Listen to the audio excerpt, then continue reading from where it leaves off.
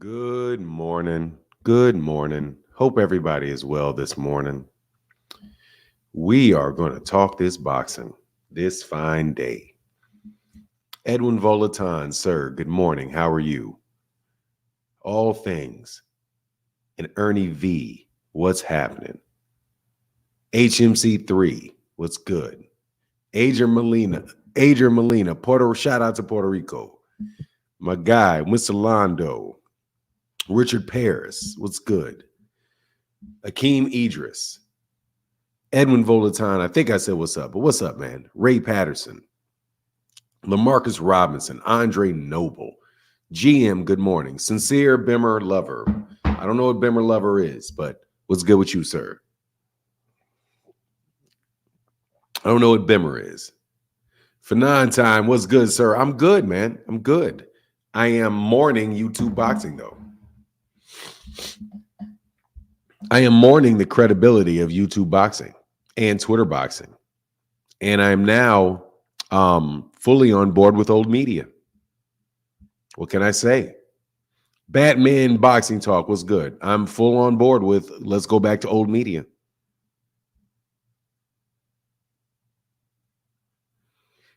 That's where I am today. Shout out to all the journalists out there. No matter how bad of a journalist I may have thought you were, you're better than these guys. You are way better than these guys. Because they're making absolute buffoons of the entire process. They are making absolutely. You heard they jumped T.O.'s dad in sparring. Who was that, old or new? I thought that was old. I thought T.O.'s wasn't sparring lately. He just got out of a fight. I think that's old. I'm pretty sure that's old. What's Ricky Bobby? Ricky Bobby. That was a great movie. Ricky Bobby from Newton, Mississippi. What's up, Ricky Bobby? Excuse me. I got a little bit of the sniffles, man. I got a little bit of the sniffles. Crawford and Spence is probably going to happen. Crawford and Spence 2 is probably going to happen. If you're asking me my opinion, Crawford Spence is most likely going to happen. Again, you got to stop listening to these guys. No joke. Stop listening to these guys. Adrian Molina said, I hope all is well. Shout out to our boxing family. Puerto Rico. What up, man? Thank you, brother. Oh, man, I gave you hearts and shit. Sorry. Hey, Adrian Molina, on your Cash App, I gave you some hearts that I didn't mean to do it. See? Can you see that? Oh, yeah, it's better if I turn it to the side.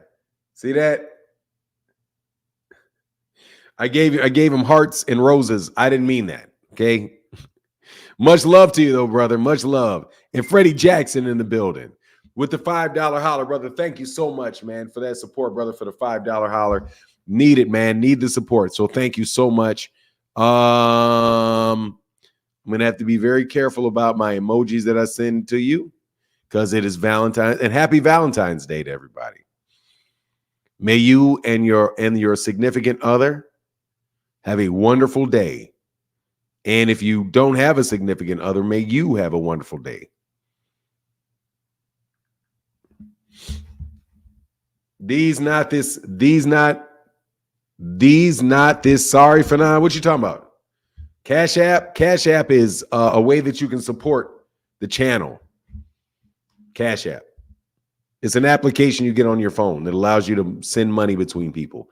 So it allows people to support the chat, kind of like the super chat next to the comment that you left. Black Panther, what's going on, man? Yeah, man. So yeah, thank you. I'm looking forward to doing this too. So look, man. Okay, I owe an apology to the entire boxing media. I mean it. I'm sorry. You guys are nowhere near as bad as did I monetize? No, I did not. But they flag me every day anyway. So it's absolutely ridiculous.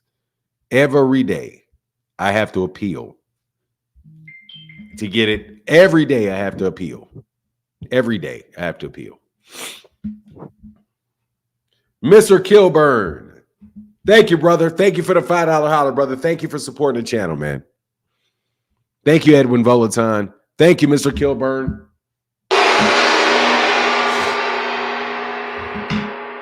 I think I'm going to invest in one of those noise machines. But nah, this is going to be forever, man. It's going to be forever with this. What's going on, Mr. Maba? Mbaba. I don't know why I said it like that. So yeah, man. So if you didn't know yesterday, a whole lot of people fell flat on their face.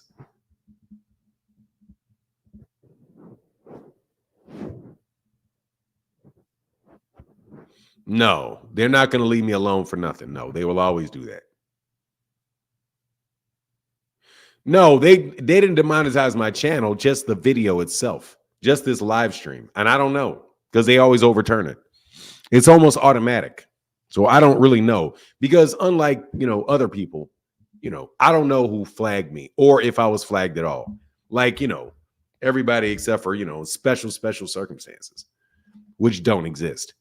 But anyway, let's get back to this. So we now know the subject matter of what we were talking about the day before, which was what was Canelo's big announcement?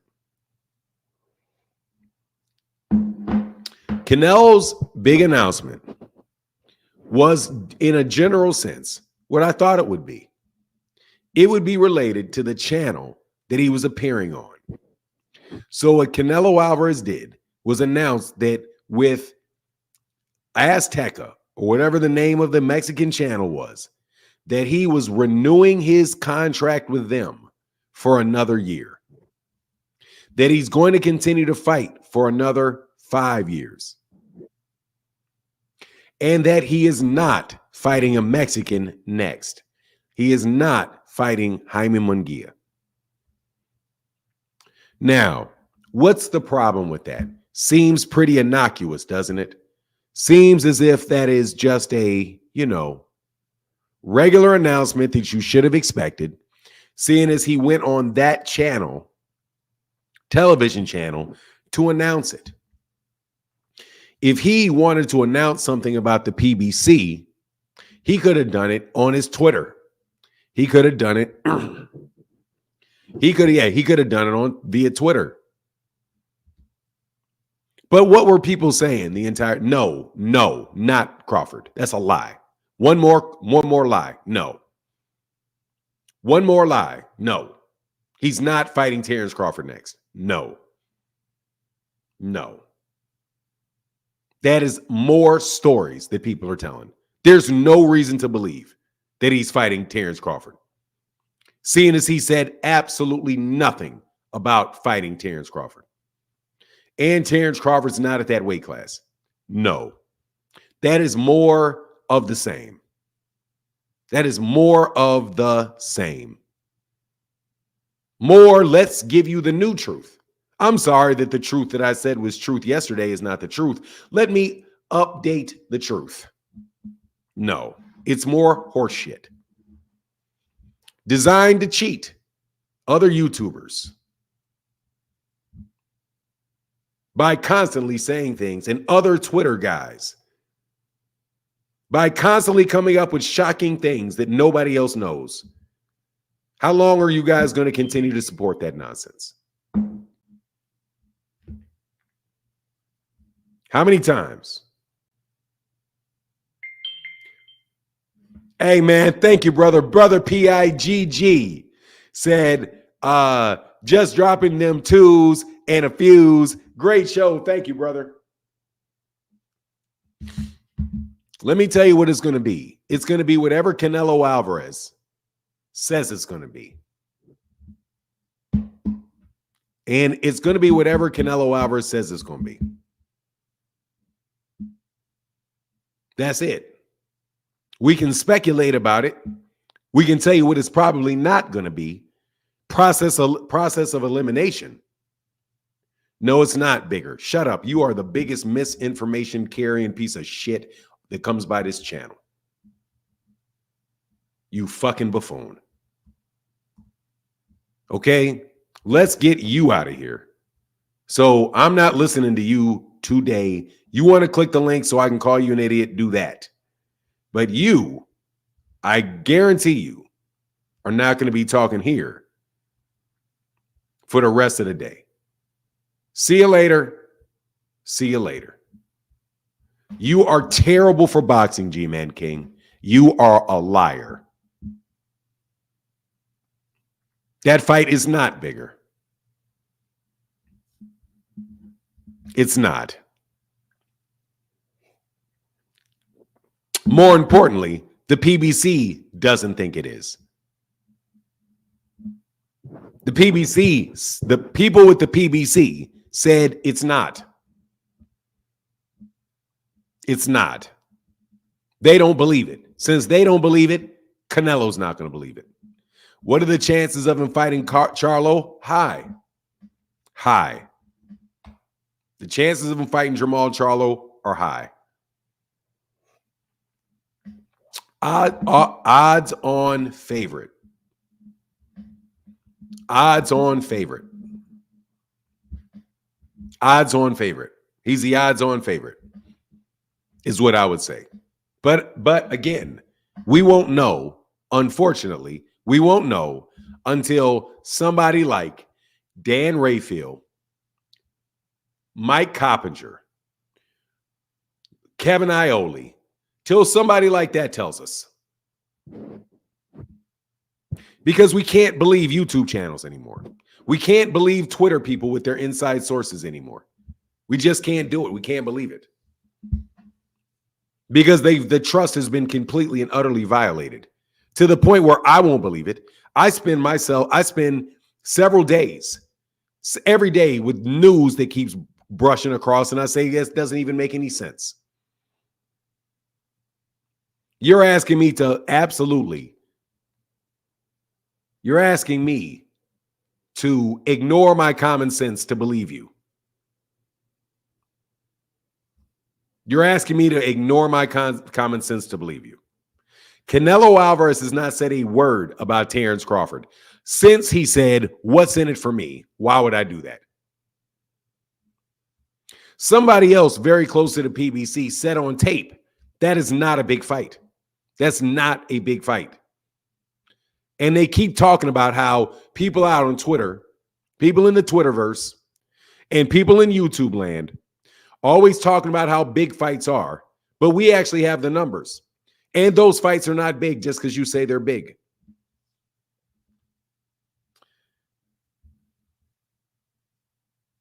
Oshaki Foster and Abraham Nova this week. I am so looking forward to that.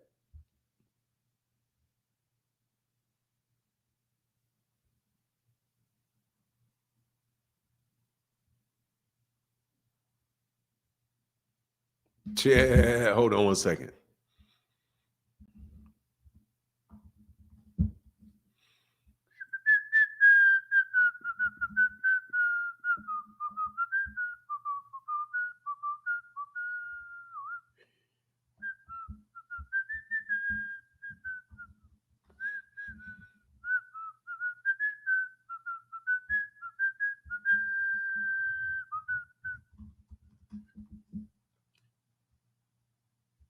Man, you got a lot of followers, bro.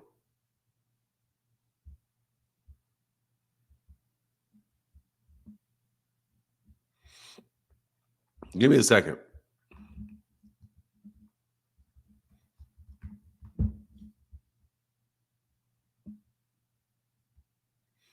I don't get this shit with this killer Mike. He seemed like a straight up plant. I ain't gonna lie, bro. I do not like that. I don't even listen to what he has to say, and I do not like that. That shit comes off fake as hell. That shit comes up completely fake to me.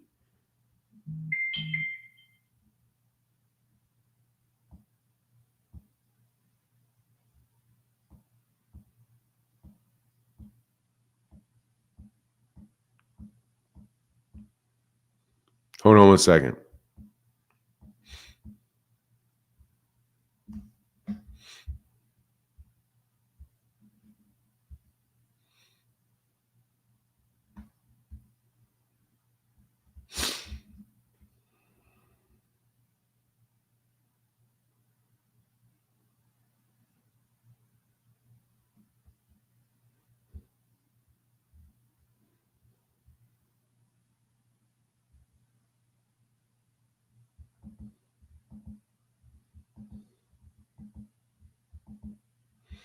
Give me 1 second. I hate Instagram, bro. I hate it.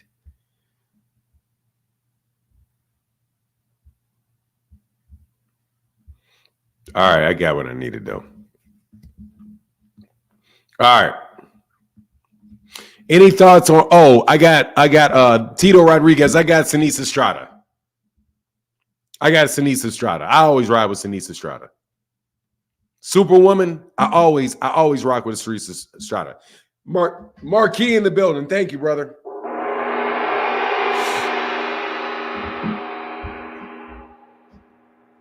Thank you, brother. What's going on, Love Down Gaither? What's going on, man? Not a fan of the Charlo fight. He hasn't looked good in a while. Don't even make weight. Didn't even make weight last fight. Yes, he did. He made weight.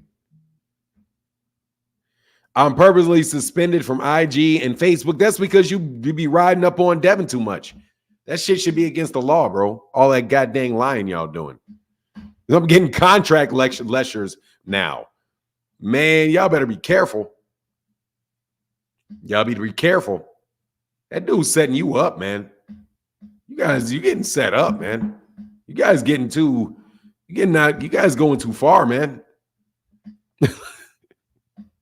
You guys are going too far, man. Your thoughts on Jamal and Canelo, sir? Hey, man, I like the fight for Jamal. And it's going to be a good spectacle, and I'm going to watch the fight. I got Canelo winning the fight, though. I got Canelo in that fight. Definitely got Canelo in that fight.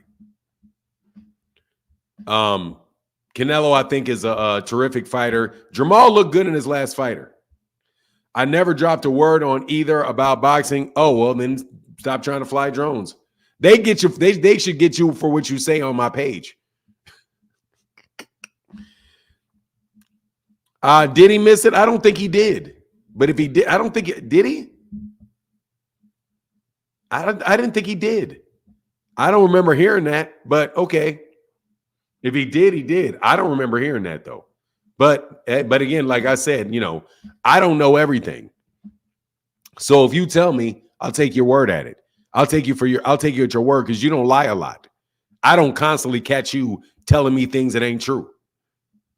Flat out not true. And things that I know should not be true, even if I hear them come out your mouth. Like, I don't care how many people tell me that cow jumped over that moon. I don't believe it.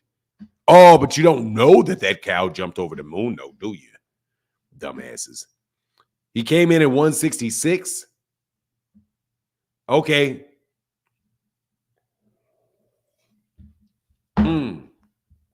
Let me see. Maybe he did.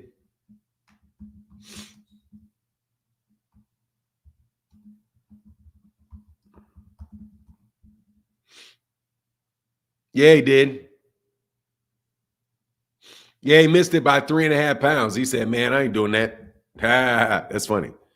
Ben Whitaker's a good fighter, man. I'll see when he gets up into better competition. All that clowning he's doing is going to have to stop, though. All that clowning he's got to do. All that clowning he's got to do, he's got to come to a cease, man. It's got to stop. Ben versus, man, it's not going to happen. That fight's not happening. I don't know why you guys believe that fight was going to happen. You guys got to stop. You don't have to stop lying, man. You just use, because some of y'all ain't lying. Some of you guys just don't have any common sense. So, you're a victim because you have no common sense. I did a video yesterday about Shakur Stevenson and Gervonta Davis and how Gervonta Davis' team said, look, man, Shakur, we'll fight Shakur, but Shakur, you got to make sure you just don't get on Gervonta's wrong side where he thinks you're just, where he thinks you're over there. So you can get the fight. Man, you should have heard how, you should see how many people came by my page and were like, oh, that's weak. That's weak. That's weak. That's weak. That's weak. Man, that's the softest shit I've ever heard. That's soft. You're trying to do business with somebody and not being a jackass to the person you're trying to do business with is soft.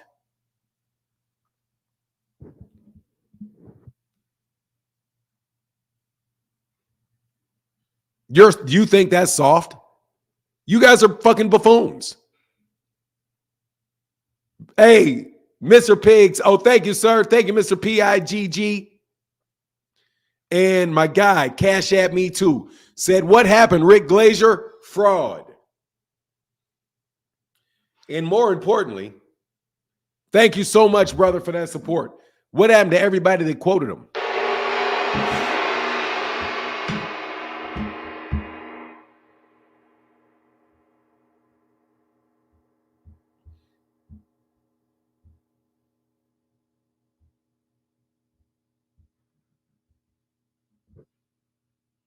What's going on, Texas OG?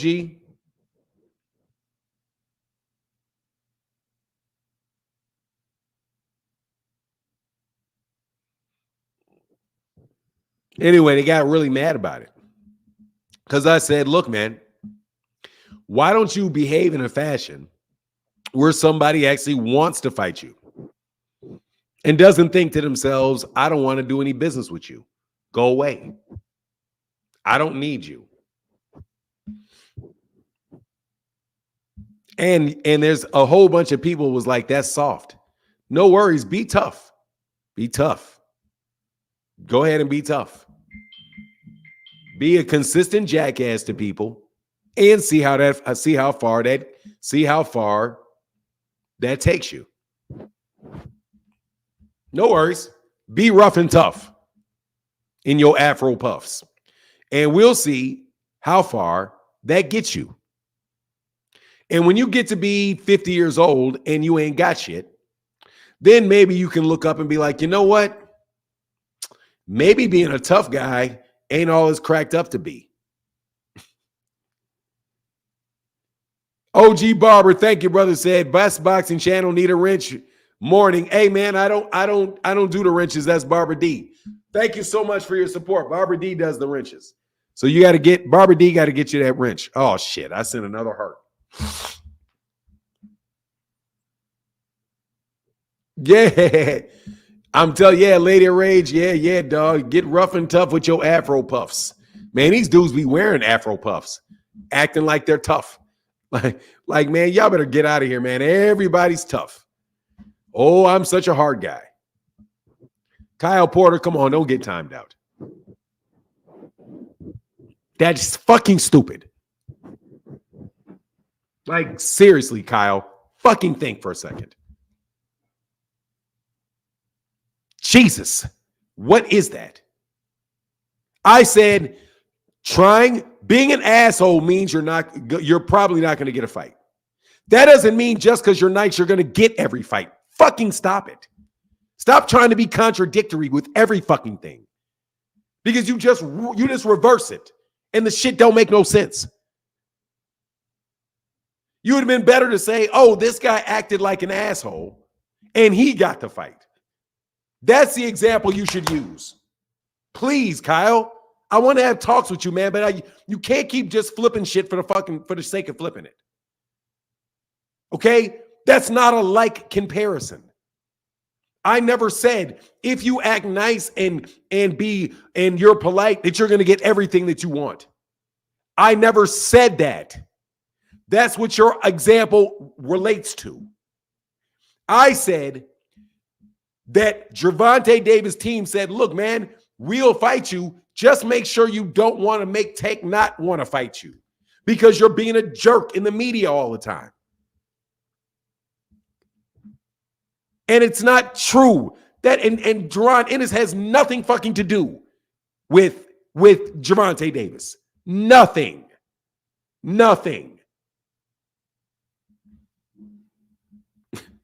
Please stop doing that, man. Please stop. Dude, Kyle, I'm gonna get rid of you. You got to stop trying to be contrary with every fucking thing. Okay? You're bickering. Please stop bickering with me. If you're going to make a counterpoint, think about it for a second. Think about it for a second. We'll do this 5, 6, 7, 8, 9 times in our conversations where I have to say, dude, that doesn't have anything to do with this. It doesn't. The fact that I said that Gervonta Davis, oh, thank you. The fact that I said that you're not going to get very far trying to do business with somebody by being an ass. That's just a truth. Not being an ass doesn't mean that you're going to get the business every single solitary time. But you're going to make me keep doing that with a bunch of comments about that. Please just listen, man. Just listen. If you want to support the channel, support the channel. But Kyle, just listen. Don't just be argumentative just to be argumentative. And if you're going to do it, come on, man. We don't have to do the same thing every day over and over and over again. Hey, mama, you don't got to do the same thing over and over and over and over and over again. Okay? Please stop doing that to me. Because I got a tendency of reading. I got a tendency to read your comments.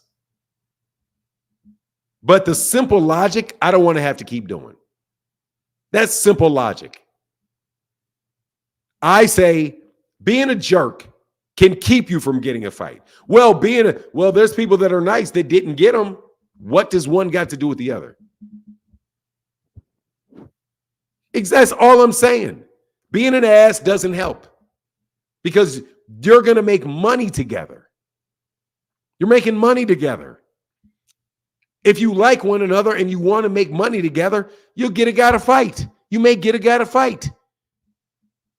But if you're out here putting mugshots out on guys, calling them a monkey, got 15 million, not even 15 million, just loud and obnoxious YouTube channels, constantly talking bad about you.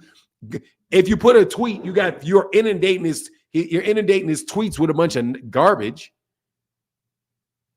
Come on, man. Who wants to do business with you? Who wants to do business with you? But that's okay. You guys, that's soft. That's soft. That's soft advice. You guys go from being this autodidactic business geniuses to, is it autodidactical business geniuses to a street dude whenever it's convenient.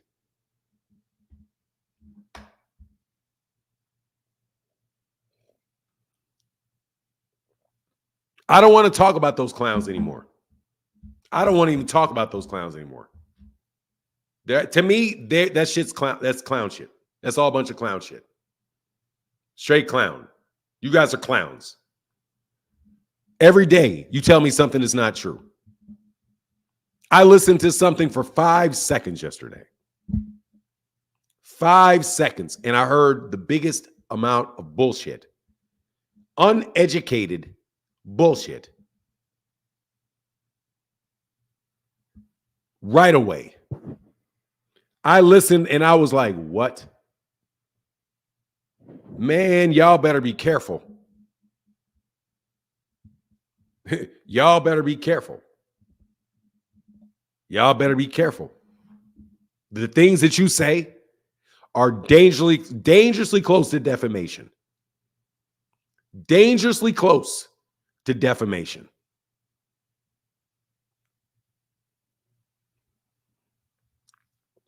And Bill ain't going to pay your bill for you.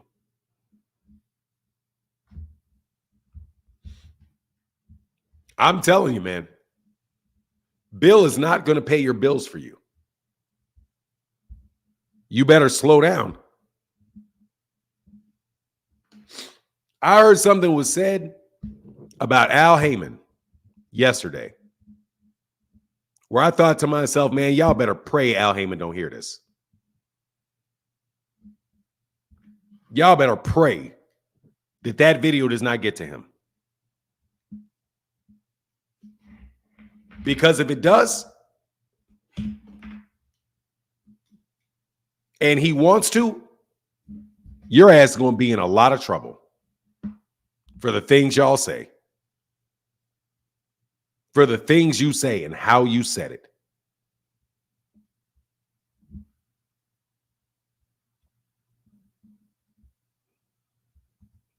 No, he will not pay that bill. No, he will not pay that bill for you. No, he will not. He will not. He will not.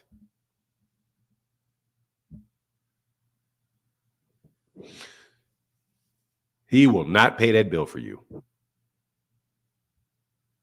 Because what I heard, I was like, wow, man. Wow. I'm telling anybody and everybody that did a video yesterday, y'all need to go look at your videos. Look up the definition of defamation.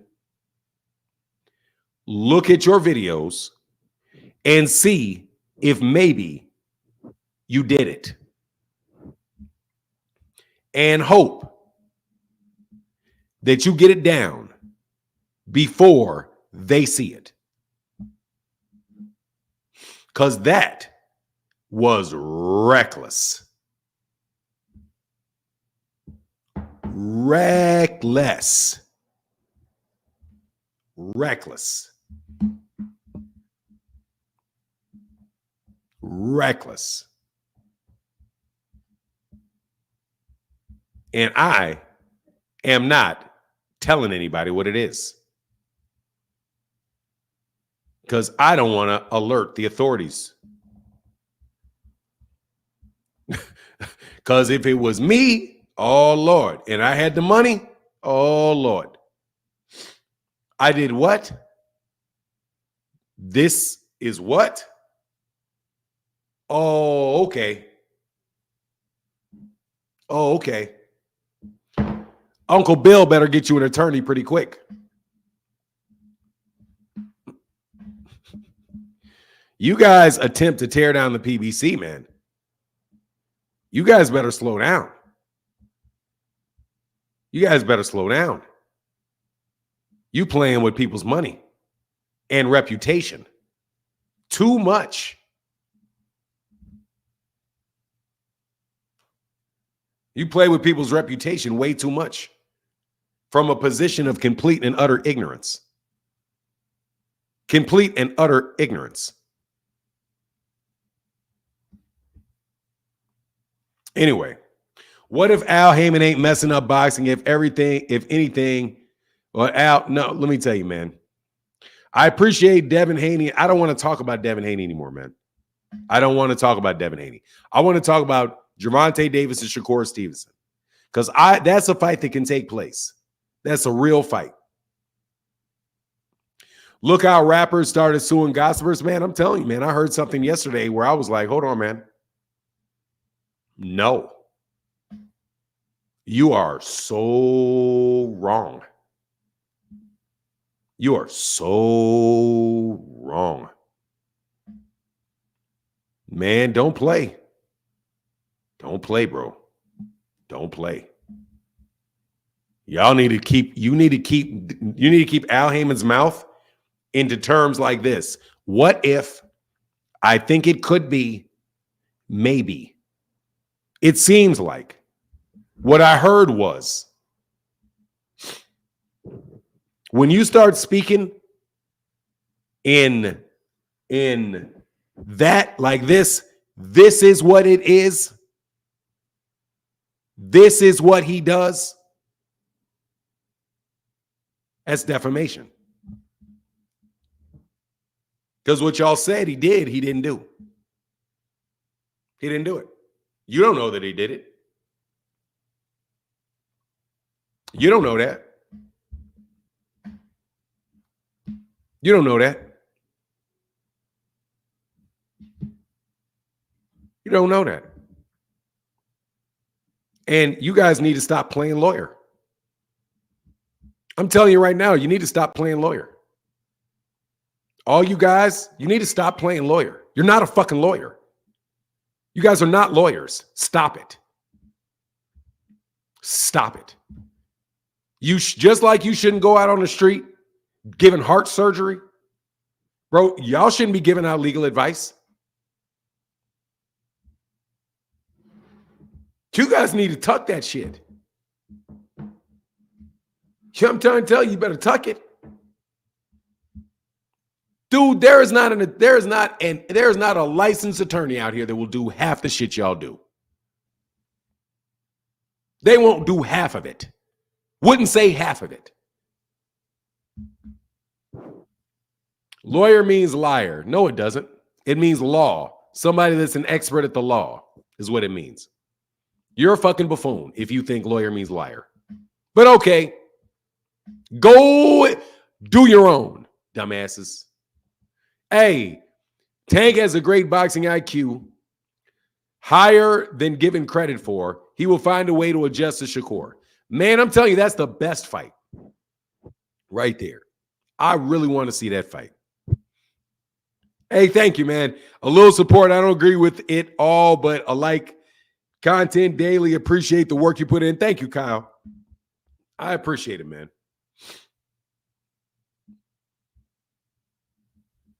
And I'm telling you, man, I just put that warning out there for y'all. Ain't my business, but I'm telling you, bro. But Uncle Bill ain't paying your bills for you. Ain't no way he's getting himself into that. Ain't no way. Ain't no way. He gonna stay as far away from that because he's not dumb. Y'all are borderline dumb. Trying way too hard to prove a point. Way too hard to prove a point. Tank will adjust and win. Can Shakur avoid the power shot from Tank? I do not know. I do not know whether he can or he cannot. But I think if there's anybody at 135 that can beat Tank, it's Shakur. And if there's anybody that can beat Shakur, it's Tank. I think they are clearly the best 2 135-pounders that there are. And I think that a bad performance or a boring performance against Edwin De Los Santos should not completely get rid of the prospect of that fight. And I was really encouraged when I heard Calvin Ford say what he said when he was like, "Look, man, you know, he's like the little nephew to us. Yeah, that fight can happen, but you just got to make sure." And giving you solid advice. Now, Calvin Ford, if I know right, is farthest thing from soft that there is. He's like, even you dudes that say you guys know street stuff, right? You guys are these hardcore street dudes that do not have anywhere near the history that Calvin Ford has. So how is Calvin Ford soft and you're not? Like, think about it. You guys are sitting up here talking about how Calvin Ford sounds soft. I don't know what Calvin Ford went to jail for. I know Calvin Ford was in jail for a while. I don't know what Calvin Ford is known for and what he did to get his reputation. But his reputation is not for being soft at all. So how in the world is he soft?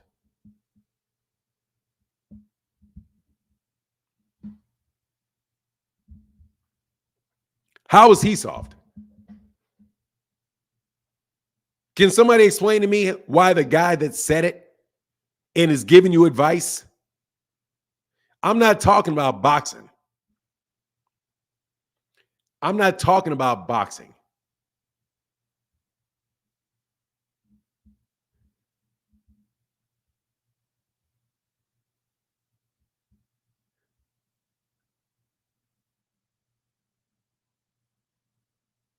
I'm not talking about boxing. How's he soft? Come on, man. How is he soft? Dude, he's giving you hey, thank you, Barbara D. Happy Valentine's Day to you. He's giving you solid advice. He's giving you solid advice. If you want to do business with somebody, don't be a jerk. Okay? Don't be a jerk. It will avoid a lot of stuff. Not being a jerk. Being somebody that somebody likes can get you a long way in life. You catch more flies with honey. Are you? Yeah, you catch more. What is it? You catch more flies with honey. Yeah, I think that's it. You catch more flies with honey than you are going with vinegar. Why won't this go back up? Why does one go back up? Jason, hey, thank you. Tank doesn't want to fight nobody that has a jab and can box. Really? What about Mario Barrios? What about Mario Barrios? What about Leo Santa Cruz? What about Hector Garcia? All of those guys have jabs and can box. Every single solitary one of them. What about Ryan Garcia? Ryan Garcia has a jab and can box. I think you guys are I think you're just doing too much with all of that. He drained your guy. He didn't drain your guy. Your guy drained himself, and he wasn't even drained. Give me a break, man. Stop crying. Yo, you catch more flies with honey than salt. Thank you. Thank you. He agreed with fire. He didn't even drain him, man. You guys crybaby too much, man.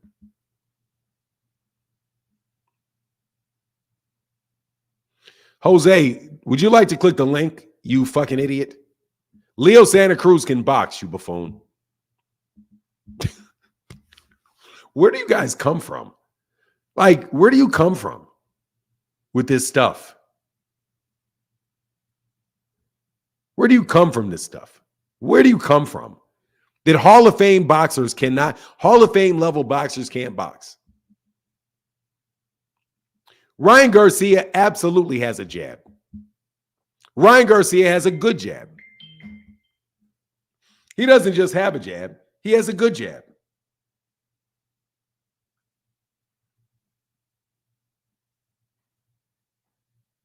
Thank you for your get the fuck out. Get the fuck out with what? You get the fuck out with what? Click the link. Click the link. Who is beating Ryan Garcia? Tank, that's it. Do you think you can beat him? Jason Gethers, do you think you can beat him? Do you think so?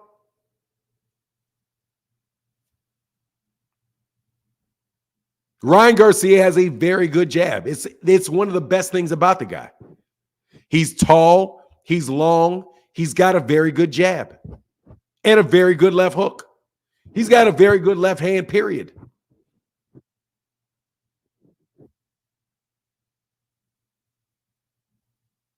What am I missing? Do you think he's not a world-class fighter or something?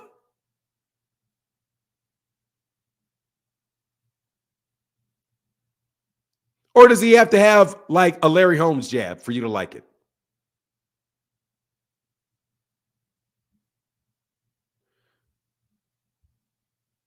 I am. Hold on, watch this. See, this is wild, brother. You guys are wild, kids. You guys are wild. I'm actually gonna feel sorry, bro. I'm feeling real light-skinned. Bro, you're acting real light-skinned. What the fuck does that mean? Are you okay? You having some problems? You got problems with light-skinned people now? You don't think Ryan Garcia can jab? You don't think Leo Santa Cruz can jab? You don't think Hector Garcia can jab and box?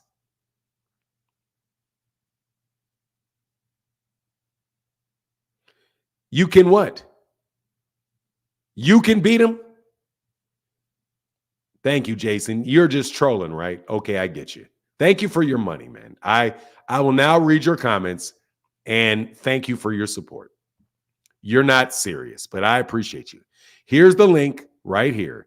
If you want to like let somebody hear your voice. If you want to hey, thank you, brother. If you want to let somebody hear your voice and so that they know that you're serious, because I right now am not going to take you serious at all. Okay? Because I don't even know what it is to act light skinned. What does that mean? What does that mean? Do you have like a dark skin complex or something? You got a complex? Like, I'm sorry, brother, that the world treats dark skinned people poorly, but it ain't my fault. Okay. No, he put it in the super chat, so it's not a waste of time.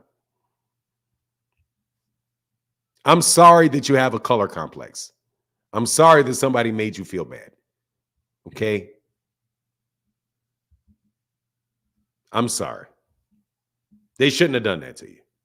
Anyway, thank you for your money. Thank you for your support. What's next? What's next?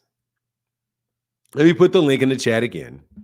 There you go. For anybody that really wants to talk boxing, instead of acting like Hall of Fame fighters, you can beat a Hall of Fame fighter because your jab is better. Sure. Justin Hawkins, what's going on, man? How you feeling? But look back on this because I want to harp on something for a second. I want Tank and Shakur more than any fight. Yet we know it's a network barrier. So where'd I go?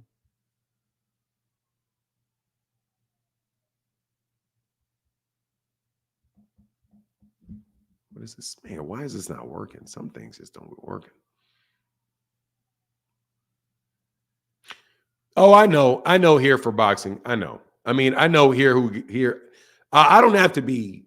I don't have to be careful because I fully understand what you're saying.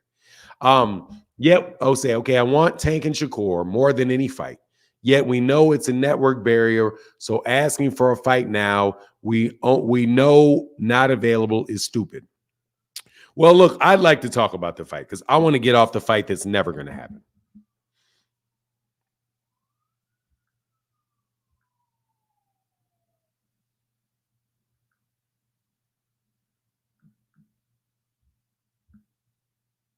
I want to talk about, I don't want to talk about this. I really am trying to get off of all of that stuff, which really inundates my life every day. That other foolishness. That's what's up, man. Tired of coming on here and people acting like only one matchup matters. Just let me know when these dudes only watch popular names. Yeah, pretty much. I know. Well, in that case, we can get to the Frank Martin fight. I would love the Frank Martin fight. I hope the Frank Martin fight's next because that's very doable. Or Rayo Valenzuela. I'll take either one of those. I like the Rayo Valenzuela fight too. I'll take it. For sure. I'll take it. Demir Freeland. How can I help you, sir? How you doing? How you doing? Everything okay? I can't hear you. How you doing? Good morning. Everything okay? I can't hear you. No, I can't hear you. You got to maybe take your headphones off.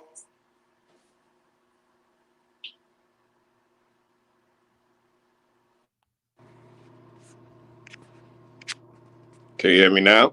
You hear? Oh, okay. Hold on. I'm sorry. That's my bad. I can't hear you because I'm on mute. All right, I can hear you now. What's going on, sir? I was on mute. My bad. I had my speaker off. Sorry about that. Okay. Good morning. Good morning. Good morning. First of all, I just want to say I love what you do here, and you provide me with a platform every morning to just check in on what's going on with real news about boxing. I could double cross it and fact check what you're saying. You leave your links in your videos, and I just really appreciate what you do. Yes, sir. But I just wanted to touch on the Gervonta Davis fight and Shakur Stevenson and people saying that he doesn't want to fight fighters that don't have a jab. It's not that. That's the first boxing. That's the first punch you learn in boxing. It's your choice whether or not you want to use it or not. And it depends on your fighting style and your technique.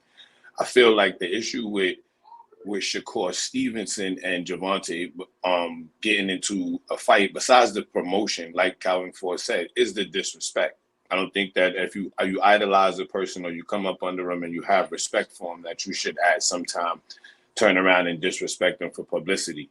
After you book the fight and you want to sell a little bit more seats and you want to put a little bit more people in the seats and you want to sell a few more pay-per-views, then you could, poke jabs back and forth, trade everything. But business is business first. And at this point, I feel like Shakur Stevenson, even though he has a good resume, has not put together enough for you to say, or for anybody to say, that outside of him fighting Tank right now, he's worth pay-per-view, or you would fight it, or you would watch a pay-per-view fighter, or you would watch him or buy him on pay-per-view. But I feel like the differences between them are the promoters, and once they could get that done down pat, I think that Tank will definitely fight him. And I don't believe that Tank is scared to fight anybody in that division. Yeah, I mean, I appreciate that. Yeah, I wouldn't say that Shakur is is a guy that should be fighting everybody on pay-per-view other than Gervonta. I definitely agree with that. And that goes into the equation of, like, I really like how you said that, because that's the order in which you do it. Once you get the fight, or you're the mandatory, like, I guess that could be another way to do it. When you're the number one guy or the mandatory for the guy, then yeah, you can, and it's going to be ordered. Yeah, you can do the talking, but yeah, just trashing a dude endlessly for years. I mean, yeah. Even Rolly Romero kept his mouth shut until he got the fight book, and then you see now that we could exchange, we could go back and forth. Ryan Garcia is the one exception. I think that you look at it as Ryan Garcia, he's like the 50 Cent of boxing. I look at it. He came in that way. You always expect him to be antagonistic. You always expect him to try to promote himself, promote what he's doing. Is he a boxer? I call him a boxer. He may not be a boxer's boxer, but he is a boxer, and he is a show, and he can put people in the seats because of his fanfare and because of his age and the demographic in which he reaches out to. But outside of him, I don't think, and maybe Floyd Mayweather being antagonistic in the world of boxing, and Mike Tyson. But if you look back at even those days, Mike Tyson waited until you got the fight. Now, when we in front of you, my job is to intimidate you. I push you, I punch you, I do whatever. I tell you I kill your kids, I eat your mother heart, whatever the case may be. But that's after we know that we got this bag on the line, we fighting, and we're going to put these people in these seats. I just don't understand what the sport of boxing is right now. I think there's a lot of young guys not getting caught up in the social media back and forth. They not rappers. You're not people from the street anymore. You could have had that lifestyle, but now you guys are professional boxers. And if you think you're not, go in the chicken spot in your local neighborhood and slap somebody and see if you're not a boxer. I mean, it's simple. Get the business of it done first. Like, go back and look at a lot of these people that had outstanding long-term beefs. I don't care whether it was Sugar Ray Leonard and Marvin Hagler, if it's Sugar Ray Leonard, Roberto Duran, Mike Tyson, and Evander Holyfield. The antics happened after the dotted line is signed. Simple as that. Yes, sir. I appreciate you, man. Very intelligent and clear. Appreciate you too. All right, man. I appreciate you. Have a good one. All right, you as well, sir. Like, I enjoyed that call. Triple threat. Please, let's hope this. How you doing, Fanon? I'm doing well. How are you, sir? Okay. Hey, I just wanted to piggyback on something real quick and then jump off of it. These guys don't know who Calvin Ford is, man. Back in the day when you seen Calvin Ford, it was over with. When they sent Calvin, it was a done deal. So they need to be careful who they fooling with. And secondly, Shakur and Gervonta is a very good fight. Shakur is a good dance partner for Tank. And I would like to see that fight. Okay, cool. That sounds good to me. Thank you, brother. Appreciate you, man. Man, anytime, man. Take care, brother. Peace. Yep.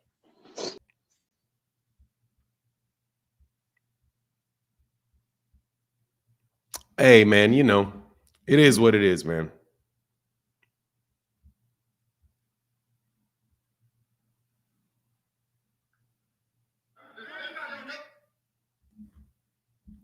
I'm looking forward to Devin and Ryan. Yeah, I am too. Yeah, I'm looking forward to the fight.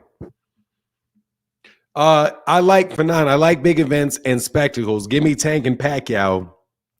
Then Tank and Shakur late 2024 or early 2025. I'll take it. I like all these fights, man. Really, I just really want them to make the fight. I want them to make the fight, and I'm tired of just all of the. I'm tired of all the back and forth and all the stuff that's just not true. I'm tired of all the make believe. I'm tired of all the make believe. We're just living in a conversation where most of the things that are being said are not true.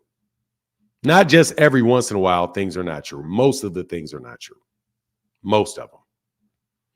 I have a laundry list of things that are not true, that you should know are not true before they leave your mouth. But again, it's come full circle. And I do believe that I owe mainstream media an apology, because they're not this bad. They're nowhere near this bad.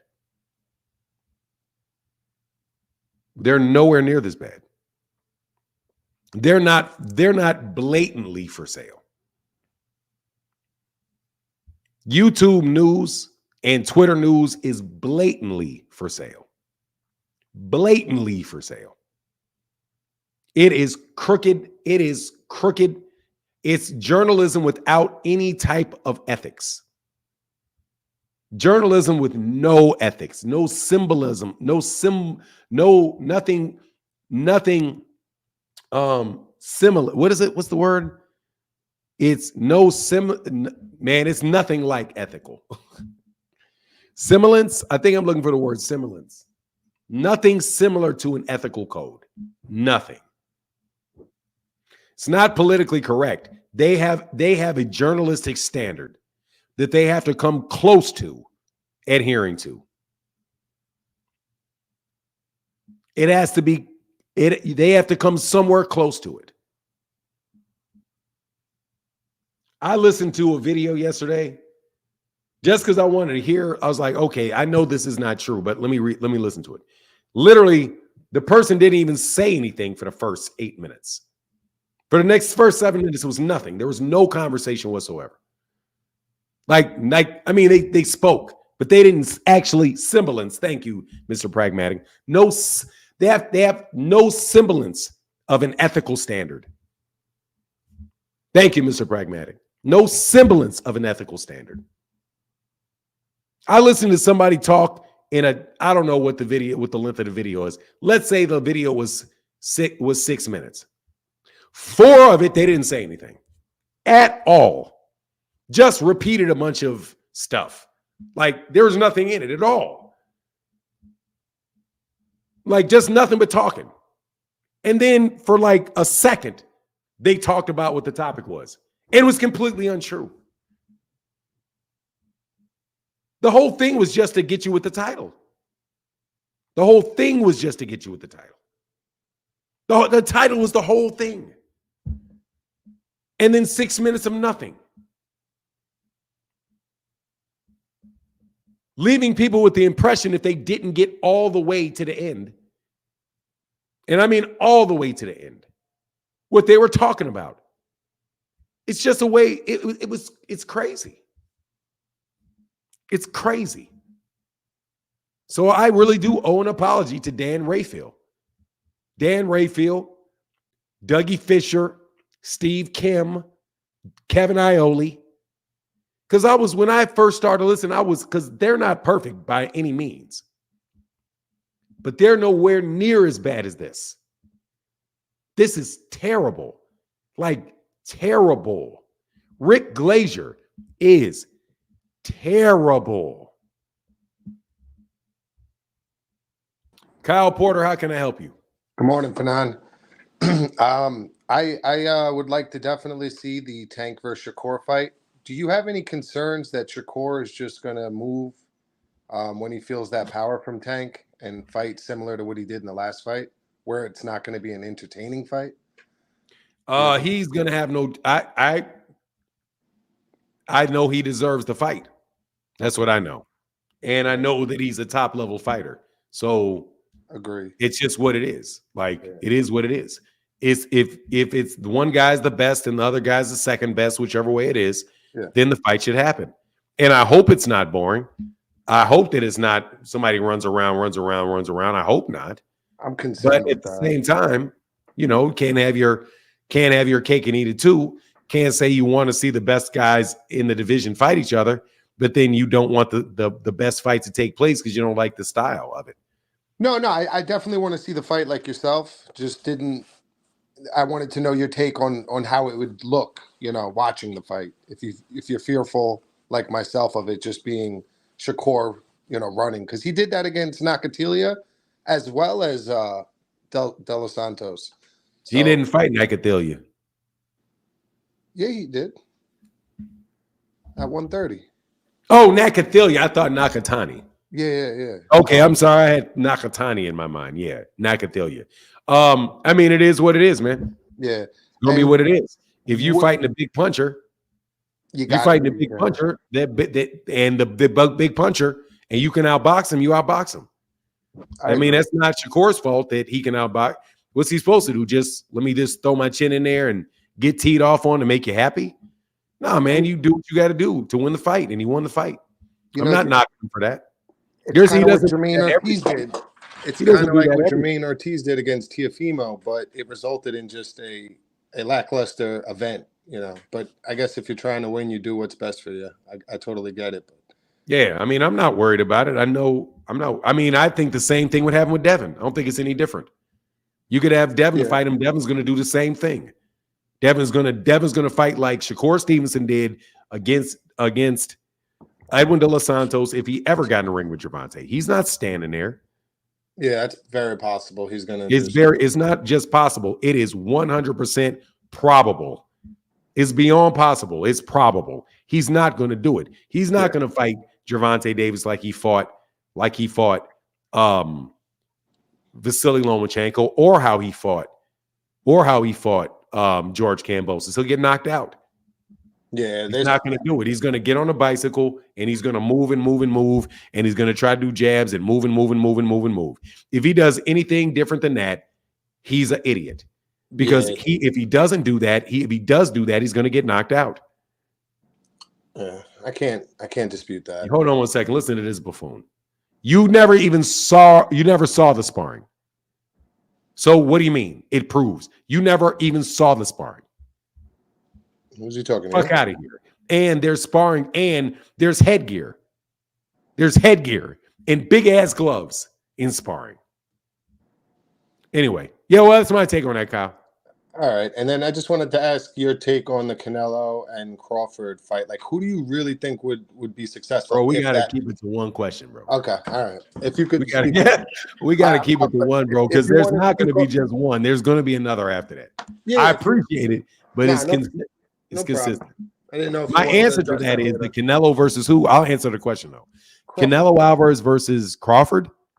Yeah, if they do make a fight like that. I would favor it's a 50-50 fight. I would lean towards Canelo because of the decision aspect of it. Because I think Canelo would get the call. But I think that Terrence Crawford could win the fight. I just don't think the fight is ever going to happen because Terrence Crawford is not in a position to make that fight happen. And Canelo Alvarez is not interested in that fight. So I would rather talk about what Canelo's going to I think the fight between Jaron Ennis and Terrence Crawford is much more likely than Canelo. Okay. Much more likely. I don't think because Canelo already said no. Yeah. I don't think Crawford wants that risk. There's too much upside to Jaron, and there's not much reward. Then that should tell you not to talk about Terrence and Canelo then, because it's the same scenario. Well, you get a big payday if you. Canelo's going to get a big payday anyway. Yeah. Canelo's going to get a big payday regardless. I understand, yeah. Like, for real, how many $30 million paydays does the man need before he's not looking at you like, oh, I need more money? The man's had like 10 $30 million paydays. So no, he's not looking at Terrence Crawford like money. No, he's already got all Crawford's looking at Canelo like money. That's like Crawford's problem. Yeah. That's Crawford's problem. Jaron could be looking at Terrence like that's money. Again, that's Jaron's problem. Terrence can look at Canelo at like money, but that's not Canelo's problem. Canelo ain't looking at him like money. He's looking at him like, dude, you're at 147. Yeah. You can fight. Go fight somebody over there. I got plenty of stuff to do. And everybody's already calling him a duck for not fighting David Benavidez, no matter who he fights. Yeah, that's the fight I want to see, Benavidez. But I just thought it was weird how people think Crawford could really win when, he does get touched. He's not Floyd Mayweather defensively. So he can win. He can win. He's a great fighter. I mean, he's a great fighter. He has the ability to win the fight. All right, man. I'll get back with you, Kyle. All right, thank you. Yeah, no worries, man. Peace.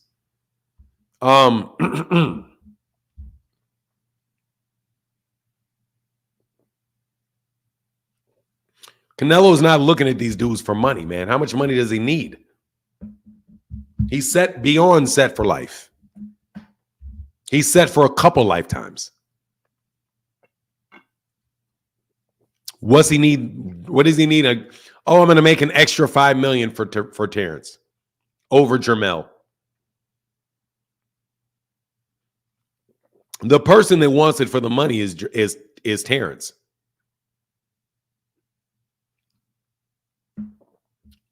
But that is not Canelo's problem. That's Terrence's problem. We do oftentimes want to make something that is not one person's problem the other person's problem. Why would he need to go? He's not weight bullying.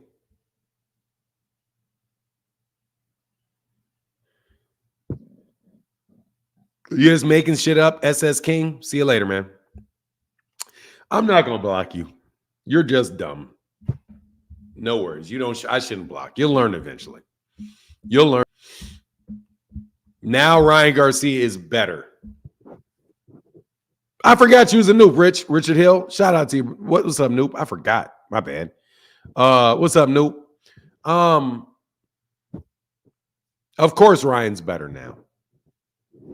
Of course he is. Because that's the updated truth.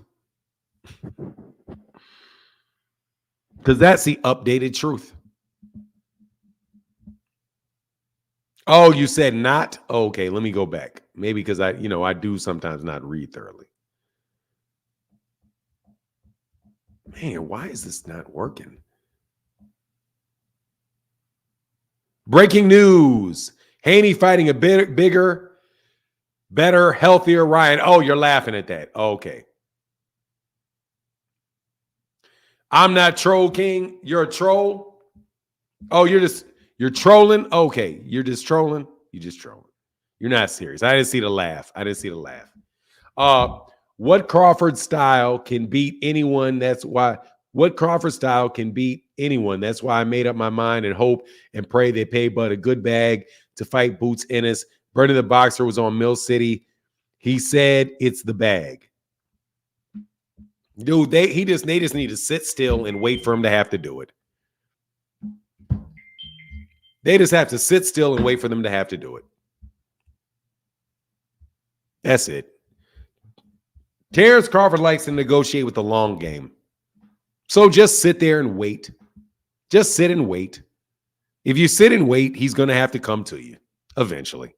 So, What's going on, man? Thank you, sir. Thank you, Mr. Kilburn. Thank you for your support, brother. Really, really, truly. Thank you. It really helps the channel grow.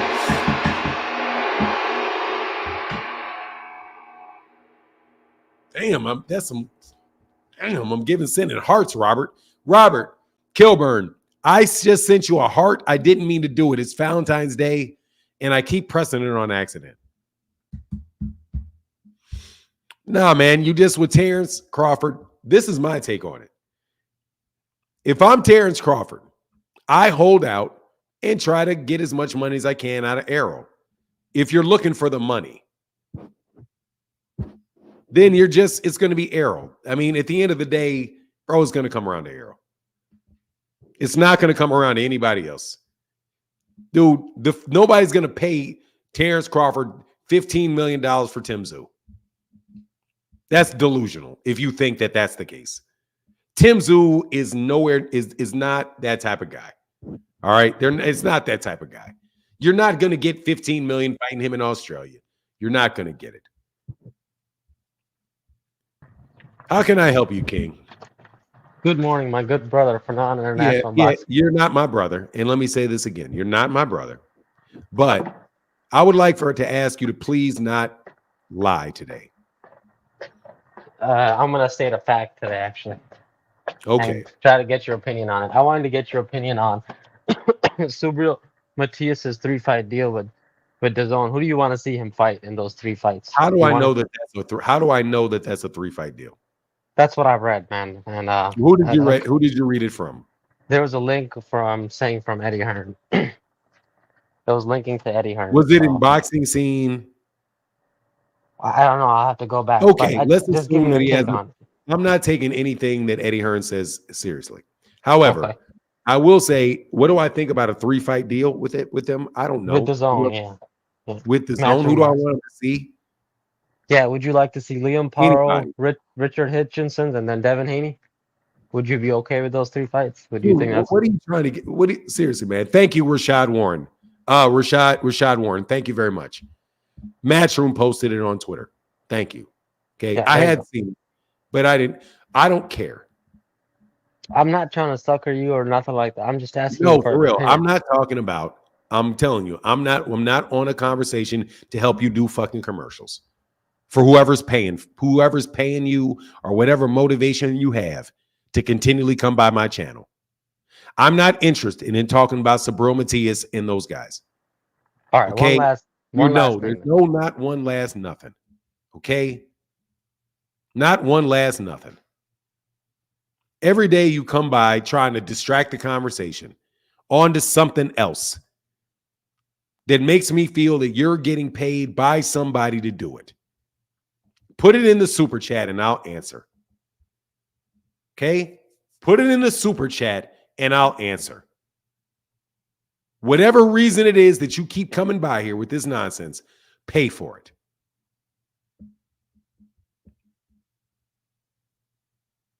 Pay for it.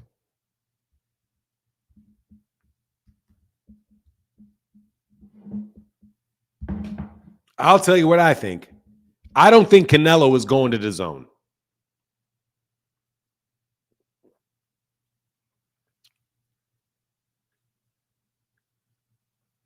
So, did any YouTubers apologize for the PBC rhetoric, or are they going to double down like a cheating spouse? They're going to double down. They're going to double down. They knew it was a lie when they said it. They knew it was a lie when they said it, Hunter Young.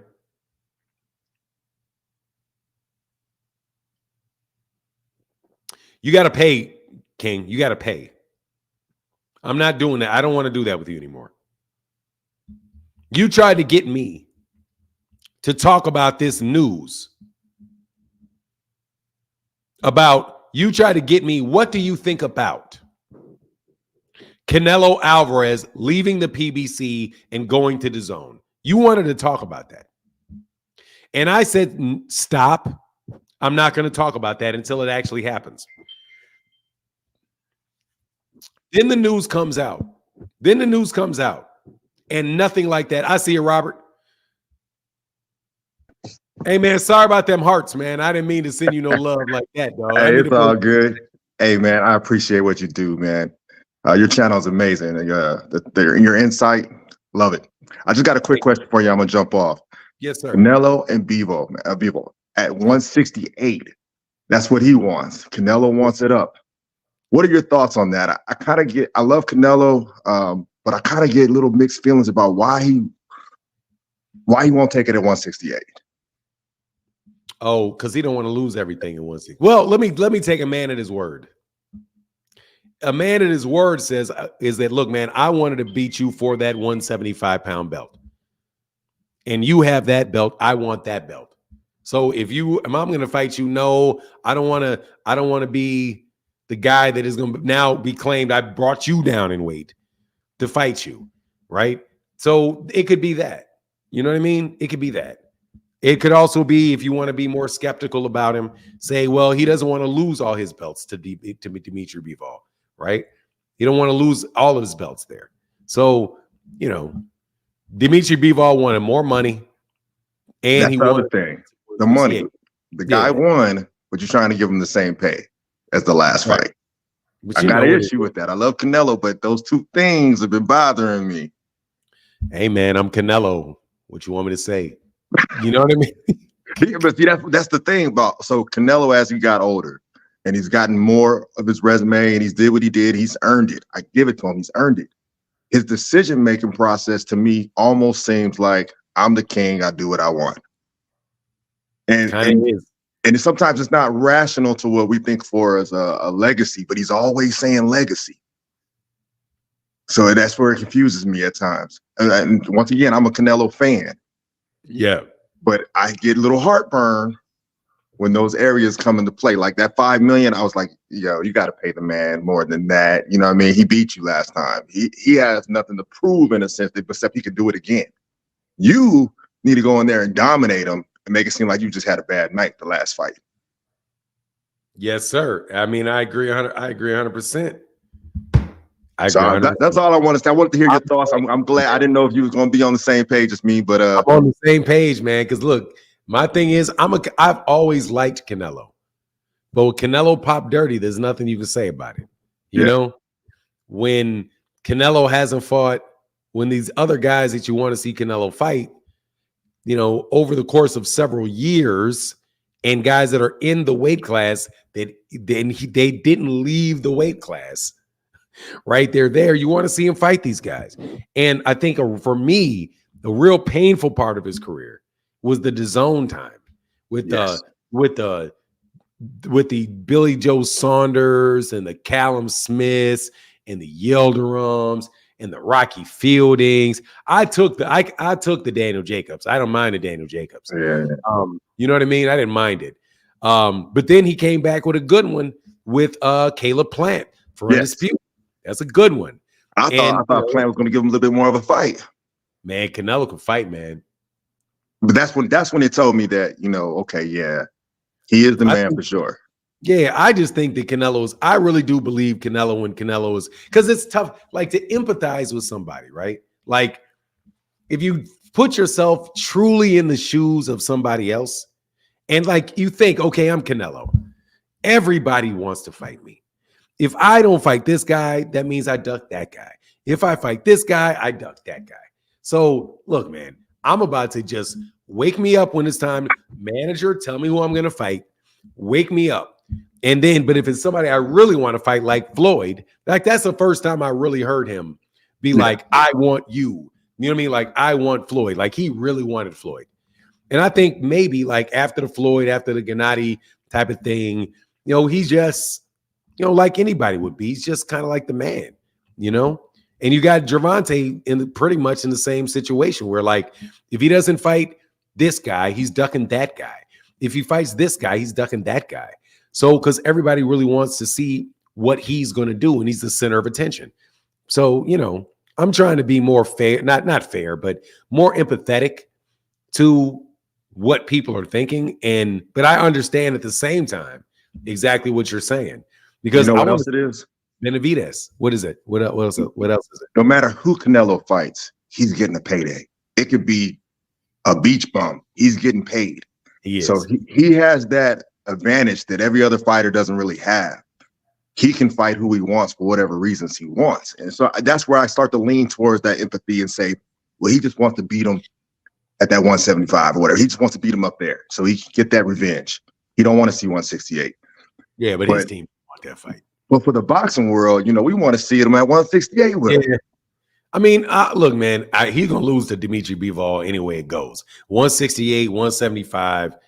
Canelo, I just thought with that fight, it was like, okay, yeah, you hit the ceiling, Canelo. So now that you hit that ceiling, you know where that ceiling is, let's stay below the ceiling, okay? Because that dude is too big, too long, too good, too young for you to beat. And he beat you, and he's going to beat you again. Because at a certain point in time, you just go too far. Or you, like, he was able to slip it and get it versus Kovalev, right? Even though Kovalev really rocked him. Like, Kovalev really rocked him. Same can kind of be said about Crawford trying to go up there and fight Canelo. He may reach a ceiling. Man, let me tell you, that ceiling is but for Crawford, the ceiling is way below 168. But here's the Canelo hit different. See, like, watch. Canelo, see, like, say Terrence Crawford goes up and he fights and he beats Canelo. Or let me tell you what Canelo did, right? So Canelo goes and he fights Kovalev. Yeah. He did not fight Beterbiev. And Beterbiev was there. He did not fight Beterbiev. He fought Kovalev. Kovalev had already lost to Andre Ward, right? Yep. He had lost to what's the guy? Iliander. I can't remember what his name is, man. The other 160-pound champ. He's like a black Latino dude, would get his hair conked out. I know you're talking about. I can't think of his name though. Alvarez. I think it's Eleander Alvarez or something like that. Eleander Alvarez. I think he lost to Eleander Alvarez, and he got beat by, and then he winds up knocking out Alvarez and getting his belt back. And then Canelo goes up and fights and beats Kovalev, right? Then he goes back down. Then he feels froggy. He goes back up to Bivol and gets washed. So Terrence may go fight an older, slower, smaller 168 pounder in Canelo, may be able to pull it out. But if he screws around and gets in there with David Morrell, you know what I mean? Like, I don't think anybody takes Terrence Crawford and David Morrell seriously. No. I've yet to hear anybody say. And David Morrell has only got like, he doesn't even have double-digit fights.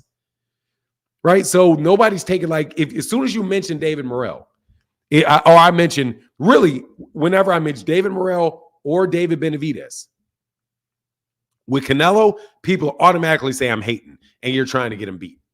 Like, hold on, man, he's going to one seat, and I'm smirking, like, see me smirking. I'm like, he needs to fight Benavidez, though. What'd he say? Canelo needs to fight Benavidez, though. Canelo needs to fight him, but Terrence Crawford, no. No, Terrence Crawford needs to stay away from him. Stay away from him. That's a 70-30 fight. That's a 70-30 fight. I don't even think Canelo's going to fight Benavidez, to be honest with you, because I just think it's too late. He may have did it a while back, but now that's a big risk fighting Benavidez now. Yeah, that's a killer, bro. That's a killer, man. Well, like, for now, man, I ain't gonna keep you. Let you get back to the channel, brother. Please come back again, because talking to you versus talking to King and Rollo, thank you for giving me a break. You know what I'm saying? Hey, it's the D9 connection, brother. Stupidity. You know what I mean? You gave me a break from just, like, I can have a conversation where people don't say, oh, Fanon just gets mad because no, bro, we don't have to agree if you're intelligent, and we can have an intelligent conversation. But if you're a buffoon, you're a buffoon, and it's very hard for me to do that. So I think I don't want to piss you off, but with the Qs, that proves it. That's the proof, though, because Qs are smart. Qs are really, really, really smart dudes, man. Are you? Yeah, we don't get that credit though. But we be having some of the highest GPAs on campus. Oh, no, dog. Because that's, you know what the Qs are? Qs are like the medical students and the engineers that are just big ass football players or some shit. They got straight A's and they just want to act a fool when they get out. But man, they take care of their business on a regular. Like, no, I'm a 3.95 in my undergrad and grad. So I told you, like, I know the Qs, dude. Qs are like it's the opposite of what you think it is. These dudes are really big, but they're fucking smart as shit. Like, almost always getting the best grades. To me, when I was in undergrad, the alphas were kind of like company men. Yeah, like, the businessmen. Yeah, like they're businessmen. They're like very, very like into the organizations, different organizations. They're very like about that. Noobs getting drinking and doing all kind of crazy shit. The Qs get wild outside. Qs get wild outside, but you're always like, what's that Q doing? Oh man, he owns a dental practice. Like he owns like a dental practice with like 15 different locations and shit like that, man. So no, I know Qs are real, man. Qs are bright. Dudes really clean though. They y'all can dress, y'all can coordinate. They coordinate, and you know, different personalities for different people, man. But it is kind of in a general a personality. But what I tell, like, for people that don't know, whenever it's somebody that is like in what do you call it, the divine nine or the divine D9. Yeah, is that you're educated, you know that you're a serious person, you know that you're somebody that can be committed to something, and you know you're somebody that has a degree of selflessness and brotherhood to you. So even if you may not have been my ball of wax when I was around you and we may be competitive with it, it's a lot of similarities there because of just the base similarity of it. You know what I mean? Yeah, so, my mentor is an alpha, so you know how that goes. See, yeah. Once you leave college, you know what it is. It's like it's people that are like-minded in a certain degree, to a certain aspect. All Qs don't get along. Wouldn't be surprised if there's some alpha noobs that you get along with better than some Qs. You know, like I don't really mess with that dude, but that's my guy over there. That he just happens to be. He just chose wrong. What can I say? You know, my barber's a noob. My mentor's an alpha. You know, it just goes like that. Yeah, yeah. What year? What year are you in the early 2000s? I'm a young bro, man. 2015. Yeah, yeah, yeah. I figured in the 2000s. I could tell that you're that man. But yeah, keep up the grind, man. Keep up the grind. You're an intelligent brother. It's fun to talk to you. It makes me feel. It doesn't make me feel like there's something wrong with me when I talk to these other dudes that just be off on stuff. So I man, that's appreciate good. it. You got family? You got family? Yes, sir. Got kids up. Well, one's homesick and the other two are at school. Yep. Oh, that's good stuff, man. Take care of your big family, man. That's like I like that, man. All right, man. brother. Take it easy. All right, brother. Get back, man. Peace. Yes, sir.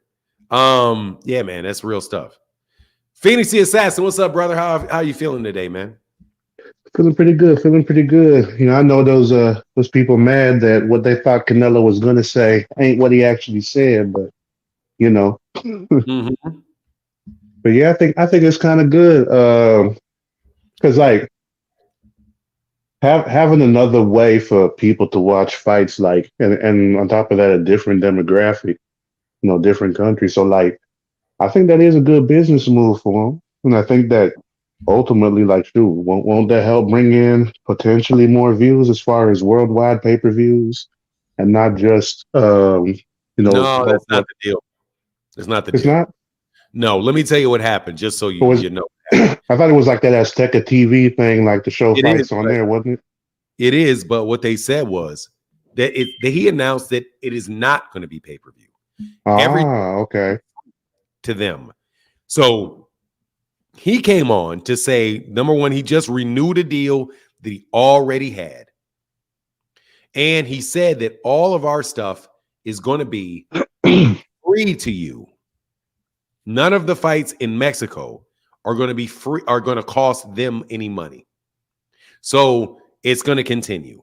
And then he said he's not fighting Jaime Munguia, but he said he's not fighting a Mexican next. And his next fight is going to be in Las Vegas.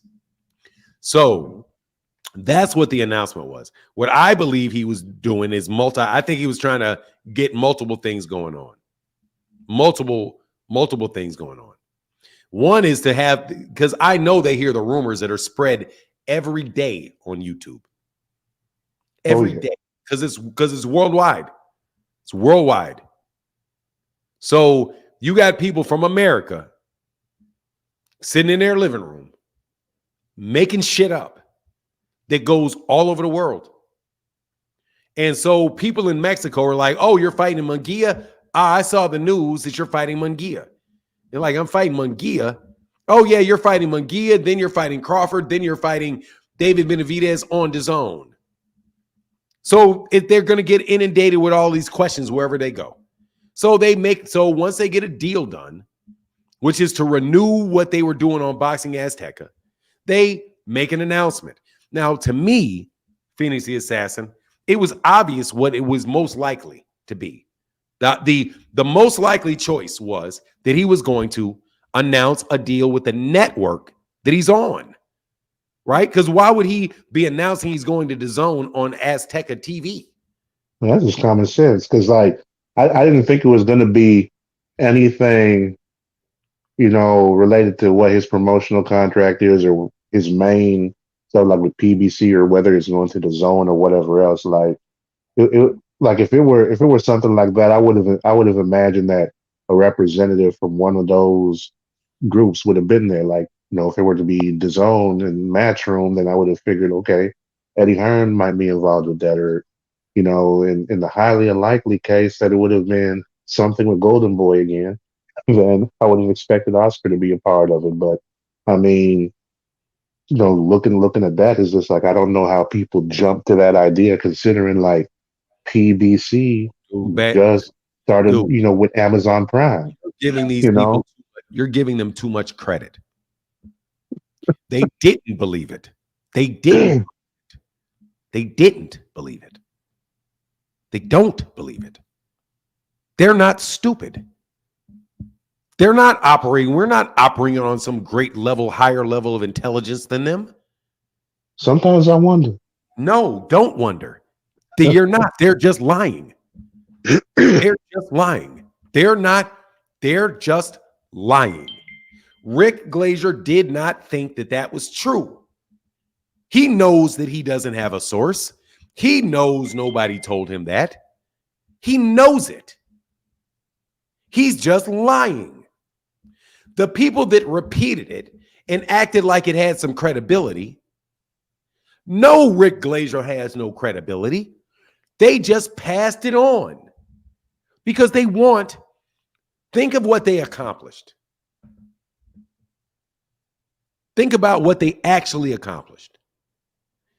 In between the time that he announced that he was going to have a press conference and the time that he actually had the press conference, say it was 3 days, they got to lie about the PBC and call the PBC a failure and bring into doubt their viability as competition for 3 straight days. They had the internet abuzz with the PBC's going out of business. The PBC's going out of business. Al Heyman doesn't have any money. They're broke. They just repeated what they always repeated, and they had 3 straight days to do it. And hoped people would forget about the Amazon Prime deal. No, not forget, just to tear them down. It's a media hit. It's just to throw mud at them. Their purpose was not, they know that they're going to get caught at the end. But there's going to be a certain number of people that never hear it. And they're not going to get what actually happened. They're just going to get what they said. And even if they find it is not true, you know the saying, where there's smoke, there's fire. People believe where there's smoke, there's fire. If somebody says it enough time, there must be truth to it. Or why would they keep saying it? Because they're lying. That's why they're doing it. They're just lying. They know full well, and I could go into other situations where people are lying.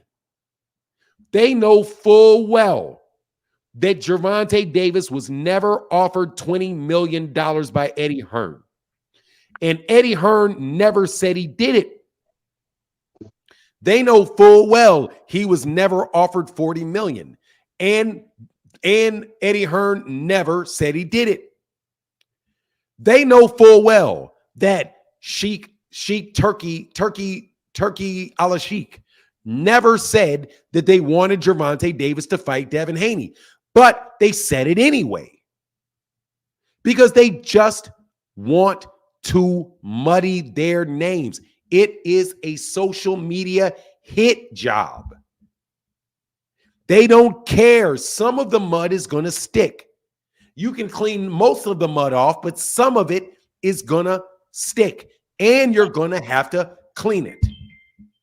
That's what they're doing it for. They are using it is a misinformation campaign. They don't care how many times you catch them. Their job is to do it. They don't care. And Rick Glazier will lie again. The same people will lie tomorrow. They're just going to change their tactic. What lie? I guarantee you, within a month, the PBC is going to be going broke again. Rick Glazier immediately changed it to, oh no, the lie is that Charlo's next. The lie wasn't that he's leaving the PBC. It was what he said. He just went to the portion that they didn't even talk about, which was this escrow, because you're not able to put this money in escrow. They're just liars. And no, they're not stupid. They're lying. They're not trying to, they don't care because that's what they're doing. They're just lying. You are giving them way too much credit by calling them stupid. They're not stupid. Okay. You may like the person. You may like the person. The person may say, hey, brother, how you doing, brother? All right, brother. We people. What's going on, man? Shout out to Pound for Pound. Shout out to my man Thomas Hill in the building. What? The nigga is still lying. Flat out lying to your face. And the only person that anybody should be thinking is stupid is you should think you're stupid if you continue to listen to him. Because it's over and over and over and over and over and over again. Over and over and over and over and over and over again. They are not doing it on accident. They are doing it daily, multiple times a day. That is a misinformation campaign. Period. Period. That's it. And if they keep doing it, watch them. Watch. It's going to be something today that is blatantly not true about the PBC. If it is not direct, it will be indirect. It will be somebody is not getting a fight in the PBC. It's going to be something, because that's what they're doing. And I personally think it's DAZN more than anything else, because most of that is centered around DAZN. Whether it's somebody capping for Eddie Hearn, somebody capping for Bill Haney, somebody capping for Oscar De La Hoya. The majority of it is coming from them. You don't really hear that out of Bob Arum. You may hear a little bit out of Tim Bradley, but you don't really hear that degree of it from Bob Arum. Top Rank is pretty much going on about their business, promoting their fighters. But it's the DAZN people that got you believing that Gervonta Davis was offered a deal by Turki Al-Sheikh and that he turned down $20 million, $40 million. And every dime that is coming through Rick Glazier, who works for Golden Boy, is paid by DAZN. And they're using the same tactics that DAZN and that Matchroom and Eddie Hearn used against the PBC when Eddie Hearn came over there. Flat out lying on a daily basis. Fighters are going to be leaving the PBC and going to DAZN. What's the difference between what they're saying now and what they were saying then? Nothing. And they all getting their money from Eddie Hearn, who gets his money from DAZN. Devin Haney gets his money from Eddie Hearn. If Bill Haney is paying anybody money or doing anything, that money ultimately comes from Eddie Hearn. Ultimately, it comes from Eddie Hearn. And what did Eddie Hearn say about Dan Rayfield when he tried to screw Dan Rayfield? And say, hey, if I just give him a hotel, then he'll give me good press. I love the press in America. He attacked Dan Rayfield. He screwed Dan Rayfield with that. And he absolutely positively was out there with DAZN YouTube channels. People when DAZN came out, they used to have a lot of these channels used to have little DAZN things stuck in the side of their, within the screen that you could see.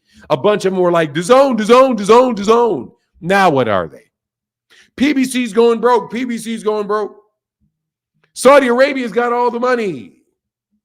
When all Saudi Arabia is doing is funding what DAZN doesn't want to fund anymore. Because they said, nah, we're not blowing all this money on all these guys. That's what it looks like to me. You there? I'm sorry. Yeah, it is pretty. No, it's good. I say it is pretty crazy how often I keep on believing these lies and stuff. Some people to be coming up there. But yeah, but yeah, I'm gonna keep an eye out for any more developments. But yeah, all good right, talking with you, man. And I'm hoping we get some more fights announced soon. Hopefully, we'll see what else is coming up from PBC. Yeah, but just remember, whenever they announce them, it's going to fall apart. Yeah, for sure. Just remember. I'll keep that in mind. All right, man. Peace. Peace. Yeah, man. It's a disinformation campaign. It's a disinformation campaign. Very clearly, it is. Very clearly, it is. It's hard to earn off. It's hard to keep floating on AdSense and super chats. It's tough. It's tough. You got to really work hard for that. And you got to be able to get, and these dudes, no. They're not, no. They're getting paid for this. Without a doubt. He said, makes a lot of sense for now what you said. Yeah, I mean, How would you do it? How would you do it? They lie constantly. Calvin, hey, thank you. Said thanks for the truth every day. So tired of lies. Omega Red, yes, sir, bro. Thank you, man. Oh, what was a Camelot announcement? I'll give it to you in a second.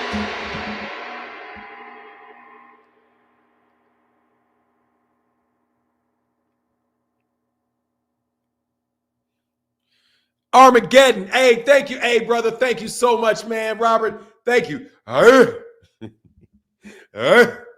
can't bark for nothing. Hey, and if I wasn't a pledge Noop, I would have pledged Q.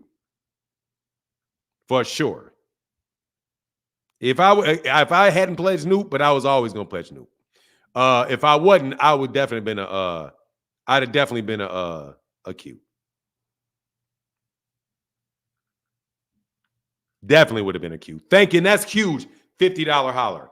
Mr. Pragmatic says support to help keep the lights on. Thank you, brother. Appreciate you, Mr. Pragmatic. Thank you, brother. Thank you so much for helping out an old man in his retirement, trying to make it happen. Okay, this is what happened. And here's a link too. Any intelligent people are welcome. I don't want to talk. I don't want the Rollo shows anymore, man. I don't want the Rollo shows anymore, bro. I mean, every once in a while is okay.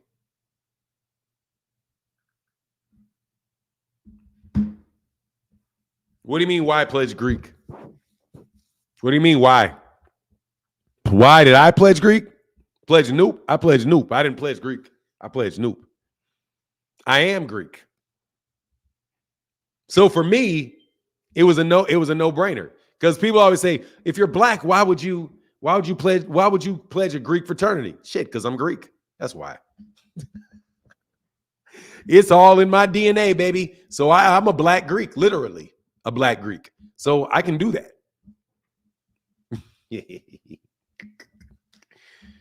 Yeah, I am literally a black Greek. So I can do that.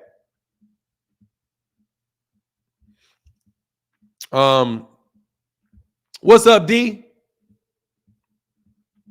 Said he said TV. Oh, but somebody asked me.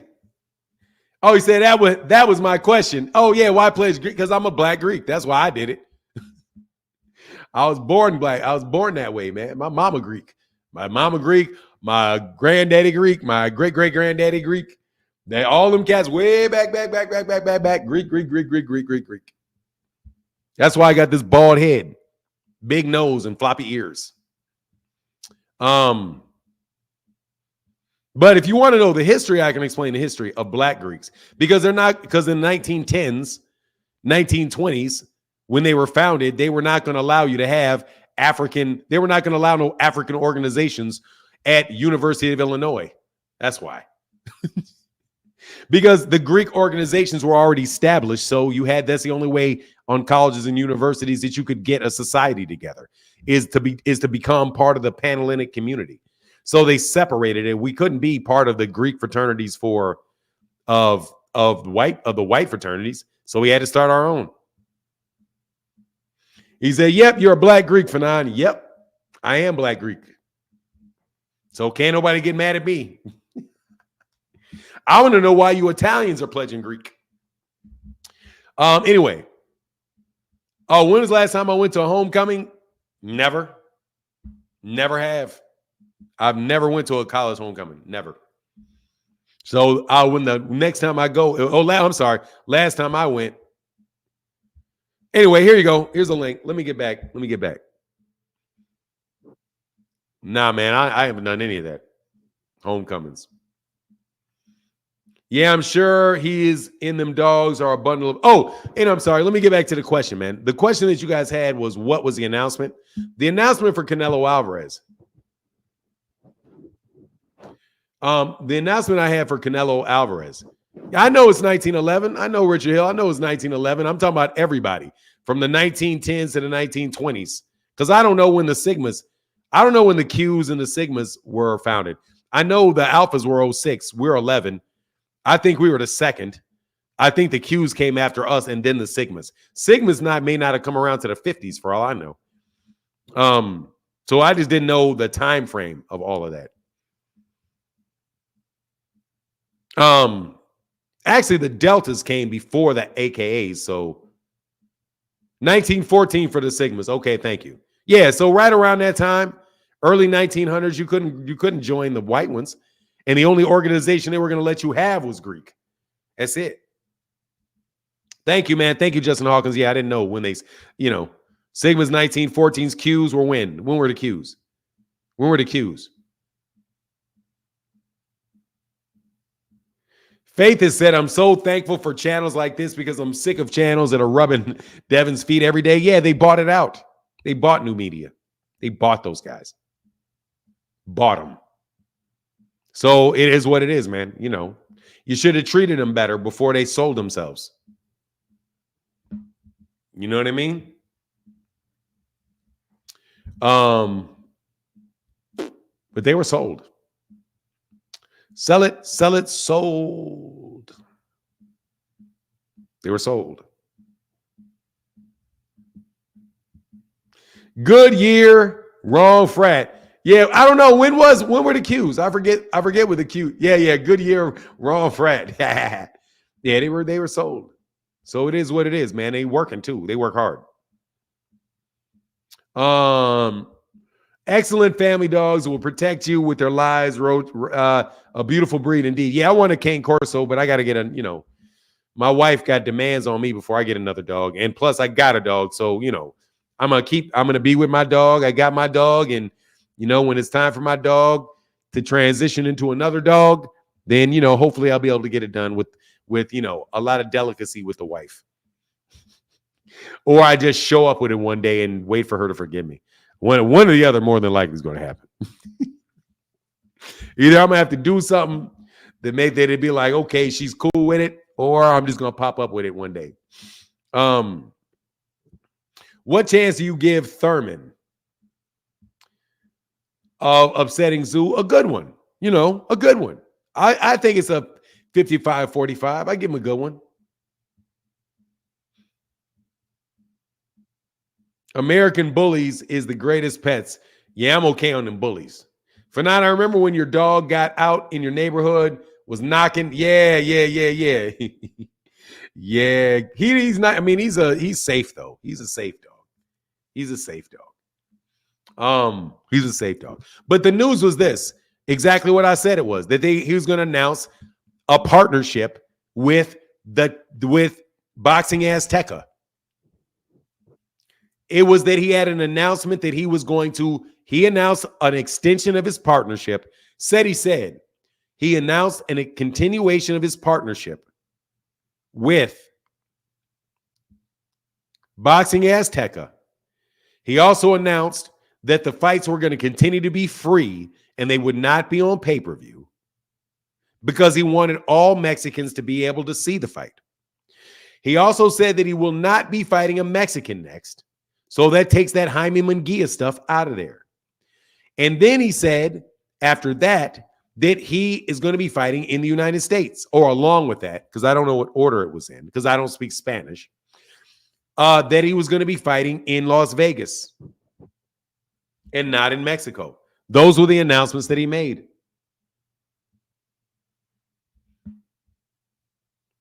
The Qs are 1911 too? Okay, so we in the Qs. Oh, so we were before the Qs. That's what's up. Because the Qs couldn't have been before us, not with our founder date. We're January 5th, 1911. So the Qs second. Qs came third. That's what I thought. Omegas is what's up, though. I like Omegas, man. I like Q dogs. Because Floyd wouldn't have even taken a chance against somebody like Spence. That's not true. Why wouldn't he fight Spence? Come on, man. You guys keep dogging out these fighters, man.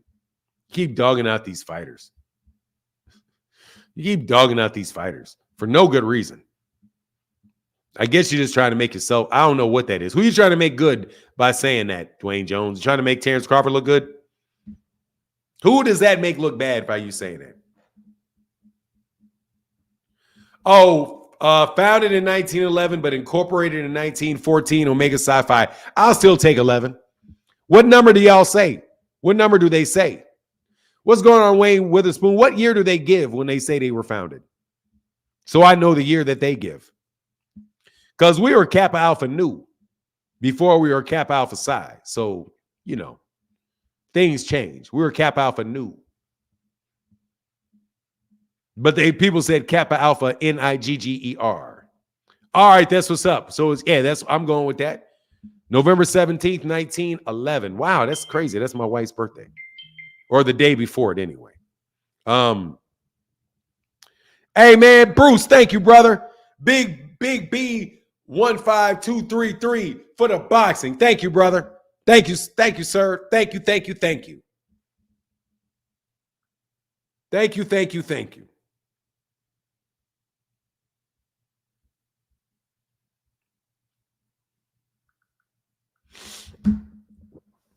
Omega bets fronts and backwards. Okay, all those Greek organizations are children of Prince Hall. I don't know if they are, if they're not, but I wouldn't doubt that it's the case.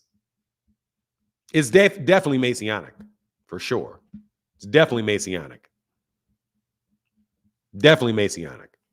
And the founders were, actually, I think some of it may be military. Personally.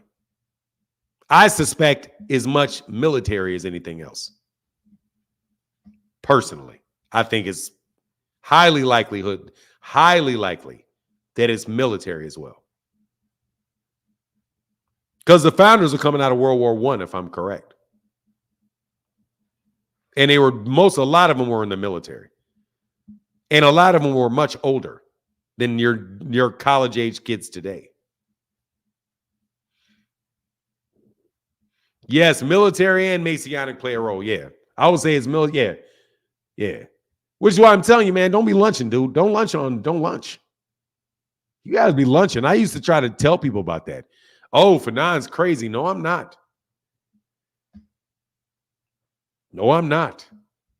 You dudes are tripping if you don't think that these dudes is real dudes out here with a lot of power and access to a lot of money.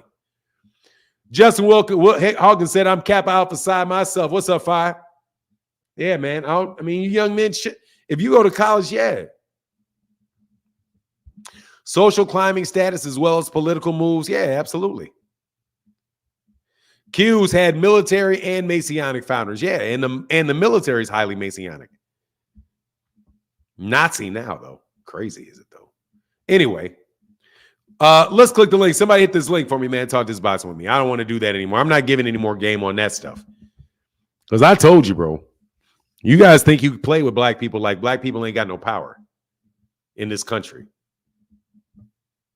You're a very humble brother. Hey, thank you, Wayne Witherspoon. I try to be, man, when I can. The boule. Yeah, exactly. The boule. Whatever, bro. Boule my ass. It's called the fucking all the fraternities and sororities are deep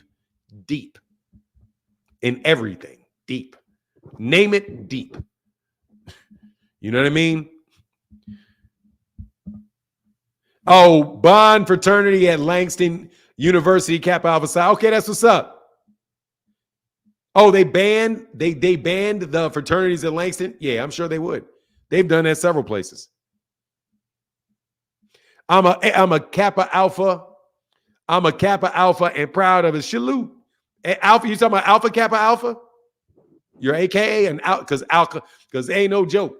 Alpha AKAs do not say AKAs. They say I'm an Alpha Kappa Alpha Incorporated. I'm a member of Alpha Kappa Alpha Incorporated. And I've been trying to get y'all signals for years. My wife won't give up nothing. I'm trying my hardest to find out what y'all do. She won't tell me nothing. Nothing. The Deltas. Yeah, you love the Deltas. Appreciate you, boss. Q 1911 at Howard. Oh, what's up? That's what's up. Yeah, that's what's up, Bruce Williams. You're Q. You right, Fanon. Yeah, they say I'm a Alpha Kappa Alpha. Sorority Incorporated. Most Kappas won't even say I'm a Kappa. I'm a nope. I don't even say I'm a Kappa. That shit, you getting a man, call me a Kappa again. Call me a Kappa again so I can slap your teeth out your mouth. Call me that again. But anyway, it's fun, man. I'm telling you, man, cats got jobs. He avoided Laura He avoided Amir Khan, being that styles make fights, and he avoided. Who you talking about? They buy everything pink and green. Let me tell you, man, who really be doing it? Them Deltas don't play. Them Deltas don't play. Them Deltas don't play. Never cross Deltas. Never cross Deltas. Never cross Deltas. They AKAs is trouble too. Deltas, oh Lord.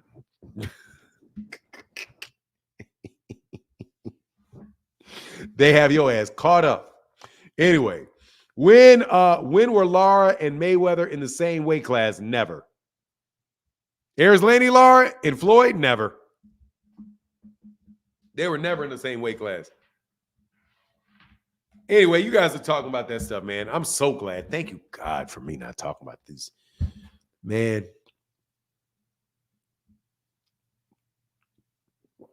All right, let me say something. Okay? I got to say something.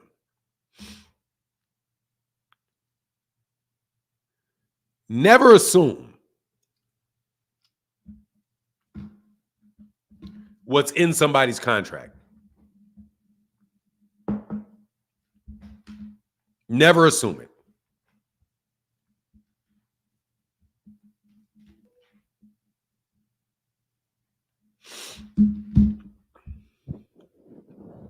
And act like it's true.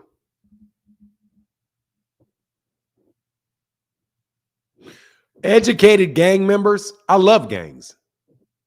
What's wrong with gangs?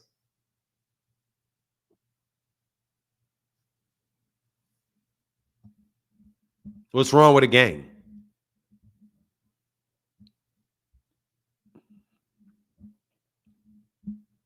There's nothing wrong with gangs.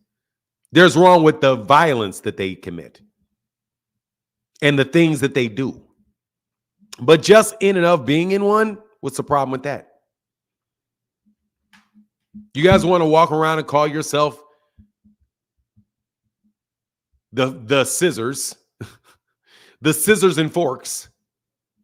What difference does it make as long as you're not selling drugs, robbing people, stealing people, and doing all of that? What's the difference? I mean, like, really, what's wrong with it? Nothing's wrong with it. And actually, it's something to be encouraged. It's something that should be encouraged. The problem is, what do you do? Do you run around and try to kill people, rob people, steal people from people? If you're doing that, it's doing that that's the problem. It's not you doing this. That's harmless. This is harmless.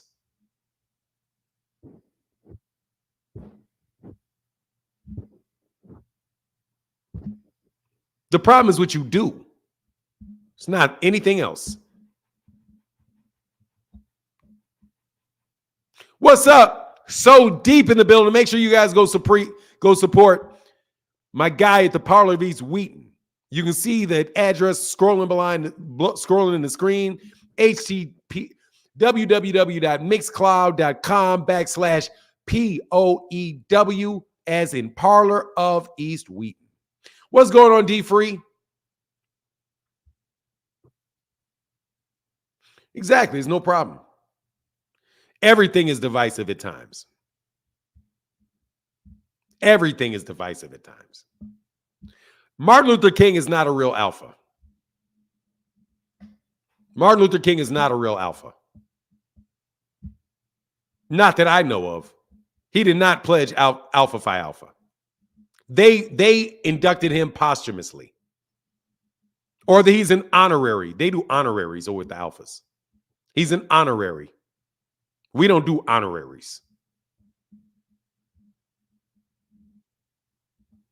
Bro, you're not going to calling yourself a gang is not going to make it a RICO. I don't think so. It doesn't matter what your name is. That's something that what's his name? Smart dude, Charleston White said. That's bullshit. They're not going to care what you call yourself. They're going to care what you do. Are you organized? Are you organized? Not what do you call yourself? Oh, I called myself a militia, so now it's not a RICO. No, I doubt that seriously. Armageddon said thoughts on Wilder saying the flights played into his loss. Yeah, I would believe that. If he said it, I believe it's true. Yeah, he had to go over to Saudi Arabia. He had a longer flight. He wasn't used to being over there. Could. And I believe he's 100% right about what he said about nothing really happening in the fight.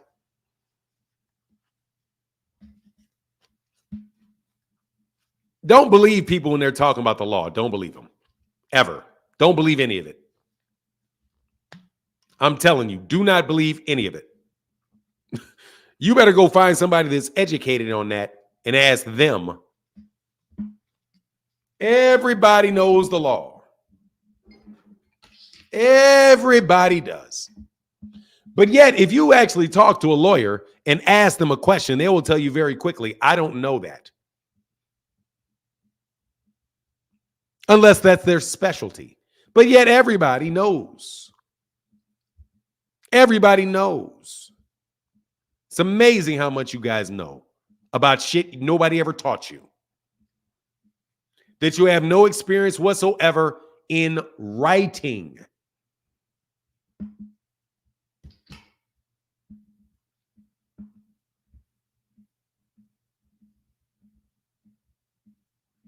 I rock with Wilder, but I don't need to hear anything about a fight. I mean, it is what it is, man.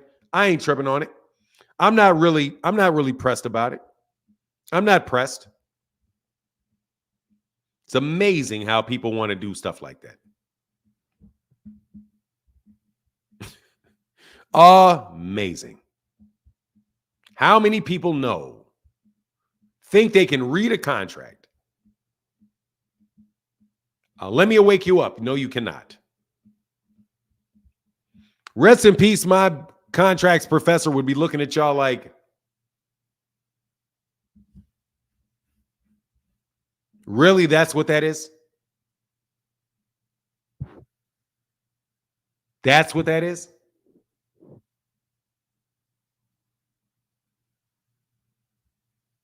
That's what that means? Okay. Yeah, Armageddon, I don't really care about the optics, man. Like, I don't care. Deontay Wilder says, yeah, look, dude, it is what it is. It wasn't that big a deal. I didn't feel right. I mean, you know what it is? It is what it is. People are not going to like that he had to say it. Get out of here. You're lying. Dwayne Jones, who are you talking to, bro? You guys got to chill that conversation for a second. Because I'm really trying to read comments in the comment section, and you're getting a little bit distracting with this, bro. I used to do jury duty a few times, being in that courtroom around the judge and lawyers, and I'd been around it and understand very well how the law works. How do you define very well? Did you do a contracts? Were you on jury duty for a contract arbitration?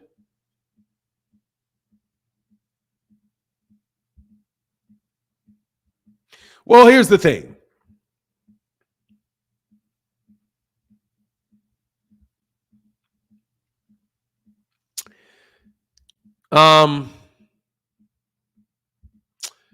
Unless you are in it, you really don't know. Nurses don't read MRIs. They can, after a while, they'll get a gist of it. And they'll say, to me, it looks like this. And why? Because they've watched a radiologist do it 1,000 times. So if you see a radiologist do it 1,000 times, you'll be able to see it. The shadows and all that stuff will start making sense. More sense than somebody that has never seen it before. So in the instance of somebody like, say, something related to a human resource, like an employment contract, somebody that is familiar with, that works in human resources will be familiar with it. They absolutely positively will be familiar with it. And they should be able to tell you what to look out for and what to keep. But, bro, you need to go your ass to a lawyer to write that shit. And you need to double check it.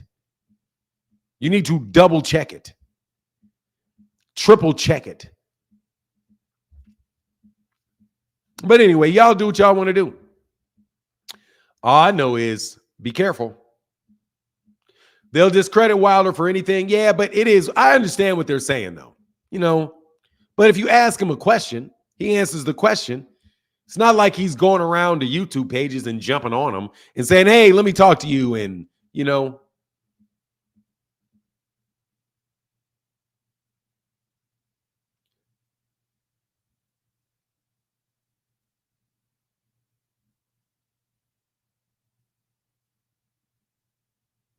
Yeah, no worries, Alvin Johnson. I mean, I get you. I get you. I mean, I know you can't communicate everything you're saying in a statement, but I'm just saying be careful with that. I'm not taking any of it, man. I'm not. I mean, for real. I'm not going with any of that. Like, not going to any of that. The fact of the matter is, I do not know what's in these people's contracts. I don't know. And you don't know unless you read that agreement. You cannot look at boilerplates and extrapolate from a boilerplate as to what that person's relationship is. You can't. You do not know. You can show me 1,000 contracts on boxing, 1,000 of them, and I still will not know what Gervonta Davis's deal is with Al Haymon. Unless I read that one. Because, and I would almost promise you that it's not the same. Because once you get a certain amount of money and you renew,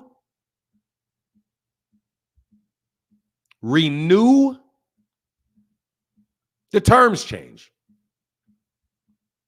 Because you have the ability to bring in an attorney that will renegotiate it for you. Because you have more leverage in your second go around than you do your first. Gervonta Davis has immense leverage. Let's say this. Do you think Canelo Alvarez is in a slave contract with Al Haymon? Let's use Canelo. Do you think Canelo Alvarez is in a contract with Al Haymon where Al Haymon is taking 50% of his money from him? Serious question. No, you would never think that.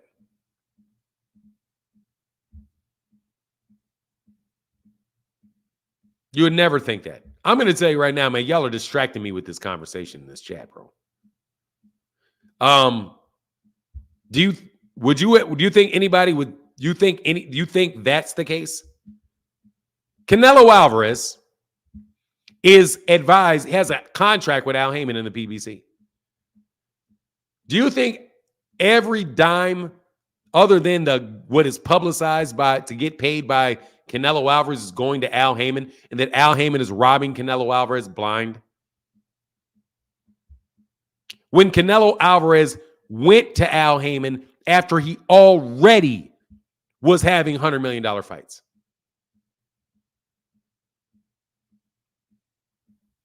No, I'm already going to tell you what he's paying him.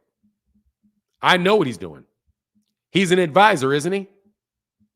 Al Haymon's deal with his advisory contracts are already well known because it was in a lawsuit.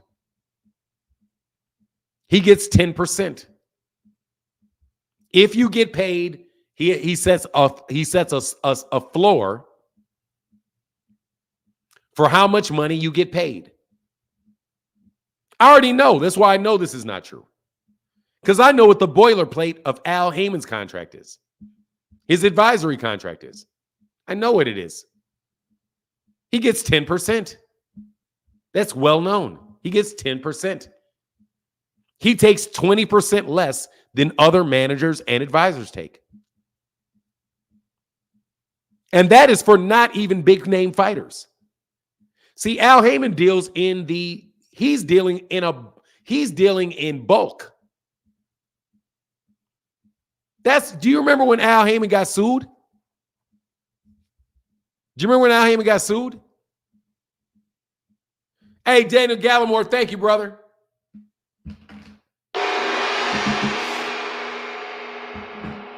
Put in the one in the chat if you remember when Al Heyman got sued.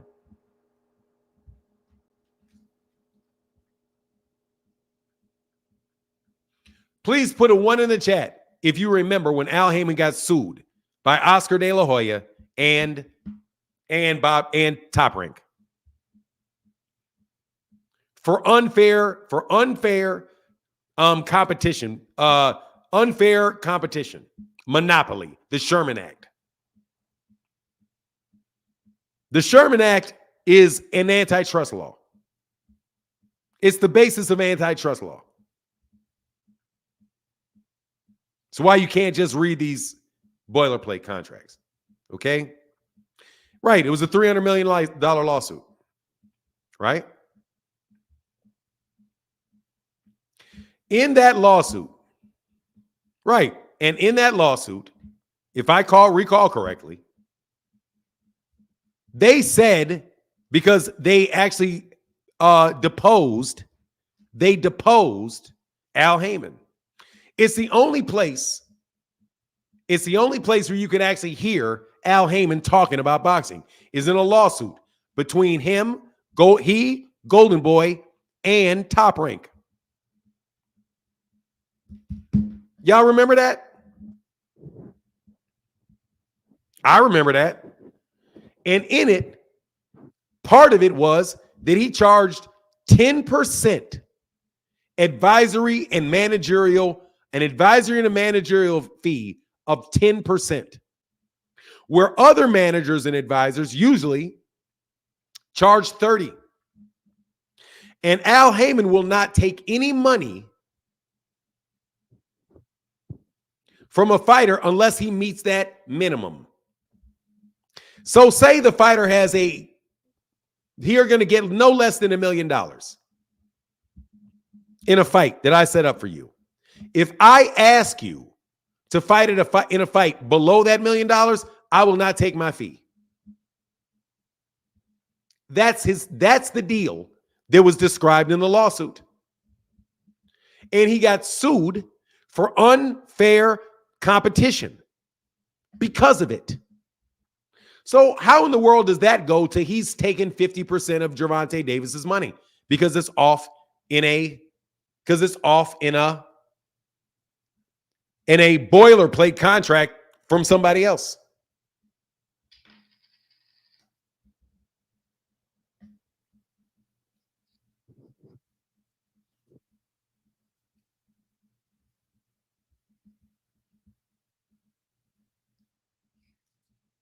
Exactly. Hey, thank you, Daniel Gallimore. Exactly. Armageddon. Violated antitrust laws and the Muhammad Ali Boxing Reform Act in an attempt to monopolize boxing. And part of it was dropping his price, managerial price and advisory price below everybody else. And saying, I'll only take 10%. And if I give you a fight where you earn less than I promise, I won't take anything. And they sued him. No, they lost. They threw it out. Because they said he was working through sham promoters. However, they had actually done business with them. So they were like, hold on, how can the PBC be doing work with sham promoters when you did business with them? Are you a sham promotion? Are you a sham promoter, Oscar? No. Are you a sham promoter, Bob Arum? No. Is Kathy Duva a sham promoter? No. So they threw it out.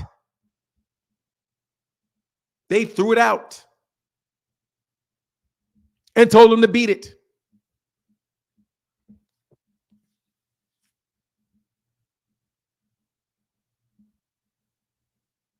That's why everybody wanted to sign with Al Heyman.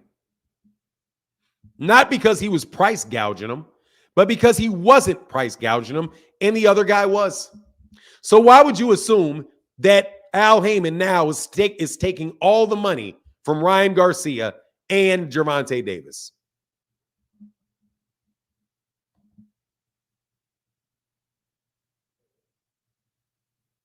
I need to understand this.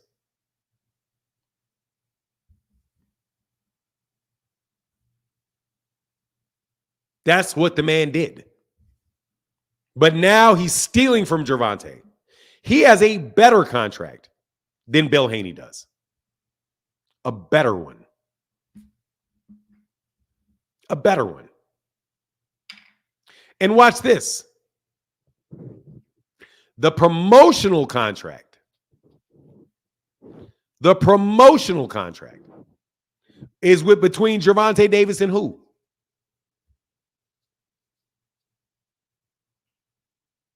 Come on, somebody write it in here. Who has the promotional contract? Owns the promotional rights for Gervonta Davis?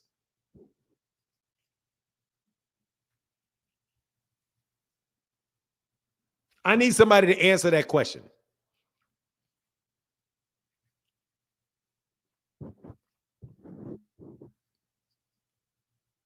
Right, Gervonta Davis does. So is Gervonta Davis stealing from Gervonta Davis?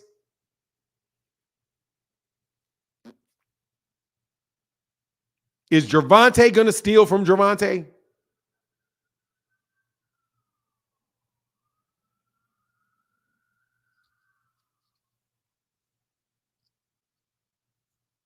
Serious question. Do you think Gervonta has Gervonta under contract in a way where Gervonta is going to steal from Gervonta?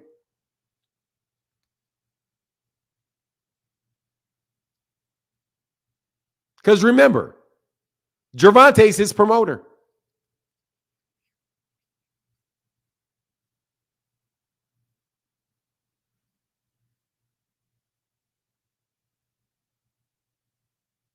You think Tank is going to pimp Tank?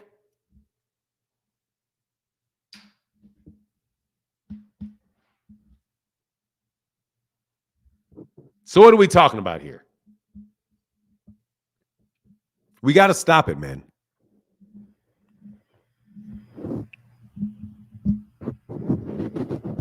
Hey, TB said he's paying himself, then he's hiding the rest from himself. Actually, he probably is. He probably is. He's probably paying his promotional company and then giving himself just a little bit of money so he doesn't have to pay all the taxes and personal taxes. See, you might actually have to understand corporations in order to understand what's happening. Now, do you understand corporations? Corporate law? Federal tax law? State tax law? While we're reading boilerplate contracts?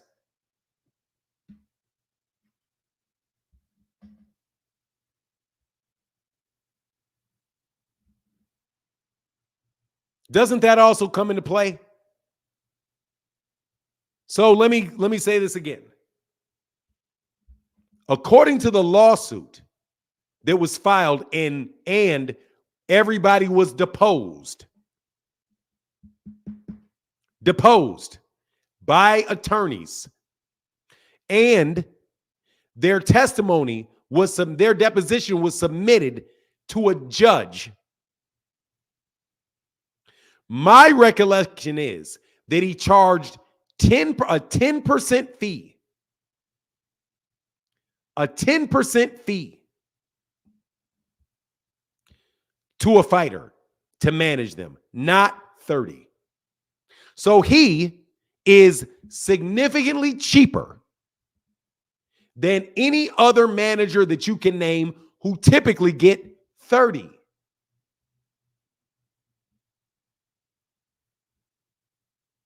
And if Al Heyman does not get paid, does not get you a fight, or has to get you a fight below their minimum, he will not take a fee at all.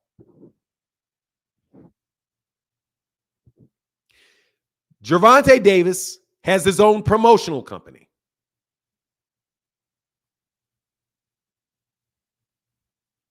Just like Devin Haney has his own promotional company.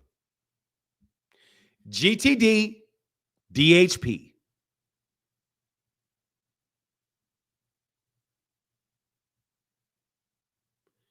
Devin Haney has a co-promotional deal with Matchroom. Matchroom has the network deal. Can I ask you a question? Do you think that Matchroom is getting any of the money, any promotional fee from Devin Haney's fights?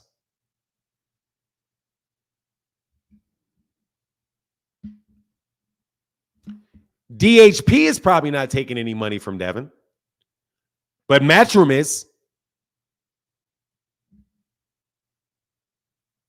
Matchroom is, though, aren't they?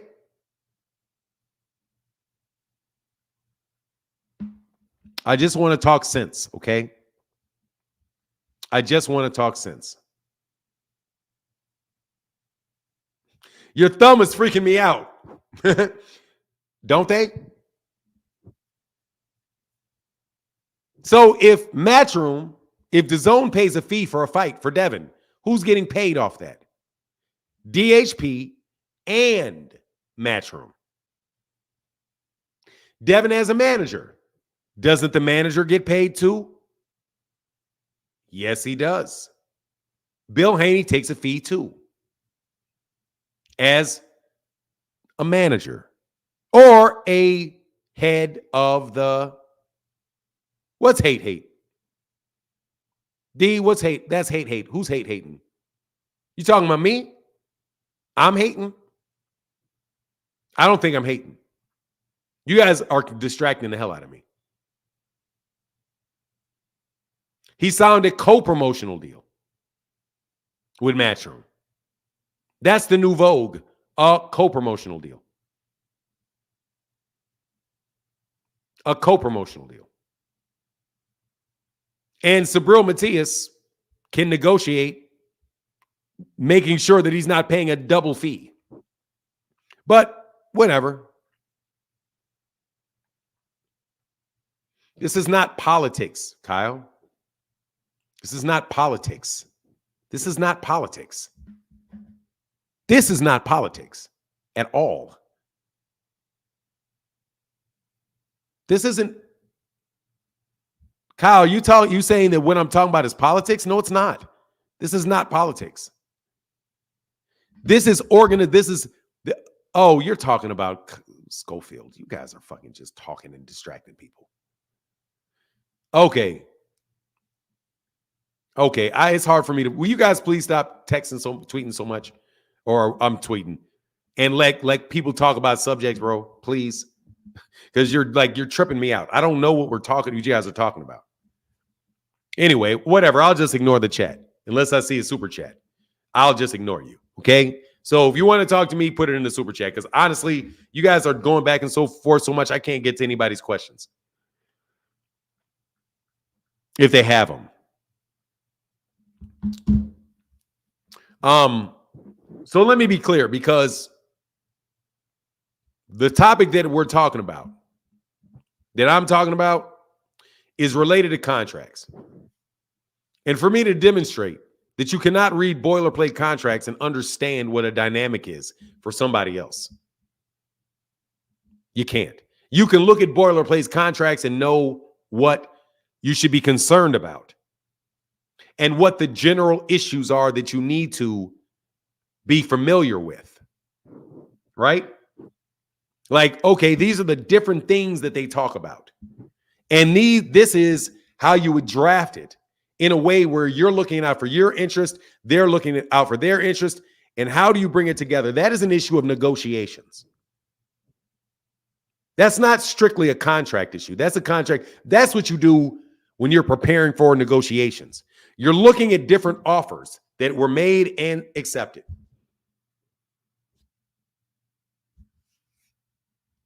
Fanon, how do we know Heyman isn't still Matias' advisor the same way he allowed Fulton and Wilder to fight on other networks and indie promoters? We don't know, and he probably is. We don't know, and he probably is. Because why would you get rid of a guy like that? But I don't know. I don't know. Again, because I don't know what their deals are. I don't know what their deals are.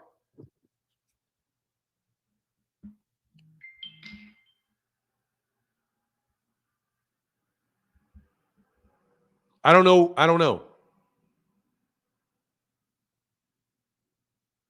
Yeah, would you mind? Yeah, tag, and that's great. Tag who you're talking about in the chat. Because if you don't, it's hard for me to deal with the chat when you do it. If you don't do that, it's hard for me to. I'm thinking you're talking to me and I'm confused. Because it's easy to confuse me. Like King. But anyway, so back to the business lesson, because this is business. It's not contracts. It's business. You have all kind of different disciplines involved in that. When you're talking about how you structure your relationship, that's a business question. In corporations, for the most part, really is a tax question and personal liability question. Whether you're S Corp, C Corp, whether you are incorporated, just an INC, or whether you're a sole proprietorship, whether you have a promotional company, which is going to be one of those corporate structures, or whether you deal straight as an individual with, those are questions of your own personal liability and your tax liabilities. And you don't know the proper form to take unless you understand the taxes and the personal liabilities related to it. But once you understand the organizational structure and the relationship between the parties, then you know what you're negotiating for. Then you know what that agreement you actually see makes sense. Right, I agree. My pool business had the S Corp had the best tax advantages for me. Yeah. So, but the likelihood of Gervonta Davis getting robbed of most of his money by Al Heyman is very little. It's very, very little, man. Very little. Very little. Because if he was being robbed, number one, he wouldn't be bragging about it. He wouldn't be acting like he's not. It's amazing, man. Y'all are just wild people, man. This Devin Haney shit got to stop, bro. The Devin Haney stuff's got to stop. It'll stop eventually, but it'll start up with somebody else. Anyway, so I'm not getting any comments anymore. So let me go over here. Let me see. If I just got froze or something. Frozen.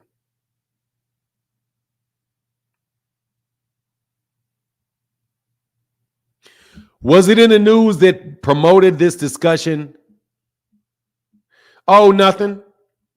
Just something somebody told me. Something somebody sent me. And I looked at it and I was like, okay, that's off. That's off. That's off. I mean, I think 10% is probably a fair fee for him. 10% is an advisory and a manager deal. Bro, I know Errol Spence Jr.'s father. Errol Spence Jr.'s father, Errol Sr., loves Al Heyman. Loves him. Thank you, D. Loves him. And he's a business owner himself. He didn't tell me what was in his deal or anything like that because I would never ask. But bro, these dudes why do these guys get to fight once a year and they're not starving at all, but they're not getting their money? Why would Keith Thurman, and let's go anecdotal evidence. Why would Keith Thurman only have to fight once every 2 years? If when he fought, all of the money was disappearing.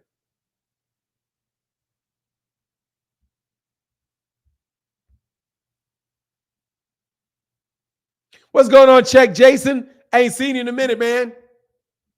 No, I haven't. No, it won't. It'll go to somebody else because they got a system now.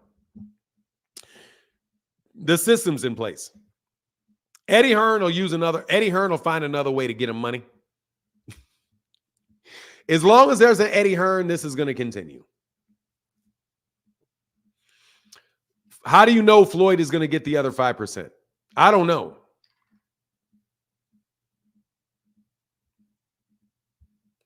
A YouTube channel interviewed Jermaine Ortiz and spent hours talking about how Tank having the least amount of skill compared to the other three boxers in 135 and 140 pound division, just complete BS. I didn't see that. I have no idea who did that or would do that. Tank has the least amount of skills compared to all the other boxers at 135 and 140. Are you sure somebody actually said that, Paper Route T?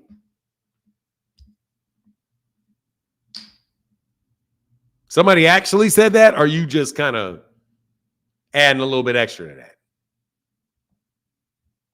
Paper Route T.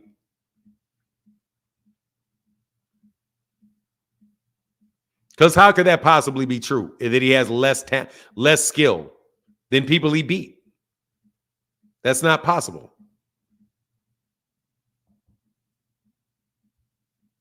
You can click the link by this link right here. There's a link right here.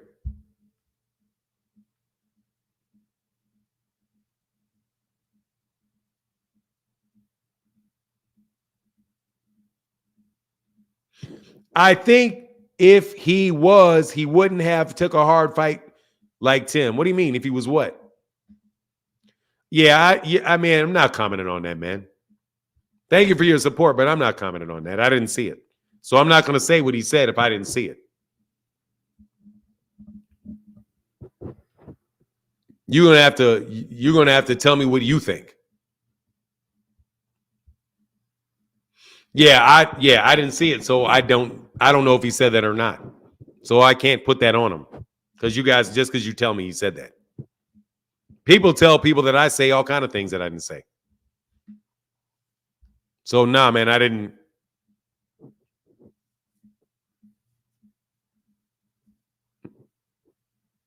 see it. Tank beat one real fight now at 140 unless you're weight drained or something. Take one beat Teal right now at 140. What?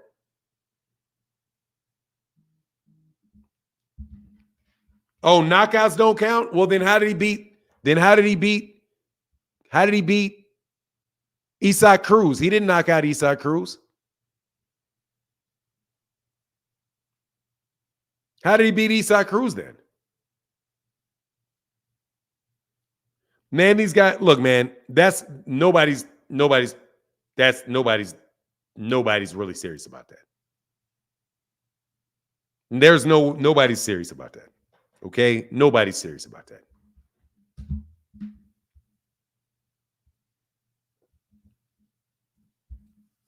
Nobody's serious about that. I don't know what was said by who, but nobody is serious that Gervonta. There's no way to seriously make an argument that Gervonta Davis has less skill than everybody at 130 and 135 pounds. It's absolutely impossible to make that argument. That's ridiculous. Because if that's the case, you shouldn't have a problem with him fighting anybody.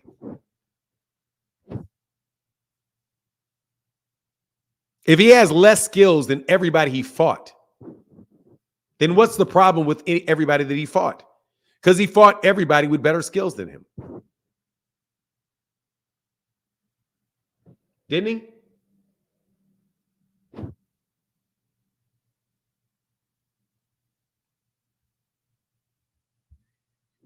What's going on, Phoenix the Assassin? Yo, y'all figured if no one's hopping up here, I'll go ahead and come back. But What's yeah, up, man. This conversation about Tank is a little interesting. I will say this. I think what happens with him is what happens with a lot of guys that are able to get knockouts. And we've seen it with guys like Ruslan Provodnikov when he was coming up, Lucas Matisse after he had beat Lamont Peterson. And, a lot of people, they see that, and depending on who the fighter is, they'll either think the fighter is really good or they'll think the fighter is overrated. And in the case of Provodnikov and Matisse, well, they didn't really last all too long as far as popularity because, you know, it turned out that they were overrated. But then with Tank, you see that even though he's stepping up in his competition, it remains consistent. And we find out that, okay, yeah, he does have skill behind his knockout power talent. And there's things that Tank does in the ring that he wouldn't be able to do if he would just focus on the knockouts. For instance, his footwork, I believe, is highly underrated. Like anytime he gets away from an opponent, he's good at pivoting on that lead foot.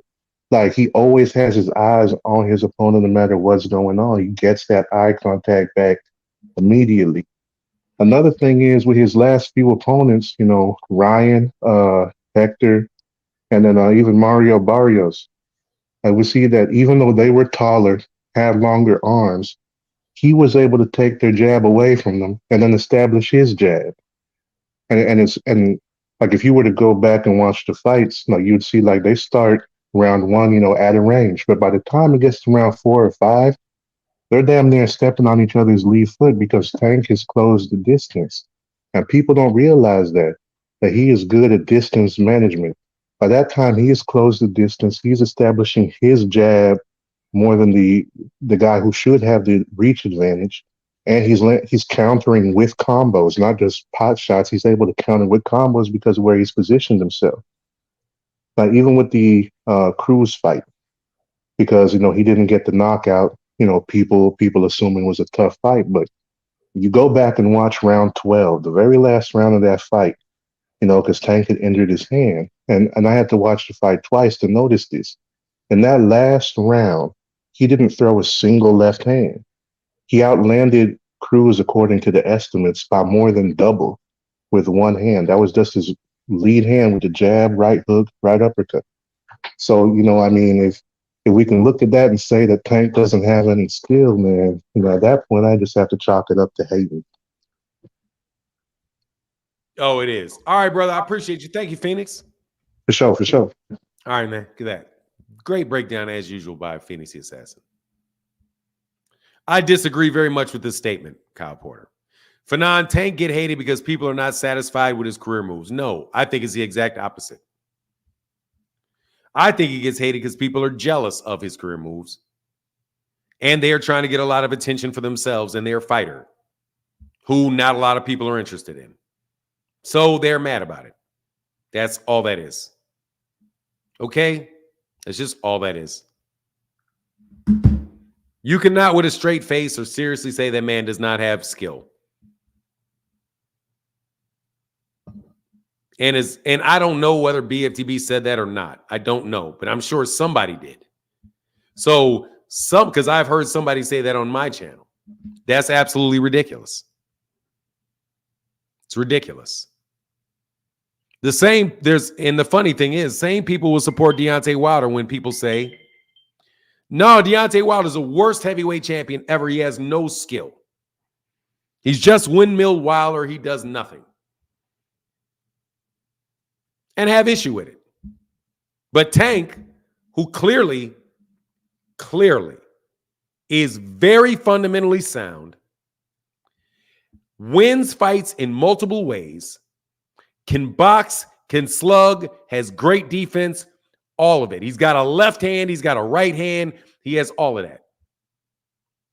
He is the least skilled person in 2 weight divisions. And you take anybody that says that seriously,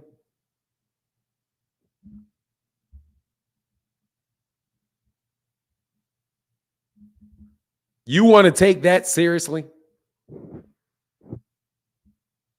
Look, man, I know those guys are not Devin Haney fans, man. They're Cinco fans. They're Cinco fans.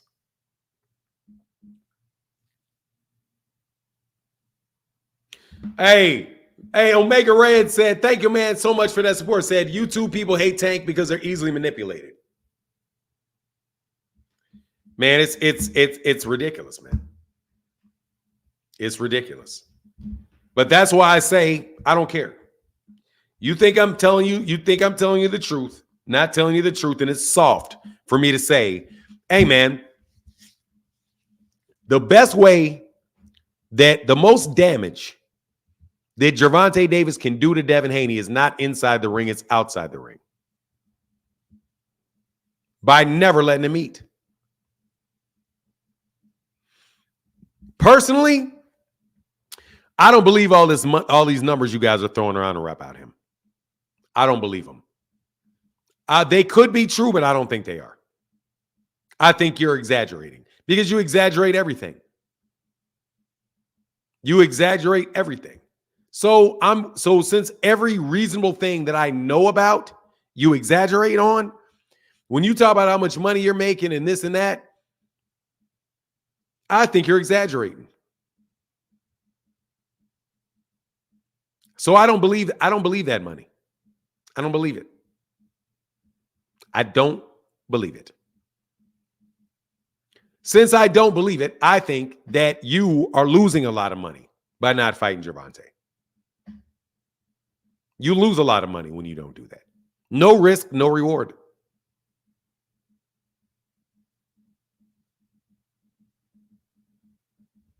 I don't know, Fahim. I don't know. Bennett and I ain't in it with that. Bennett and I ain't in it with that. However, I'm going to tell you, no way.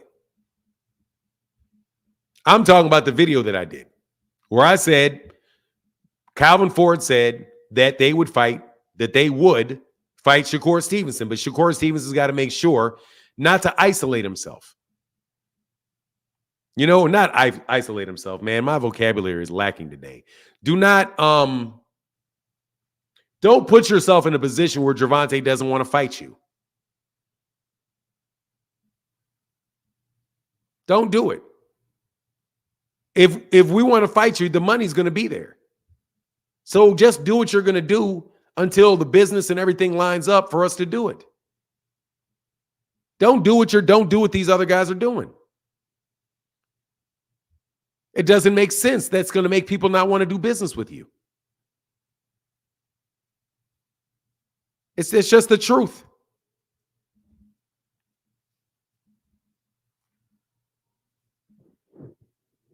And people got problems with the truth. They got problems telling the truth, and they got problems accepting the truth. Shakur Stevenson is not some big name. He's not that guy. You're not like that. You're not that guy. You're not that guy, man. You're not that guy. You're not that guy. You're a ladies' man.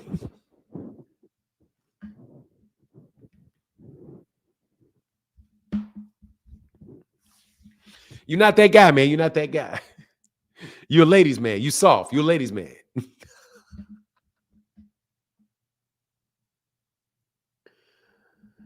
For that facts for now, barbershop talk, putting 100 on 10. Oh, exactly.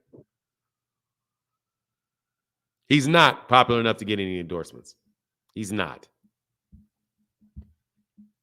He's not. He needs Gervonta to get there. Or he needs Jaron. He needs Jaron. He needs Jaron. That's what he needs to get there, is Jaron. And watch Jaron, and watch this. Watch 2 years from now. I don't know if he does, if not. I don't know if he does or if he doesn't. Yeah, he sells like watches and stuff, like doing commercials and stuff like that. Yeah, I've seen a couple of them. I thought you're talking about like Nike or Under Armour. I thought you're meaning like Tank got Under Armour, something like that, like a major endorsement.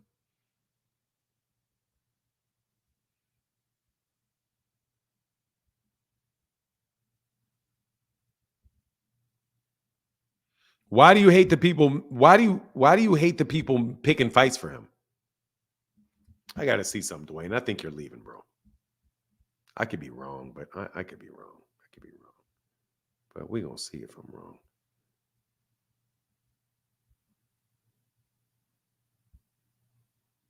Nah, I was wrong. So, okay. We'll let that roll.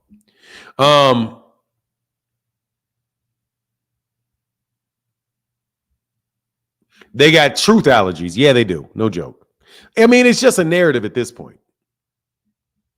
And it's disappointing for me to listen to people who literally sound like they're taking arguments for people that they used to argue against. And it's disappointing to me. It is. I'm not going to lie about that, dude. A lot of dudes that I think are really good dudes, man, they're taking the same arguments that other people used to make, that they would beat down and know full well are unfair arguments, flawed arguments, but they're making it for people. They make the same arguments for people that they like.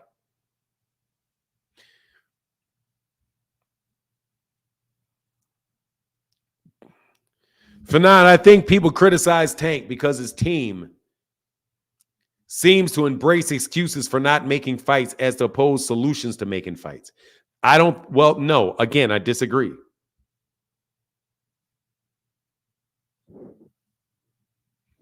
Gervonta Davis is not making excuses for not making fights. Give me an example of him making an excuse not to make a fight.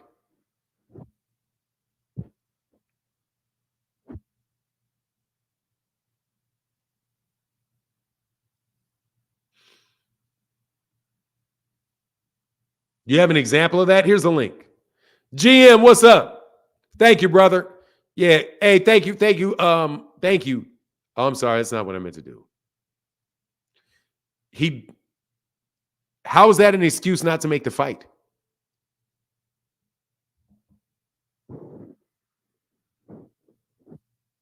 Stop being a jerk is an excuse not to make a fight?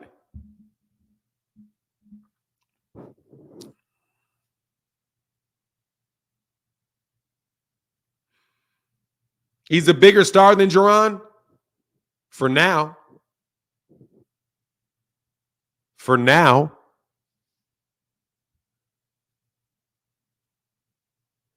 What solution? It is a solution. Stop being a jerk and wait for the fight to get made is a solution.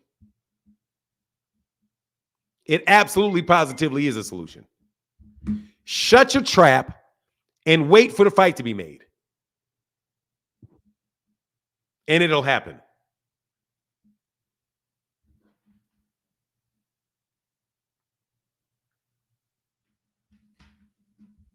Why is that not a solution? Shut up. Take what you're offered. Sit down. Shut up. Wait. And the fight will happen. That's a solution.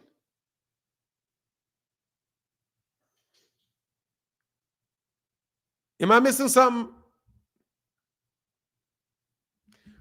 Omega Red said, yep, Fanon, I lost respect. I lost a lot of respect for several people. Yeah, likewise. Likewise. Because that stuff's not real. It's not real.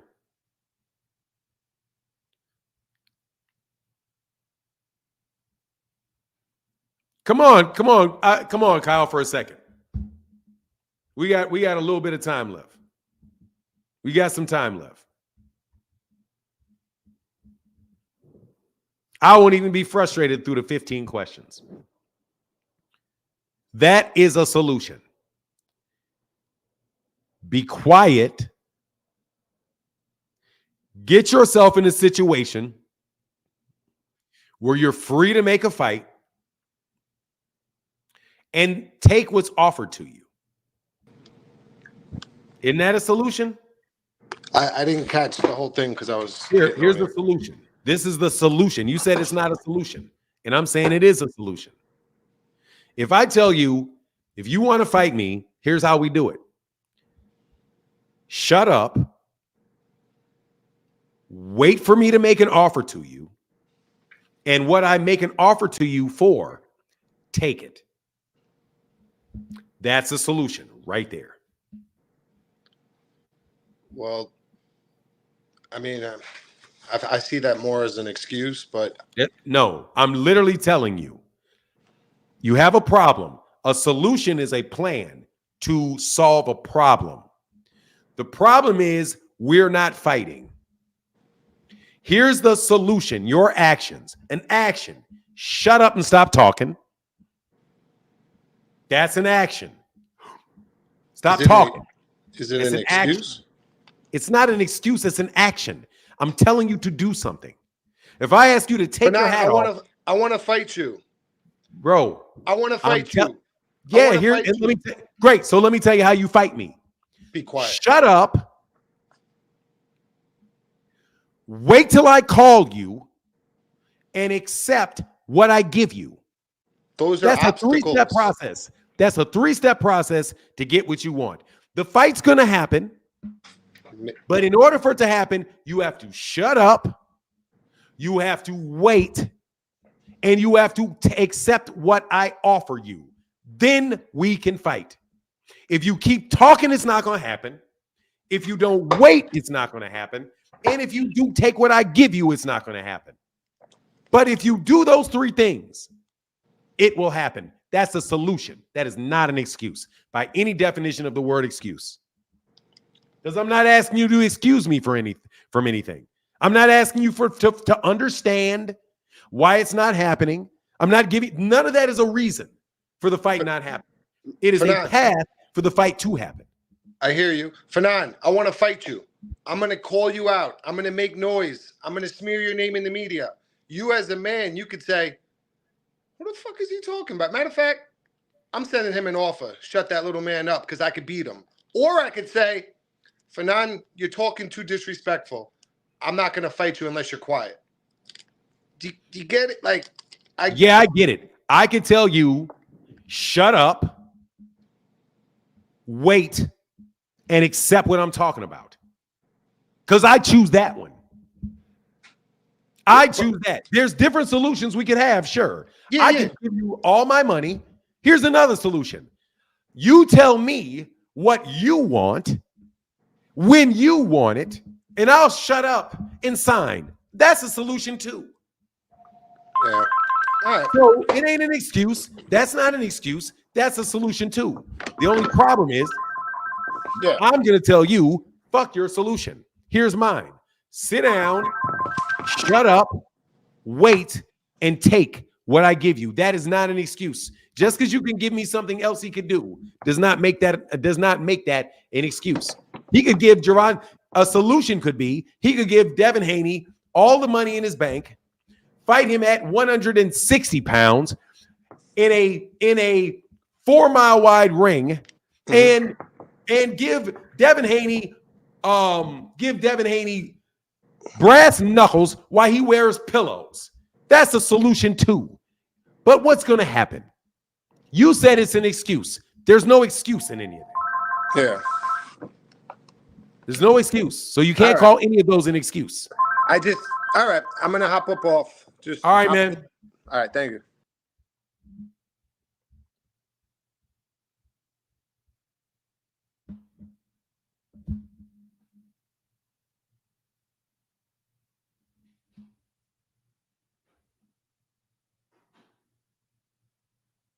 See how basic this is? You guys just don't like the answer. You know that that's the answer. Sit down, shut up, and do what you need to do until I'm ready to fight you.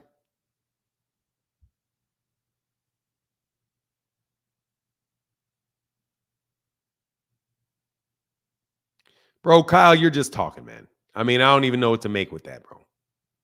I don't even know. You're just trying to defend the indefensible. You have to do what you got to do, man. Gervonta does not owe you guys crap. And you guys keep making the argument that he's not giving fights that fans want when nobody's watching the other people's fights. You're acting like the reason that there's not a lot of people watching boxing is because of the people that everybody watches. And not the people that nobody's watching. I don't even. Like you guys are tripping. You guys are tripping. Just like you guys keep believing that the PBC is going out of business. The organization that's putting on the biggest fights are the one that is always going broke. But the ones that put on fights that nobody's watching, those are the ones that are really the best for boxing. Juan, what's going on, man? What's up? I'm taking a break from work, just to check in. I can't. I'll be honest. I can't say I catch the whole show, but did you speak on your man talking about? Oh, he no longer chasing legacy. Now he about fighting for money and big money fights. Who was that? Devin on the Zone Boxing out of his own mouth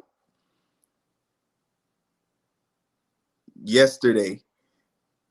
What? Dead ass. No.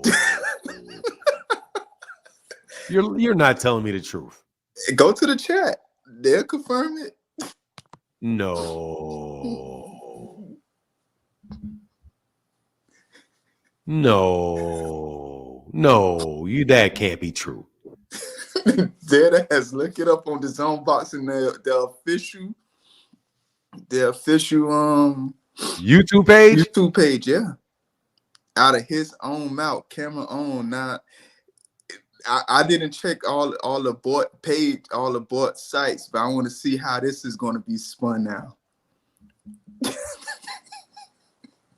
He said he already got the belts. He already in the history books. Now it's about the money.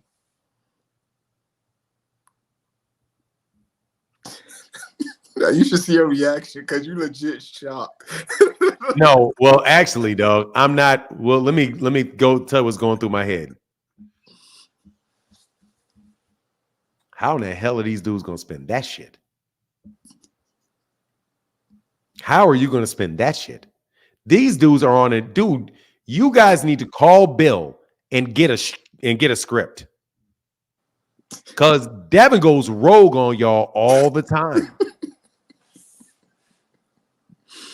I really thought you caught wind. I thought I was coming in chiming on it late. I really thought you. No, dude, I don't listen to those guys. Like, I try my best not to. Like, for real, I was struck by other things yesterday, like the fact that they said the PBC was going broke, that Canelo was leaving PBC, and how he was fighting Jaime Munguia and then Terrence Crawford on DAZN. That was the announcement.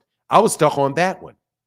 In the undercurrent of this, though, Devin Haney said that he doesn't care about legacy anymore. His legacy's already set. Yeah. And so, therefore, it's all about the money for him. So Yeah. that means Gervonta Davis is all about the money for him and not about legacy. But so Gervonta has to fight for legacy, but Devin doesn't. That's why I called in, because it's like now the rules change. You know, it's like people talking about on other channels talking about, oh, Tank Maniacs and all this stuff. Oh, Tank fanboys and all that stuff. But how you said, I need to go rogue and say anything, and they're gonna spin it into a positive. Literally following Tank's playbook by.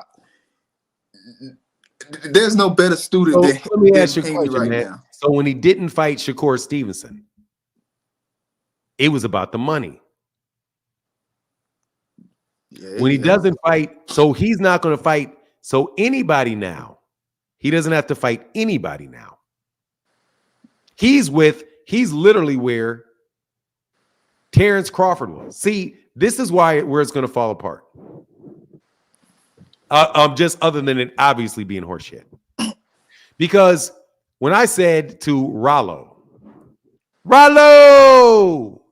you should speak to him. I want to know his. No, spin I on already that. know what he's going. I already know the gibberish he's going to pour out of his mouth. So he said, well, I said, what's the difference between Gervonta fighting for money and Terrence fighting for money? And he said, well, because Terrence is at the end of his career. And he's already done all this stuff at the end of his career. Now, didn't Terrence Crawford just fight for legacy against Errol? Wasn't that a legacy fight for him? I mean, yeah, It, two-time yeah, because he became a what? undisputed. A two-time undisputed champion. How is Devin Haney in the record books at all? What record book? What, when you mean record as in you're the only person to do it? You know how the Guinness Book of World Records, you know, they say like that's a record book? Mhm. When they say the tallest man in history, there's just one guy No one's taller. than Yeah. Robert Waldo or Robert Walden or whatever his name was. Nobody's taller than him. He's in the record books as the tallest. What's Devin in the record book for? Being an undisputed champion? There's a bunch of them. There's a bunch of them. Josh Taylor was an undisputed champion. Teofimo Lopez was a younger undisputed champion. I'm just sharing the news, and I just want to hear this. I want to hear the spin cycle. Okay, well, we'll I can tell you the spin cycle. The spin cycle is he was the youngest undisputed champion in the history of boxing. Therefore, he now is only fighting for money. So none of the belts matter anymore when he's in the weight class. He's God. That's what it is. He's God. And it's interesting too because now he could duck fighting the other belt holders of 140. No, they're going to be ducking. They'll be ducking. Devin, you don't understand Devin law. Devin, they are ducking Devin. And how did they duck? By not being historic. Well, they ducked him because they didn't do what they needed to do to become an all-time great at the age of 10. And because of that, they're not going to generate $100 million. There ain't no money fights for Devin. I was literally going to lead into that point. Like, after this Ryan fight, it does what it does.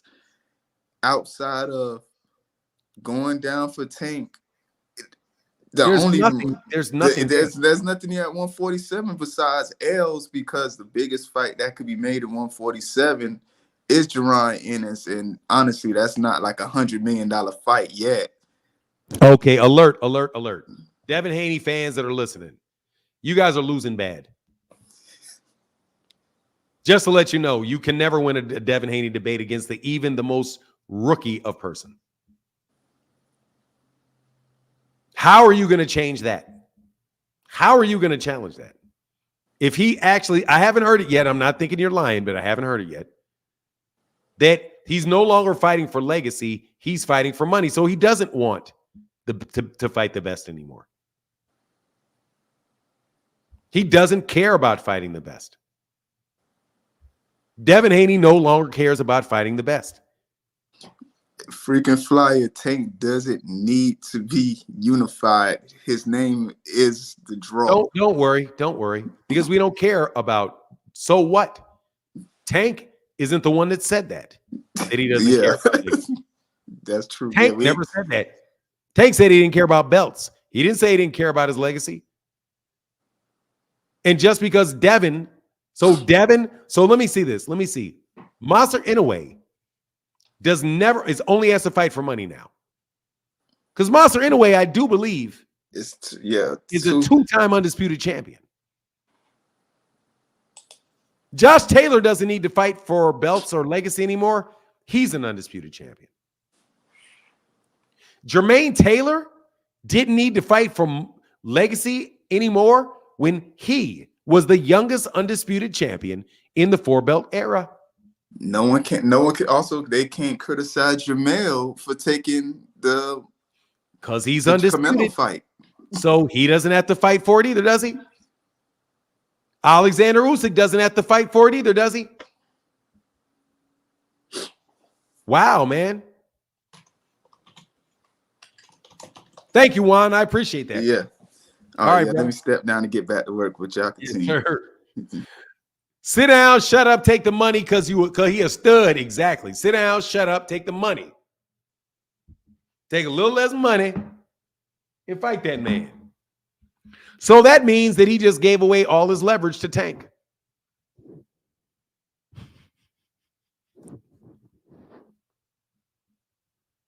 I need to understand this.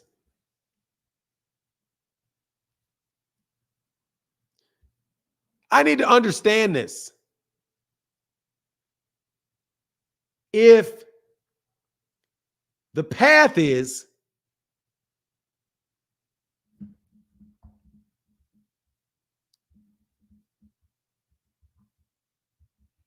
It's the DAZN's YouTube channel. All right, man. I can't. I come on, man.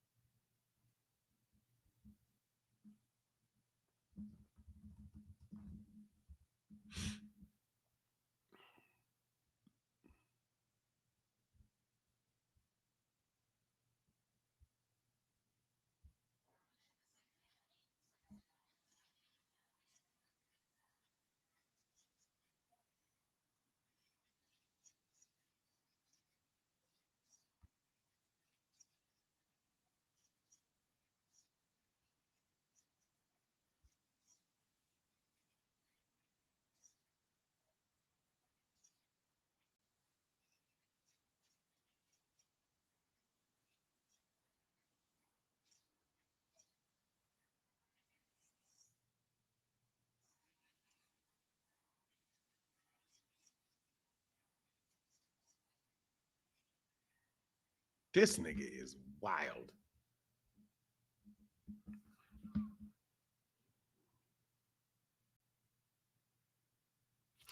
You guys blast Gervonta Davis what he does, and that man just said the exact same thing.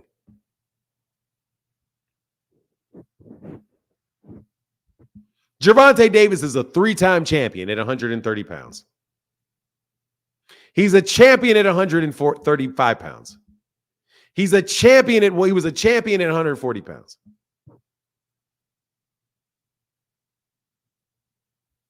And he can't fight for money. What is the legacy fight that Devin Haney had? What legacy fight? What legacy fight? George Kambosos is a legacy fight. I beat George Kambosos.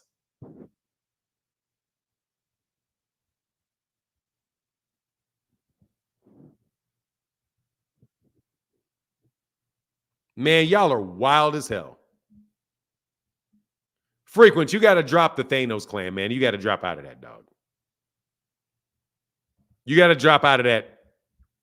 You got to drop out, bro. It's a cult. You got to drop out of it, dog. They're going to give you some Kool-Aid, man.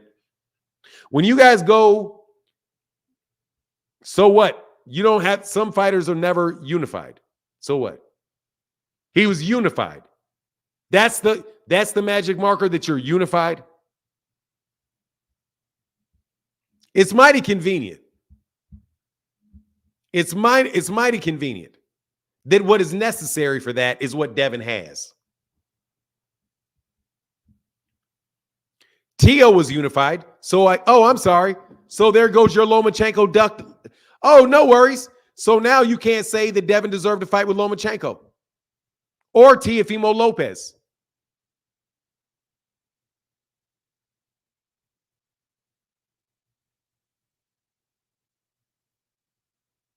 Hey, frequent flyer. Was Teofimo Lopez unified? Was he a unified champion, or are you going to steal that from him too? Teofimo Lopez, if you don't count the WBC belt, had 3 belts. Wasn't he unified?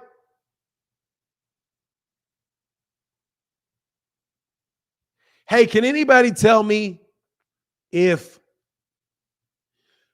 Cool Boy Steph was unified? Wasn't Cool Boy Steph unified? Hey, wasn't Julius and Dungo unified? Wasn't Jose Ramirez unified? Wasn't Jose Ramirez unified? Yeah, Jose Ramirez was unified, wasn't he? Wasn't Keith Thurman unified? Wasn't J-Rock unified? Wasn't Julian Williams unified? Wasn't Erislandy Lara I mean, wasn't Banana? What's Banana's name? Wasn't Banana unified? Wasn't Jared Hurd unified?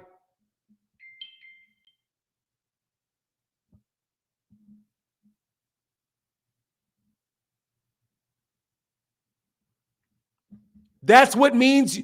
That's what you got to do. Jason Rosario. Wasn't Jason Rosario unified?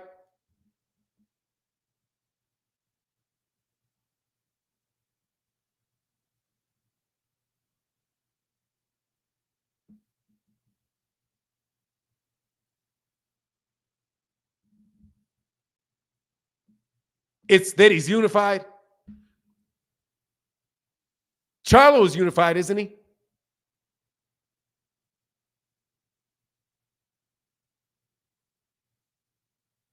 And guess what? Charlo beat a unified champion. That's what it is. Switch it to undisputed. So I can say that now Josh Taylor's in the record books. Man, y'all are full of shit, bro. Y'all just full of shit. Hey, Fernand, how you doing? Man, I'm well, sir. How are you? Good. I don't want to disturb your live, but this man Kyle got some words for me. I was just wanted to say something to him real quick, if that's cool with Go you. ahead, GM. All right, cool. Yeah, look, Kyle. I don't know what you get going on with this. I'm a tank lover shit, whatever you saying, man. But at the end of the day, the way I see it is, look, if I'm Tank and I don't like Devin, like y'all all make it seem like he don't like Devin, I'm not gonna give him his biggest payday when he wants it. Right now, Devin is fiending for a fight that's gonna make him the face of boxing. He just said it. He said when he beat Ryan, he's the face of boxing. So if that's the case, and he's trying to dictate terms without even being the A side to Ryan, then I'm gonna just let him sit over there and just wait. I'm gonna wait till I feel like I have to fight him. At the end of the day, I don't know why we're going back and forth with this, talking about, oh, I'm so mad at Devin, I gotta go fight him right now. Like, just be patient, wait for the fight. It's gonna happen. Everybody knows that Devin and Tank is gonna happen. If it don't happen, then we can talk shit about whoever's the reason why it didn't happen. Like, I don't know why we have to do this every day.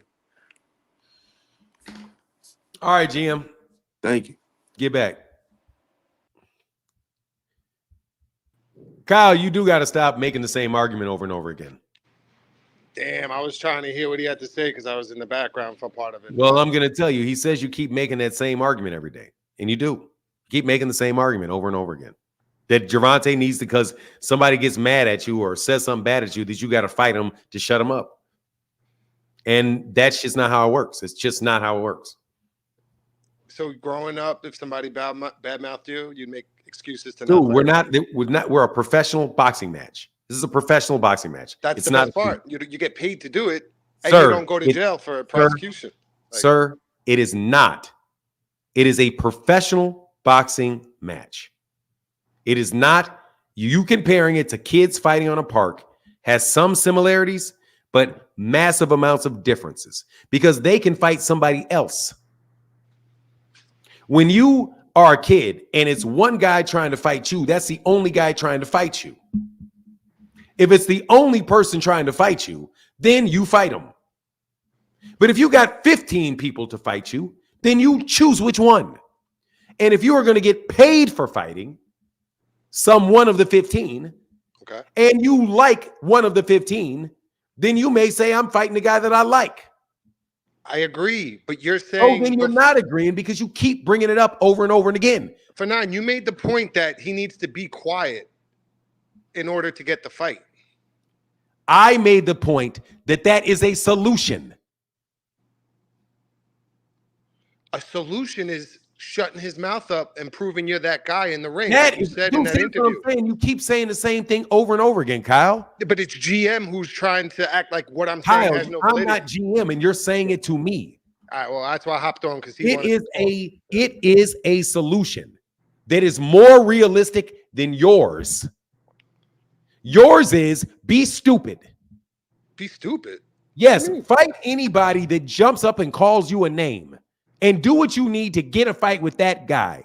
So if Subriel Matias is it 100 and say Jaron Ennis says Gervonta Davis is a bum. Gervonta Davis can never beat me. I want to beat up Gervonta Davis. Then Gervonta Davis needs to hit the solution for Gervonta is to go up to 147 and fight Jaron Ennis. No, that's a reach. Then why would it be a solution to go to 140 for Devin? No, not Devin. Anybody who got something to say, Sir. and you think, and you talking about you could beat him, so go Sir. beat him. Go shut him Sir, up. Devin is the one talking about Gervonta, not the other way around. I agree. So let's actually get to the real comparison. The comparison is Devin wanting to fight him. So Devin needs to do what Devin needs to do to get the fight. If Devin says he's big, bad, and he can beat him, then Devin needs to do what he needs to do to get the fight. Yeah, badmouth him. So you ruffle his feathers and No, make him now want to see you're you. just justifying what he needs to do instead what you think he should need. So why isn't the same thing appropriate for Jaron Ennis? I think he needs to badmouth Crawford to provoke him to want to fight. No, I'm talking about Gervonta. Why doesn't everybody do that to Gervonta? Then Gervonta would be responsible for fighting everybody. Anybody that does exactly what Devin Haney does should get a Gervonta Davis fight. Rolly and Ryan did. No way. Gervonta Davis, Rolly Romero was Gervonta Davis's mandatory. That's true. Yeah. So according to your logic, everybody that says something bad about Gervonta needs to go out of his way to find a fight with them and do whatever he needs to do to get a fight with whoever yanks his chain.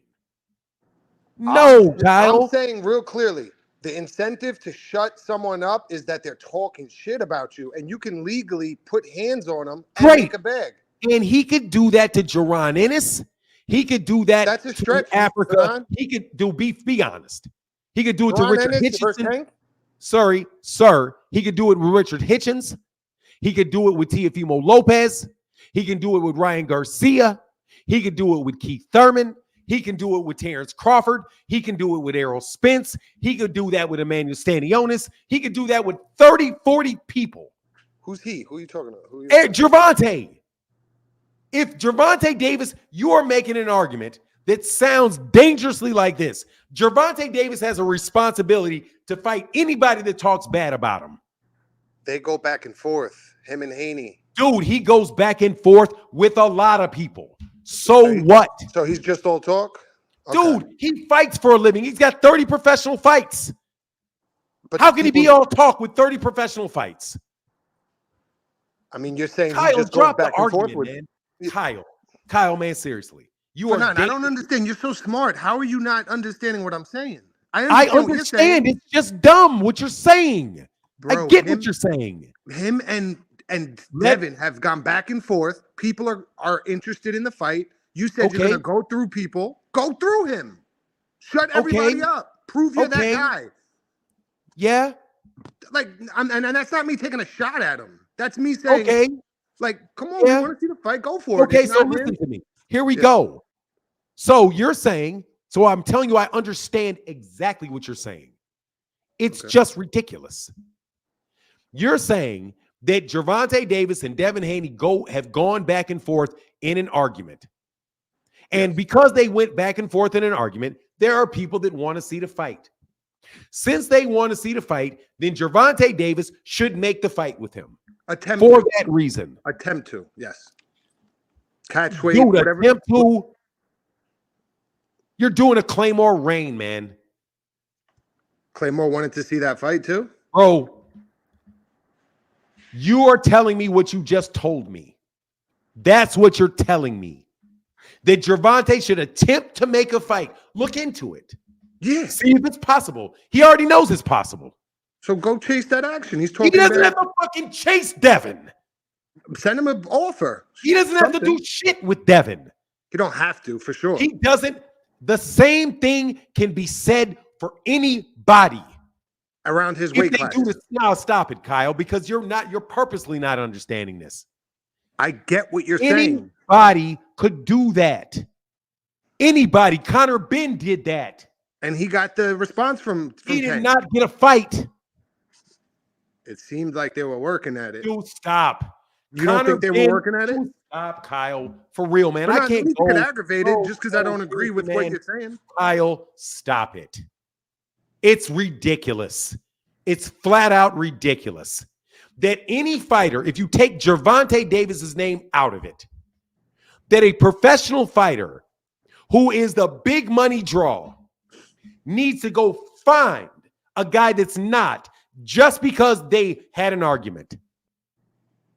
When the case is this, then that would mean that everybody, Gervonta Davis owes it to everybody that says his name to give them a bunch of money. He would have to do the same thing for Richardson Hitchens. He would have to do the same thing. If Richardson Hitchens said, Gervonta Davis is whack, I knocked out Gervonta Davis in sparring, he don't fight nobody, and in second that Gervonta Davis says, man, you whack, I'll slap you in your mouth if I see you.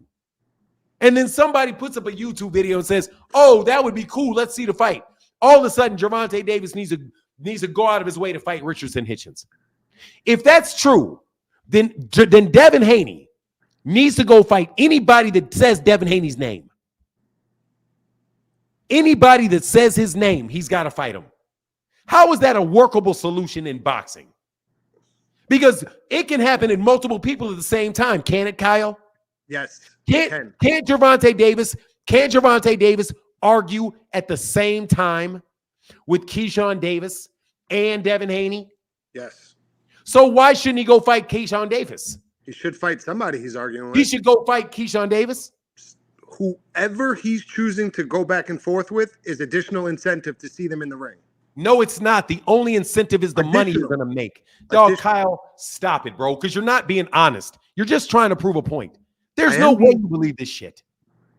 Is Tank not able to set the terms of the fight? He can make an He offer. Can set the terms with anybody he wants to. Exactly. So the person. So he doesn't have to want Devin, though. He doesn't have to. He doesn't have to.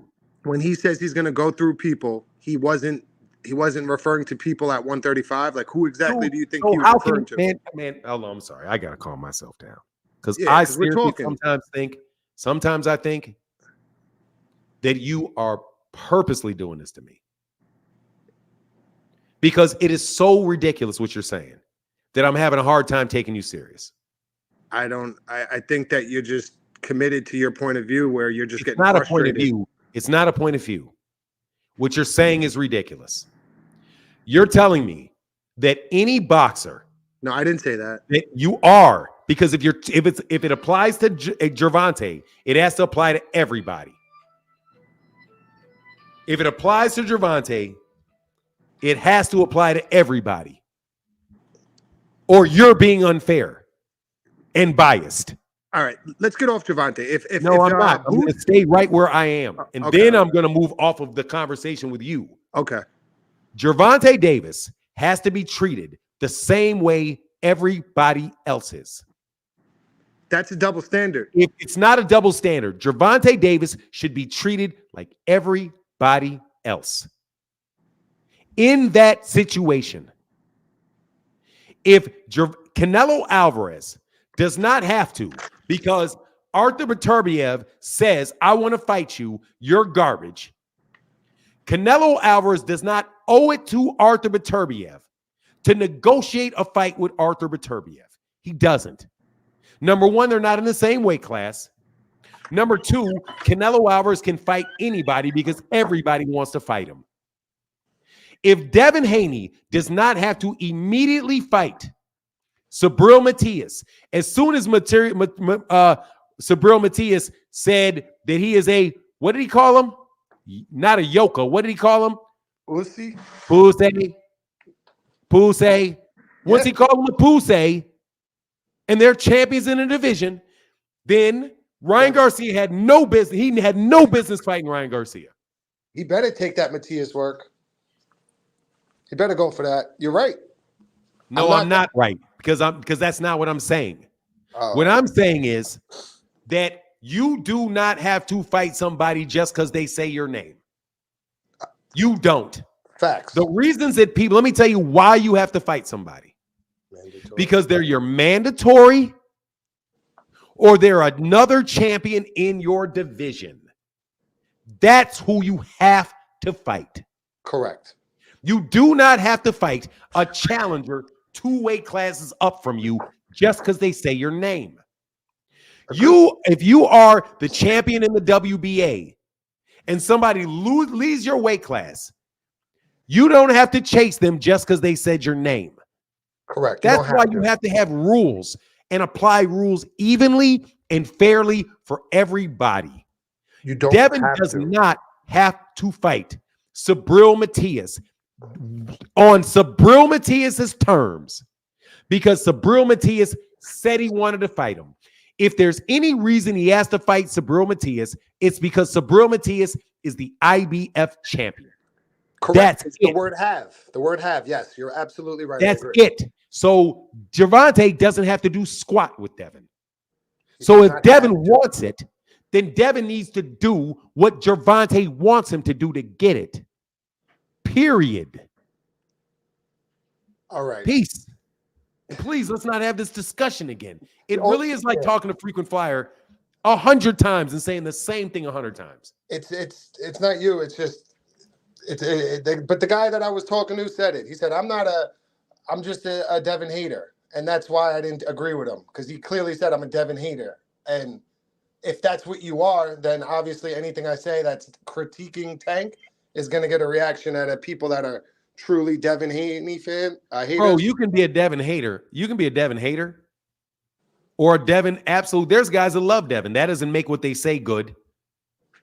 They can absolutely love Devin to death. That doesn't make what they said about that man true. It's not true.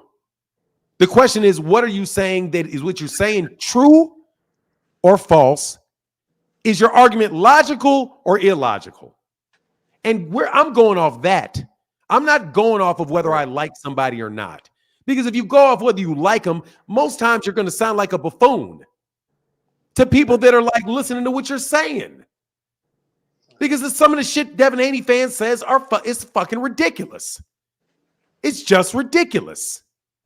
Some of the you can't tell me that this man about their you cannot tell me that Devin Haney is the face of boxing. It's fucking ridiculous. That's ridiculous. Yeah, I you agree. can't tell me Gervonta has to do anything for Devin. That's ridiculous. He doesn't have to do anything. He can choose to fight him if he wants to. You're just repeating something. You're saying he can. That's what I'm saying. You're doing that Claymore Rain shit.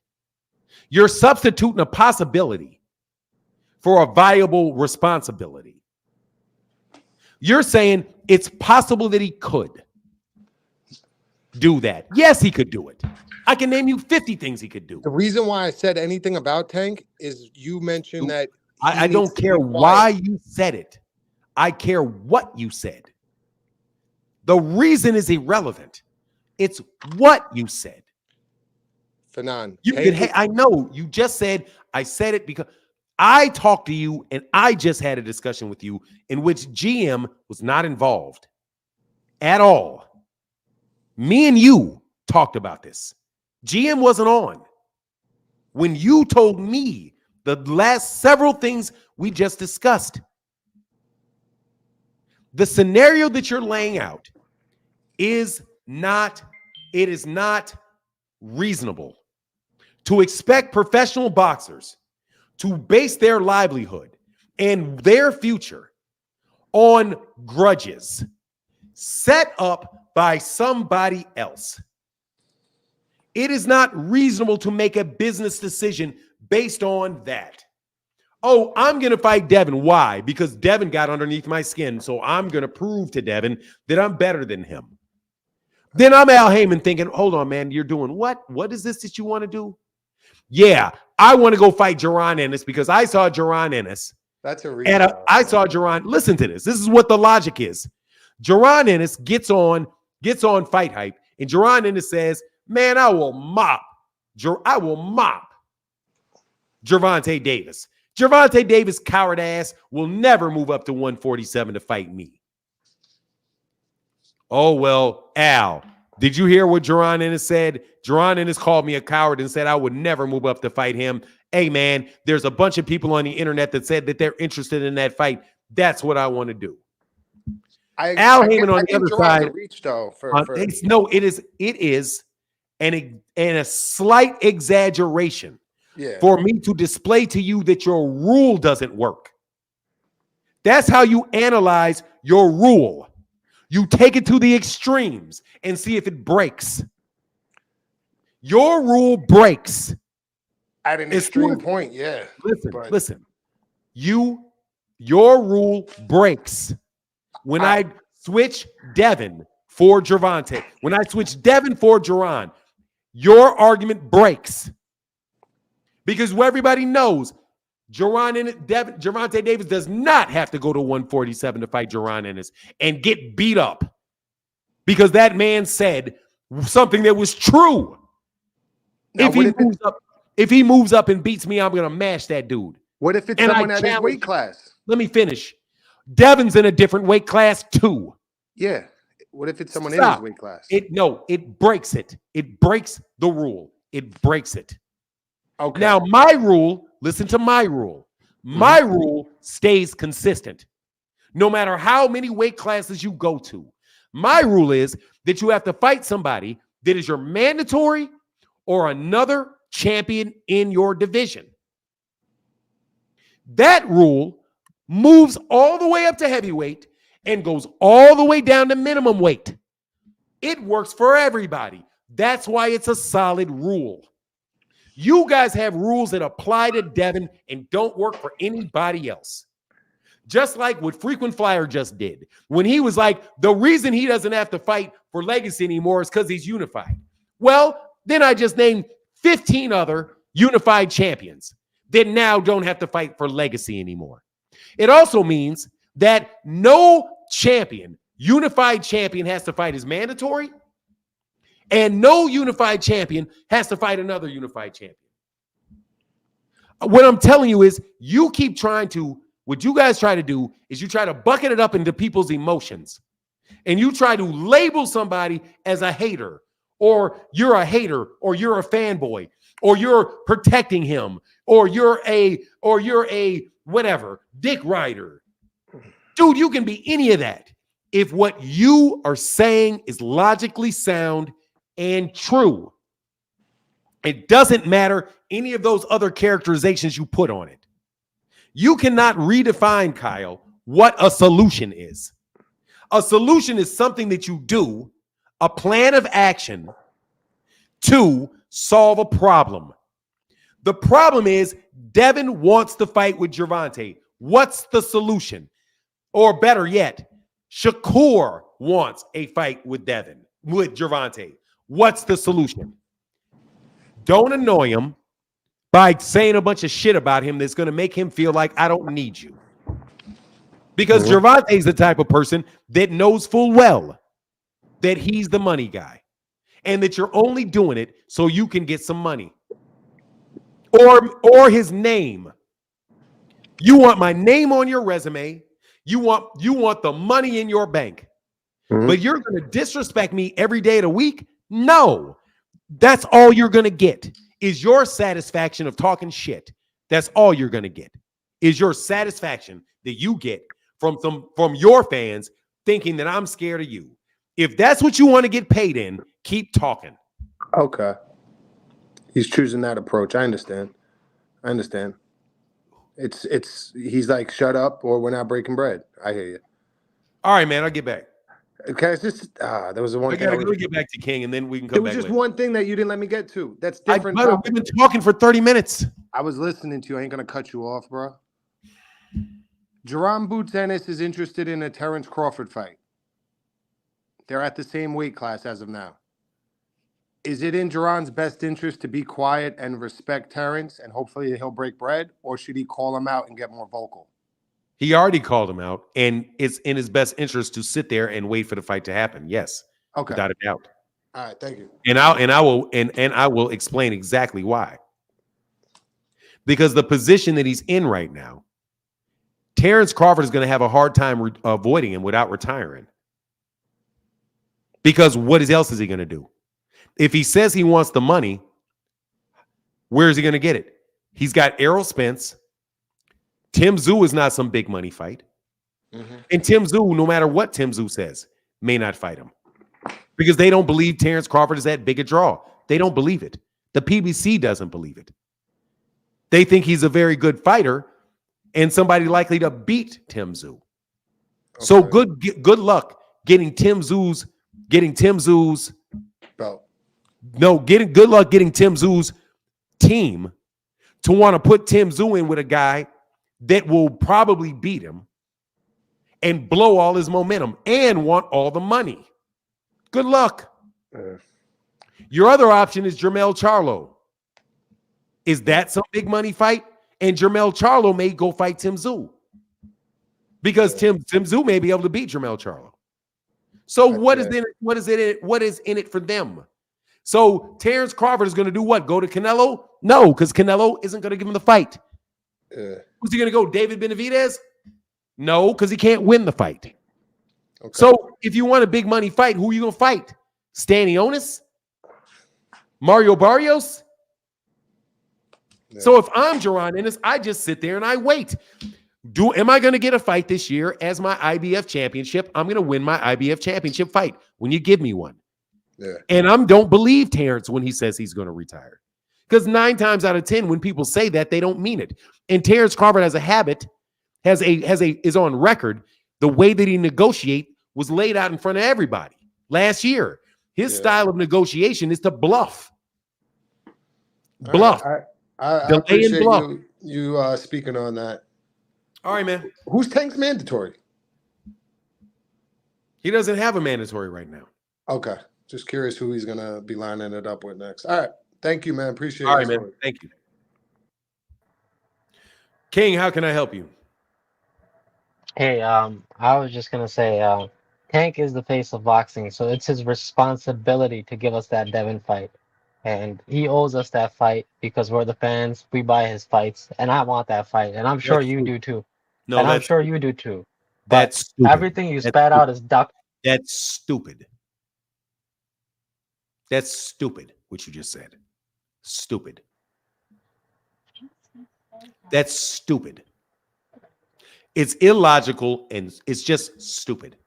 So, no, it's stupid what you said. So you said Tank Davis is the face of boxing, right? Yeah. Is that what you said? Mm-hmm. So therefore he owes what? He owes us the Devin Haney fight? Yes, because that's what people want to see. It's his responsibility. People want to see what people want to see it. Everybody wants to see that fight. No, not everybody wants to see Devin Haney fight. I'm saying with Gervonta. Everybody wants to see Gervonta Davis fight then. With Devin Haney, yes. No, that's not a big fight, bro. That's one of the biggest fights in First boxing. of all, why as the face of boxing do you owe somebody anything? Because we're paying for his fights, man. Aren't you? Don't you want to see him in like the big fights, like the fights that are for legacy? I saw him in a big fight. You're from that old school era, so you know what I'm talking about. Dumbass. He's the face of boxing because people are getting what they want. That's why you're the face of boxing, because you're giving people what they want. Listen, that's the reason why I said what you said is stupid. Because the face of boxing is the guy that is giving fans what they want to see. That's the definition. When you think boxing, you think Tank. Why? Because Tank is the one that is giving people the fights that they want to see. It's the other fighters that need to be giving the fans more. Because if they were giving people the fights that they wanted to see, people would be watching them. But they're not watching them. So the problem is them. They're the ones not giving people the fights that they want to see. The reason that Gervonta Davis became the face of boxing and Canelo Alvarez became the face of boxing and Floyd Mayweather became the face of boxing is that they were giving people what they wanted. And the way that we know that is because of the tickets that they sold and the pay-per-views that they sold. Gervonta got his fame from that co-main event with McGregor and Floyd. That's how he got his shine. Then guess what he did? He got his fame by doing something that people wanted to see. He was under that Floyd banner. That's why he's such a big star. They wanted to see it. You, realistically speaking, why don't you want that Devin fight, bro? I don't understand. I honestly don't give a shit. because Devin left the weight class, and Devin doesn't want the fight. So you'll continue to buy that man's fights, even though if it's Isaac Cruz too, or whatever it may be. Absolutely. Absolutely. Wow. Absolutely. Like everybody else will, like everybody else has. If I'm going to buy Isaac Cruz 1, why wouldn't I buy Isaac Cruz 2? Why wouldn't? Why shouldn't I buy? Why shouldn't I buy? Why shouldn't I buy Gervonta Davis versus? Why shouldn't I buy Gervonta Davis versus Frank Martin? Why shouldn't I? How many champions has Gervonta Tank Davis beaten? Why shouldn't I buy Gervonta Davis versus Frank Martin? Why shouldn't I? It's a decent fight, but I don't think it's that I level asked of fight. why shouldn't I buy it? Frank Martin is not that big of a name. In my Okay, opinion. so he's not that big a name. Should I buy Devin Haney versus Ryan Garcia? They've both been on pay-per-views before, and they've done some good numbers. So why Dude, not? so you say it's not okay for me to buy Gervonta Davis, buy a fight with Gervonta Davis against one of the top-ranked guys in the lightweight division, but I should buy Devin Haney fighting Gervonta Davis's leftovers.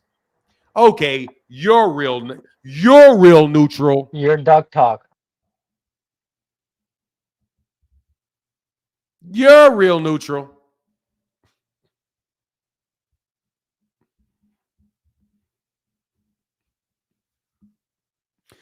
No, Tank has beaten more than 2 fighters for belts.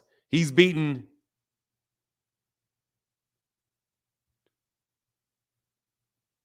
3. Gervonta Davis beat 3 people for titles. 3. That's more than Devin. 3. He beat Jorge Pedraza. He beat Leo Santa Cruz. And he beat Mario Barrios. He beat 3. What's up, Zenith? Hank, I see you, upper echelon. Haney called out Tank. Tank sent Espinoza. Devin said no. Tank said, if you're serious, call Al. The Haneys refused again. Devin was given 2 opportunities and said both no times. The bluff been called and proved Haney was all talk. I mean, that's quite obvious.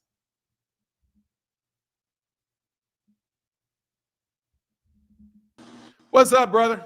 What's going on? This is gonna be real quick. I got to take. Don't let it be quick. I got to get some tea.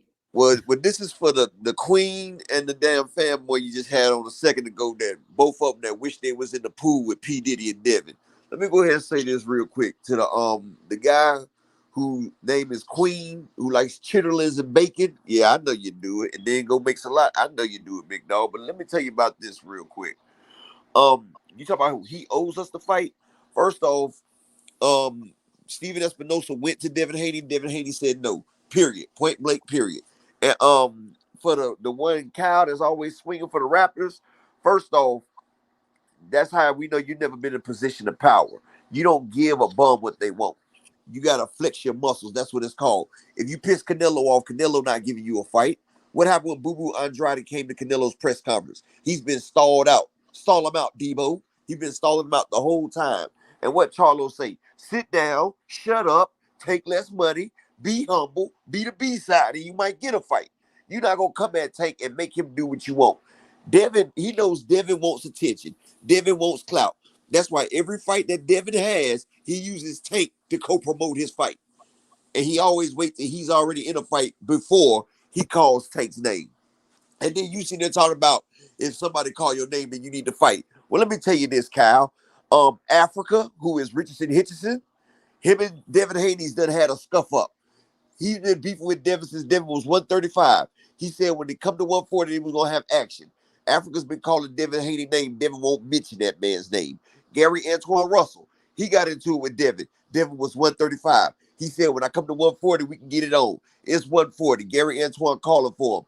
Devin ain't trying to see nothing. Sabril Matias, he called that man pussy. And that man ain't trying to do nothing. So check this out, bro. Don't Devin got to fight them 3 people.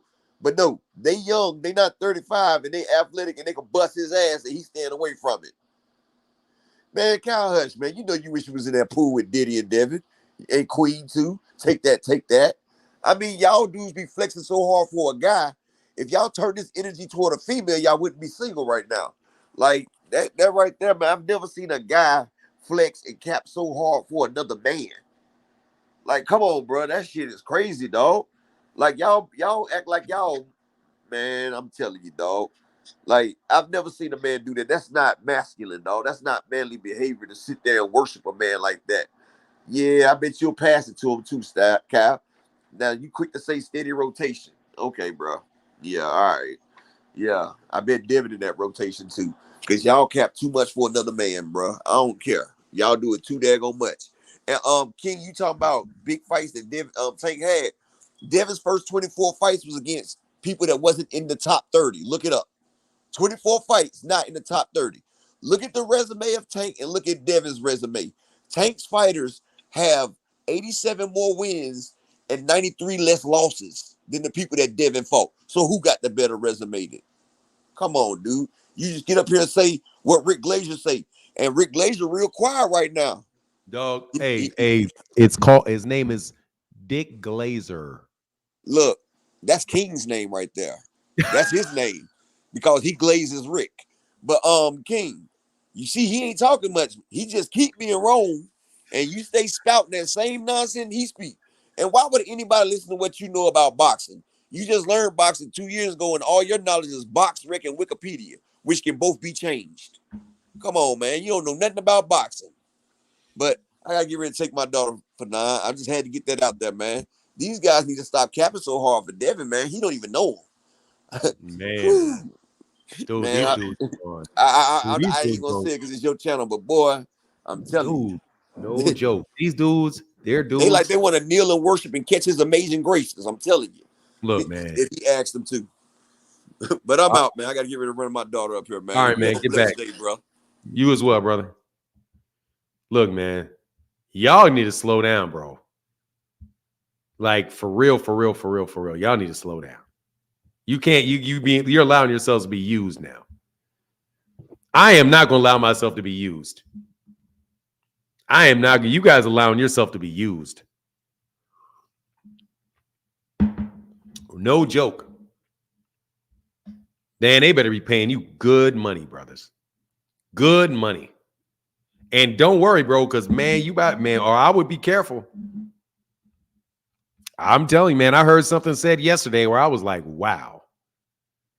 That right there is a lawsuit waiting to happen. That's a lawsuit. And I'm telling you one where your ass is probably going to lose it. Because you know what you said ain't true. It was a reckless disregard for the truth. And it is harmful. What up, Upper Echelon? One more thing I forgot to mention. If Devin and Ryan do great, then that means Ryan will be the face of boxing as well because Devin, he done did his pay-per-views. He did 150 with Loma, 35K without Loma. Ryan did 1.2 to 1.6 with Tank. And if he do any numbers with Devin, then really Ryan would be the face of boxing like No, Floyd Mayweather said. It you wouldn't don't be have to Devin. worry about it. You don't have to worry about it. What we're going to look at is that gate. Yeah, and guess who they gonna be accredited to? We're gonna credit the Ryan because we seen what Devin did without because y'all always talk about what Tank did before Ryan.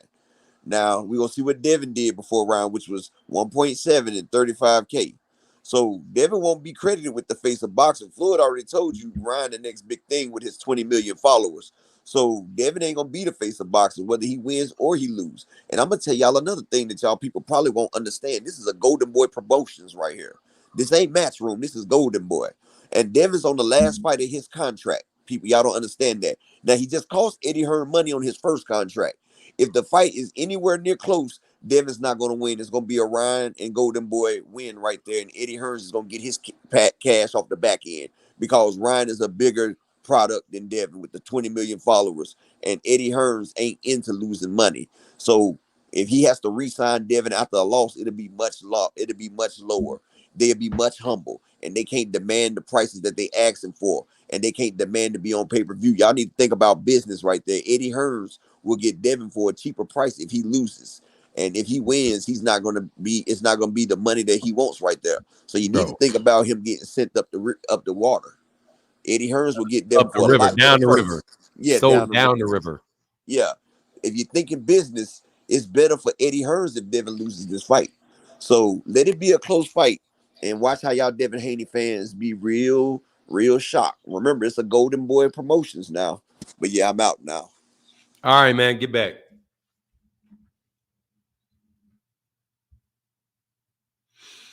Kyle, man, you under your feeling a little bit. It's not a good day for you today, Kyle.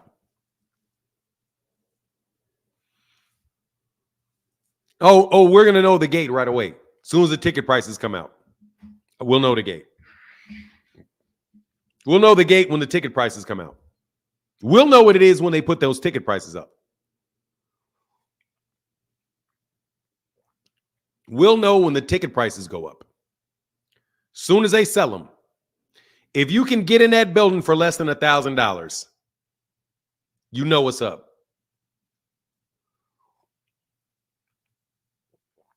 If you can get in the building for less than $1,000, you know what's up. If they're selling $1,000 tickets, that'll tell you what they really think. Let me ask you a question. Are you guys willing to pay $1,000 to see that fight? I am. I might be willing to pay $1,000 to see that fight.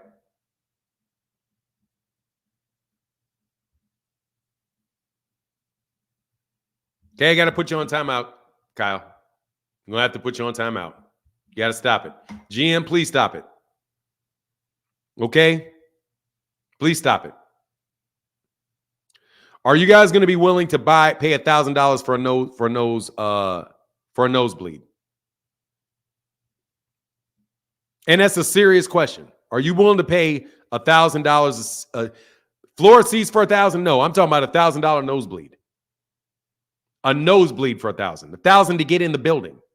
For Devin and Ryan. For Devin and Ryan.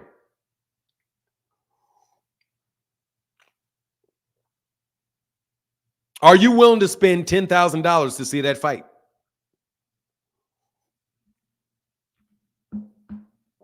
Are you willing to spend between $3,000 and $6,000 to see that fight? Between your airplane ticket, your hotel, your food. Is it like that for you?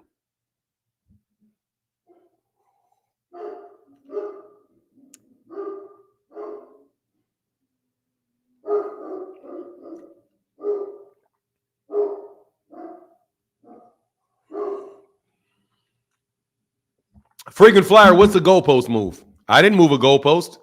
Freaking Flyer, how did I move a goalpost? I just put the goalpost up. Why do you guys keep saying moving the goalpost when that shit doesn't matter? When that Gervonta Davis's Errol Spence Jr. had to pay $1,000 to get in the building against Terrence Crawford.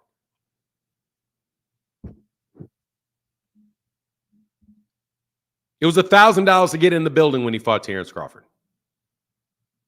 When Canelo Alvarez fought fought Caleb Plant, it was like $900 to get in that building.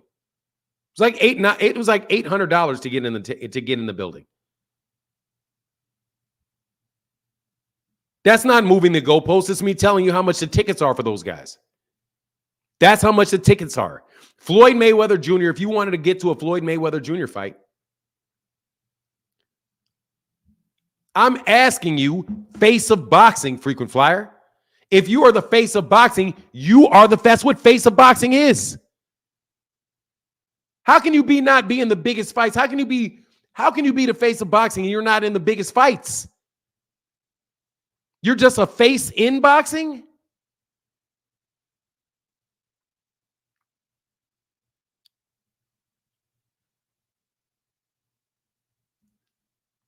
I paid $2,500 for that fight ticket. Yeah, like for real. Freaking flyer, click the link for a legitimate conversation. If Devin Haney just said he thinks this fight is the biggest fight of the year. Dude, Canelo is fighting this year. Canelo's got fights coming up this year. Gervonta's got fights coming up this year.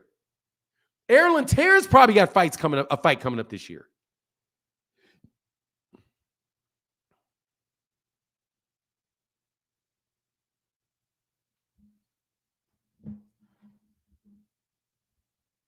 Kyle, you keep brushing aside stuff like we all know this.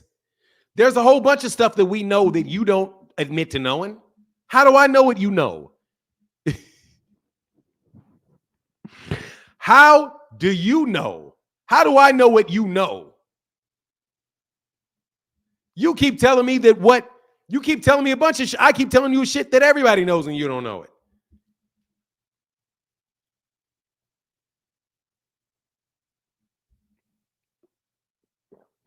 The cheapest was 800, which got sold for over to that. The most expensive was 11,000. So yeah, it's 800,000. Oh, seriously, man, I get discounts. I'm not reading about Kyle. Seriously, man, you've been killing me today, bro. You killed me today. I ain't gonna lie, bro. You killed me today. I was trying to be nice and all of that.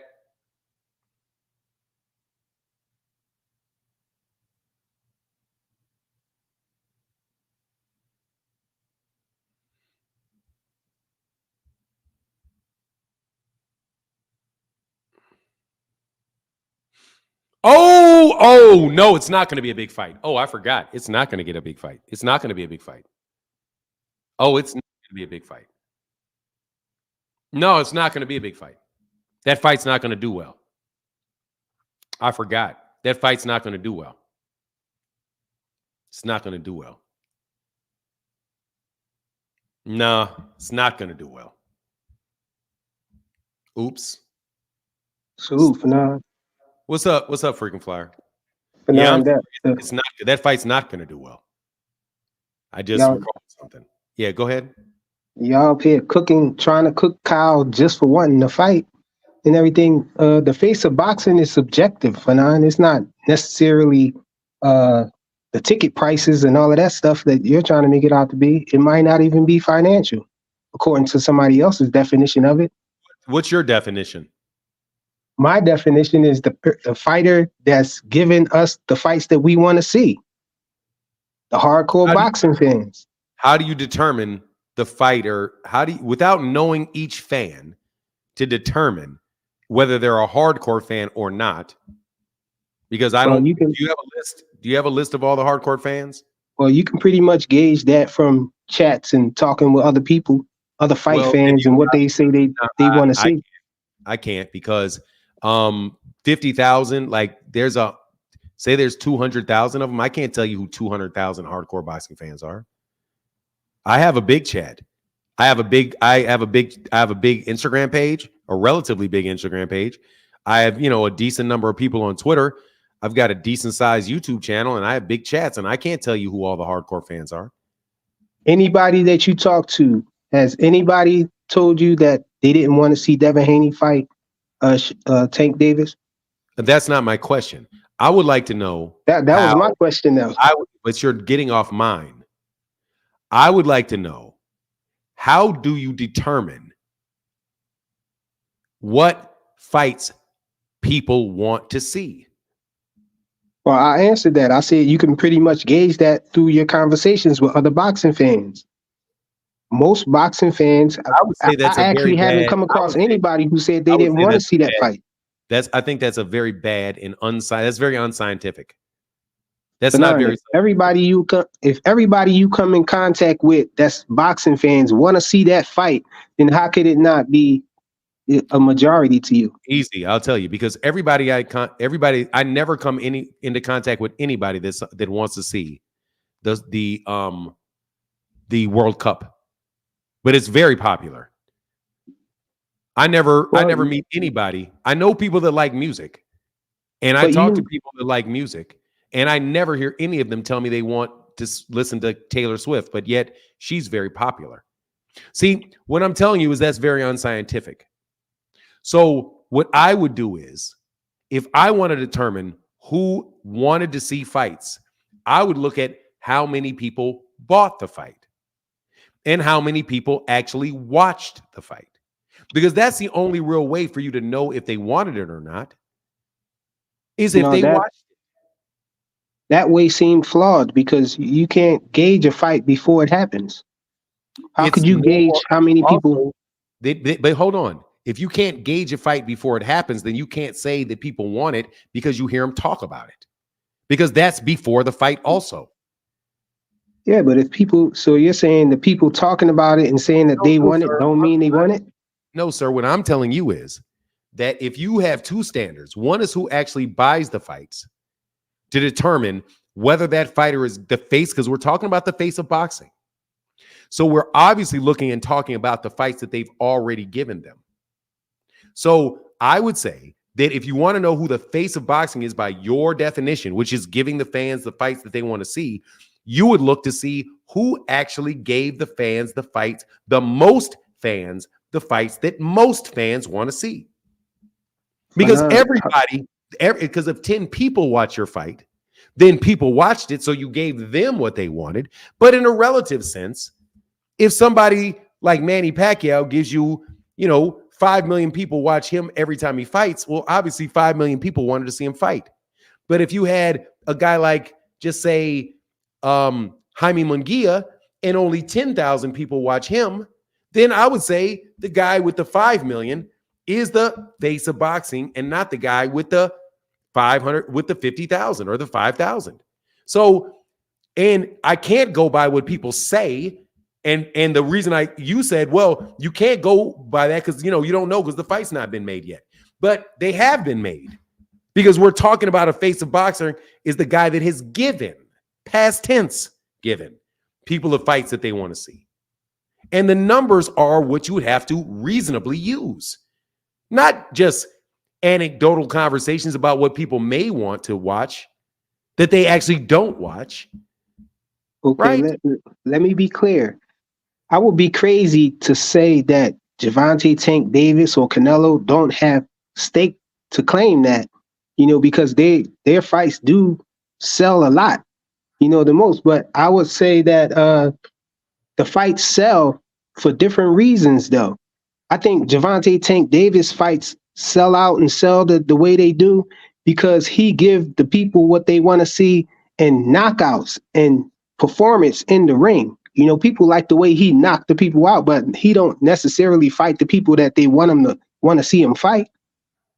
Last I checked, nobody wanted to see him fight like Pitbull, just to throw a name out there. Pitbull was a replacement, right? But that fight didn't do bad, right? Because people wanted to see Gervonta Tank Davis, and they wanted to see him knock somebody out, even though it didn't happen because he hurt his hand or whatever happened. But that's what we have come to expect from Gervonta Tank Davis, or at least look for it, for him to knock somebody out spectacularly. I got that. So Spectacularly. let me make sure I understand this.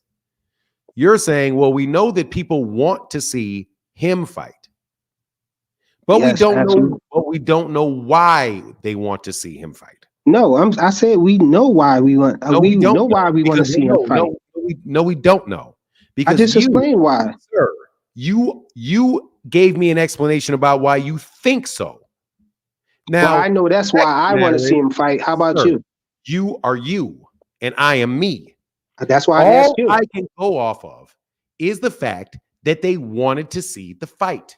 Whether they wanted to see the fight because they expected a knockout, or whether they wanted to see the fight because they thought it would be a good nap. It would go 12 rounds, there wouldn't be any action, and they could get a good sleep. It doesn't matter. They wanted to watch it. If you have music and they say, hey, why are you buying the Jackson 5 album? Because I want to hear Michael Jackson sing. I don't want to hear Marlon Jackson sing, but it doesn't matter because you still bought the album. Yeah, that's why I say it's not necessarily the fights that we want to see. Look, you are not we. You are just you. You are buying those fights, even though you want to see him fight someone else. You do not have the authority nor the information to speak for 1.2 million people that bought that last fight. You don't get to speak for them.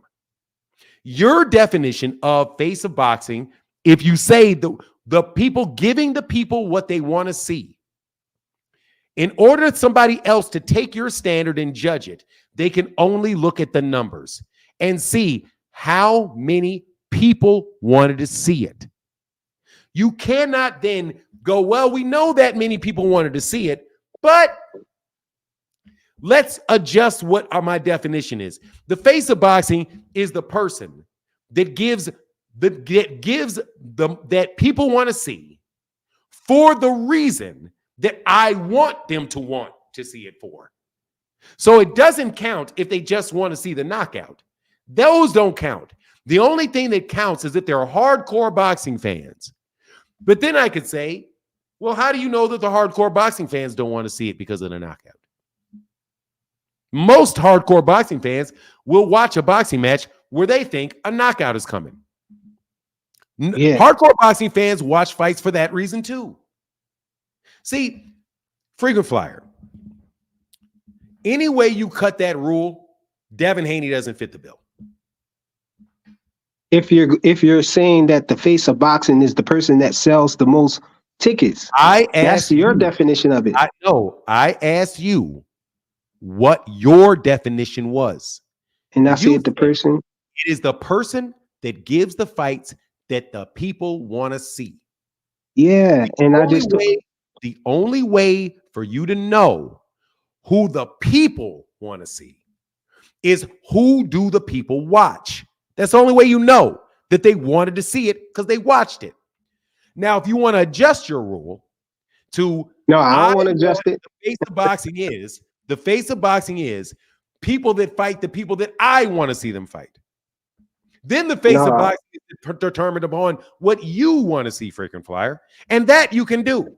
Because you can say, well, I didn't want to see that fight, so he's not the face of boxing. I wanted to see Devin fight George Kambosos, so he fought him. So to me, he's the face of boxing for me. He's my face of boxing. So if you want to say he's your face of boxing, cool.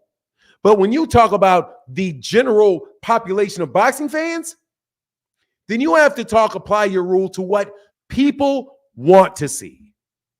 And that is and the only way that you know that is the number of people that actually watch him fight. That's the only fair objective standard. Not, well, I don't think this guy bought this for this reason. Well, I'm not going to count these guys because they didn't really want to see it. They wanted to see it for the wrong reason. So you tell me he didn't really want to see it. He wanted to see it for the wrong reason. I'm sorry, frequent flyer. I ain't say it was right or wrong. I ain't say it was right or wrong. Sure, it doesn't matter. If you tell me that he wanted to see the fight because of the knockout and because of Gervonta, and they just expect to see a fight from Gervonta, and that's why they wanted to see it. It doesn't matter, because guess what? They wanted to see it. Yeah, knockouts are exciting to people, right? Doesn't and matter. So that's what people want to see the most.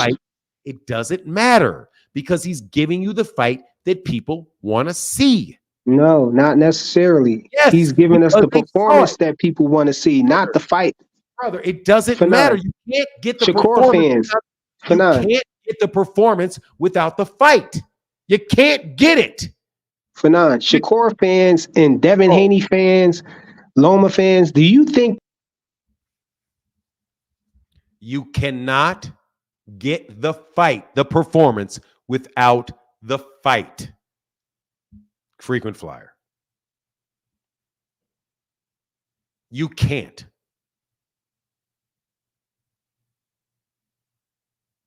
You can't. If the thing is you are giving people what they want to see, everybody has a different reason for what they want something for.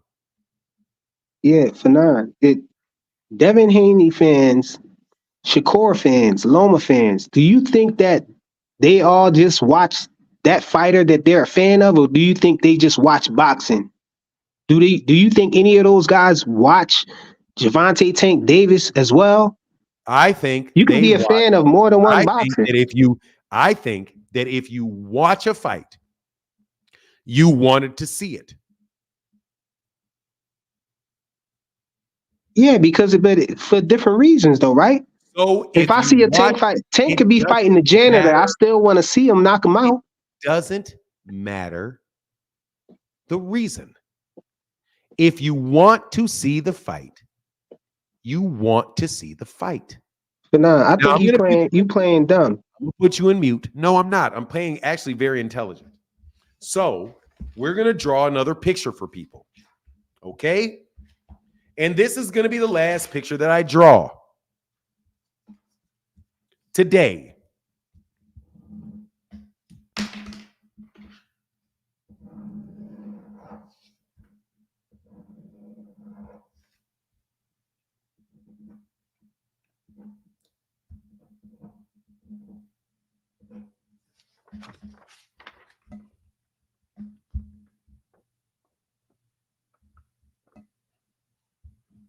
See, this is how we get past all this silliness. Do you see this picture? This is want to see and don't want to see. Yeah, I think you know what Now, I'm let me saying, ask but you you a just dancing around question. it for some reason. No, so I'm not dancing around anything. I You am are. going to put this in a way that intelligent people will know exactly what I'm saying, even though you're playing dumb. No, you dumbing Now, it down for knockout, slower people. It sounds. Look, knocking it out, knockouts. Now watch this.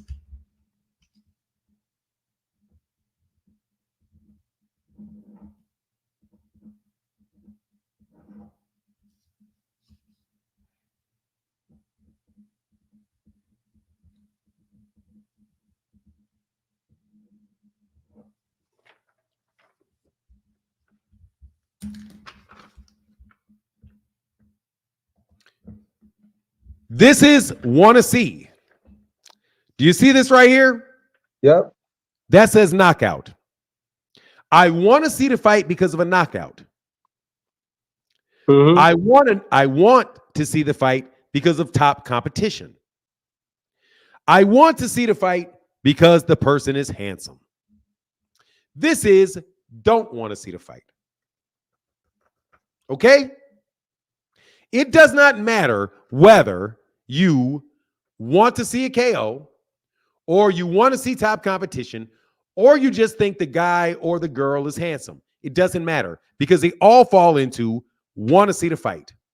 Yep. If you don't want to see the fight, it also doesn't matter if it is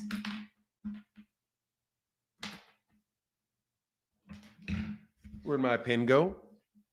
It doesn't matter if it's top competition,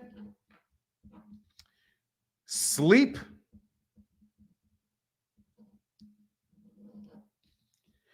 don't like boxing.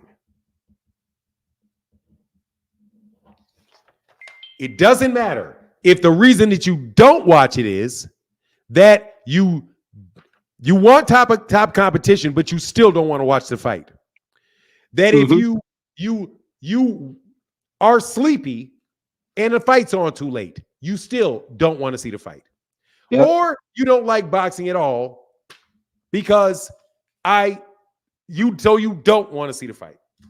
What you're trying to do is you're trying to separate people that want to see the fight into different categories.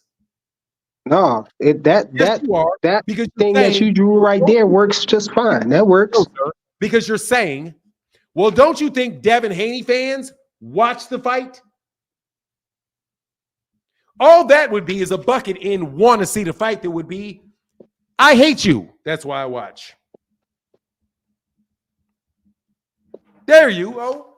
I hate Gervonta Davis. That's why I watch. Still want to see it. Why? Because No, you watch for it. Dude, freaking flyer. Seriously, man. none. Stop Put that playing paper. I'll see you later. See you later. That's enough of playing stupid. Stupid time is over. See you later. Okay? Stupid time is over. If you say, according to your definition, that the face of boxing is the person that's giving people what they want to see, then you have to say who do people want to see and who don't people want to see. There is more people in the want to see for Gervonta than there is for anybody else in boxing. You're not neutral at all. Kyle. You're not neutral. You are absolutely not neutral. You're just erratic. That's not neutral. I have to draw syllogisms for you guys. I really have to draw Venn diagrams for you guys. You guys are not very logical people, bro. Thank you for your time, freaking flyer. Under no scenario, under your definition, is Devin Haney the face of boxing. Unless your rule is what your rule really is. Frequent Flyer's rule really is the following. Frequent Flyer's real rule is the following.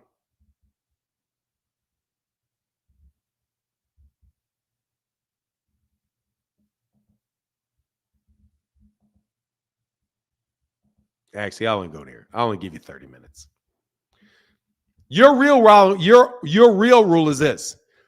Anybody could be the face of boxing if you want to see their fights. So he's like a virtual reality face of boxing. Like everybody's screen can turn to a different guy.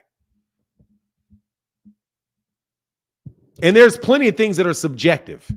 They can still be where the decision can still be based on rules. Reasonableness is subjective. You have to put yourself in the position of what would a reasonable person think in that situation? That's still subjective. What you believe a reasonable person would have thought. There's a rule and it's still subjective at the same time.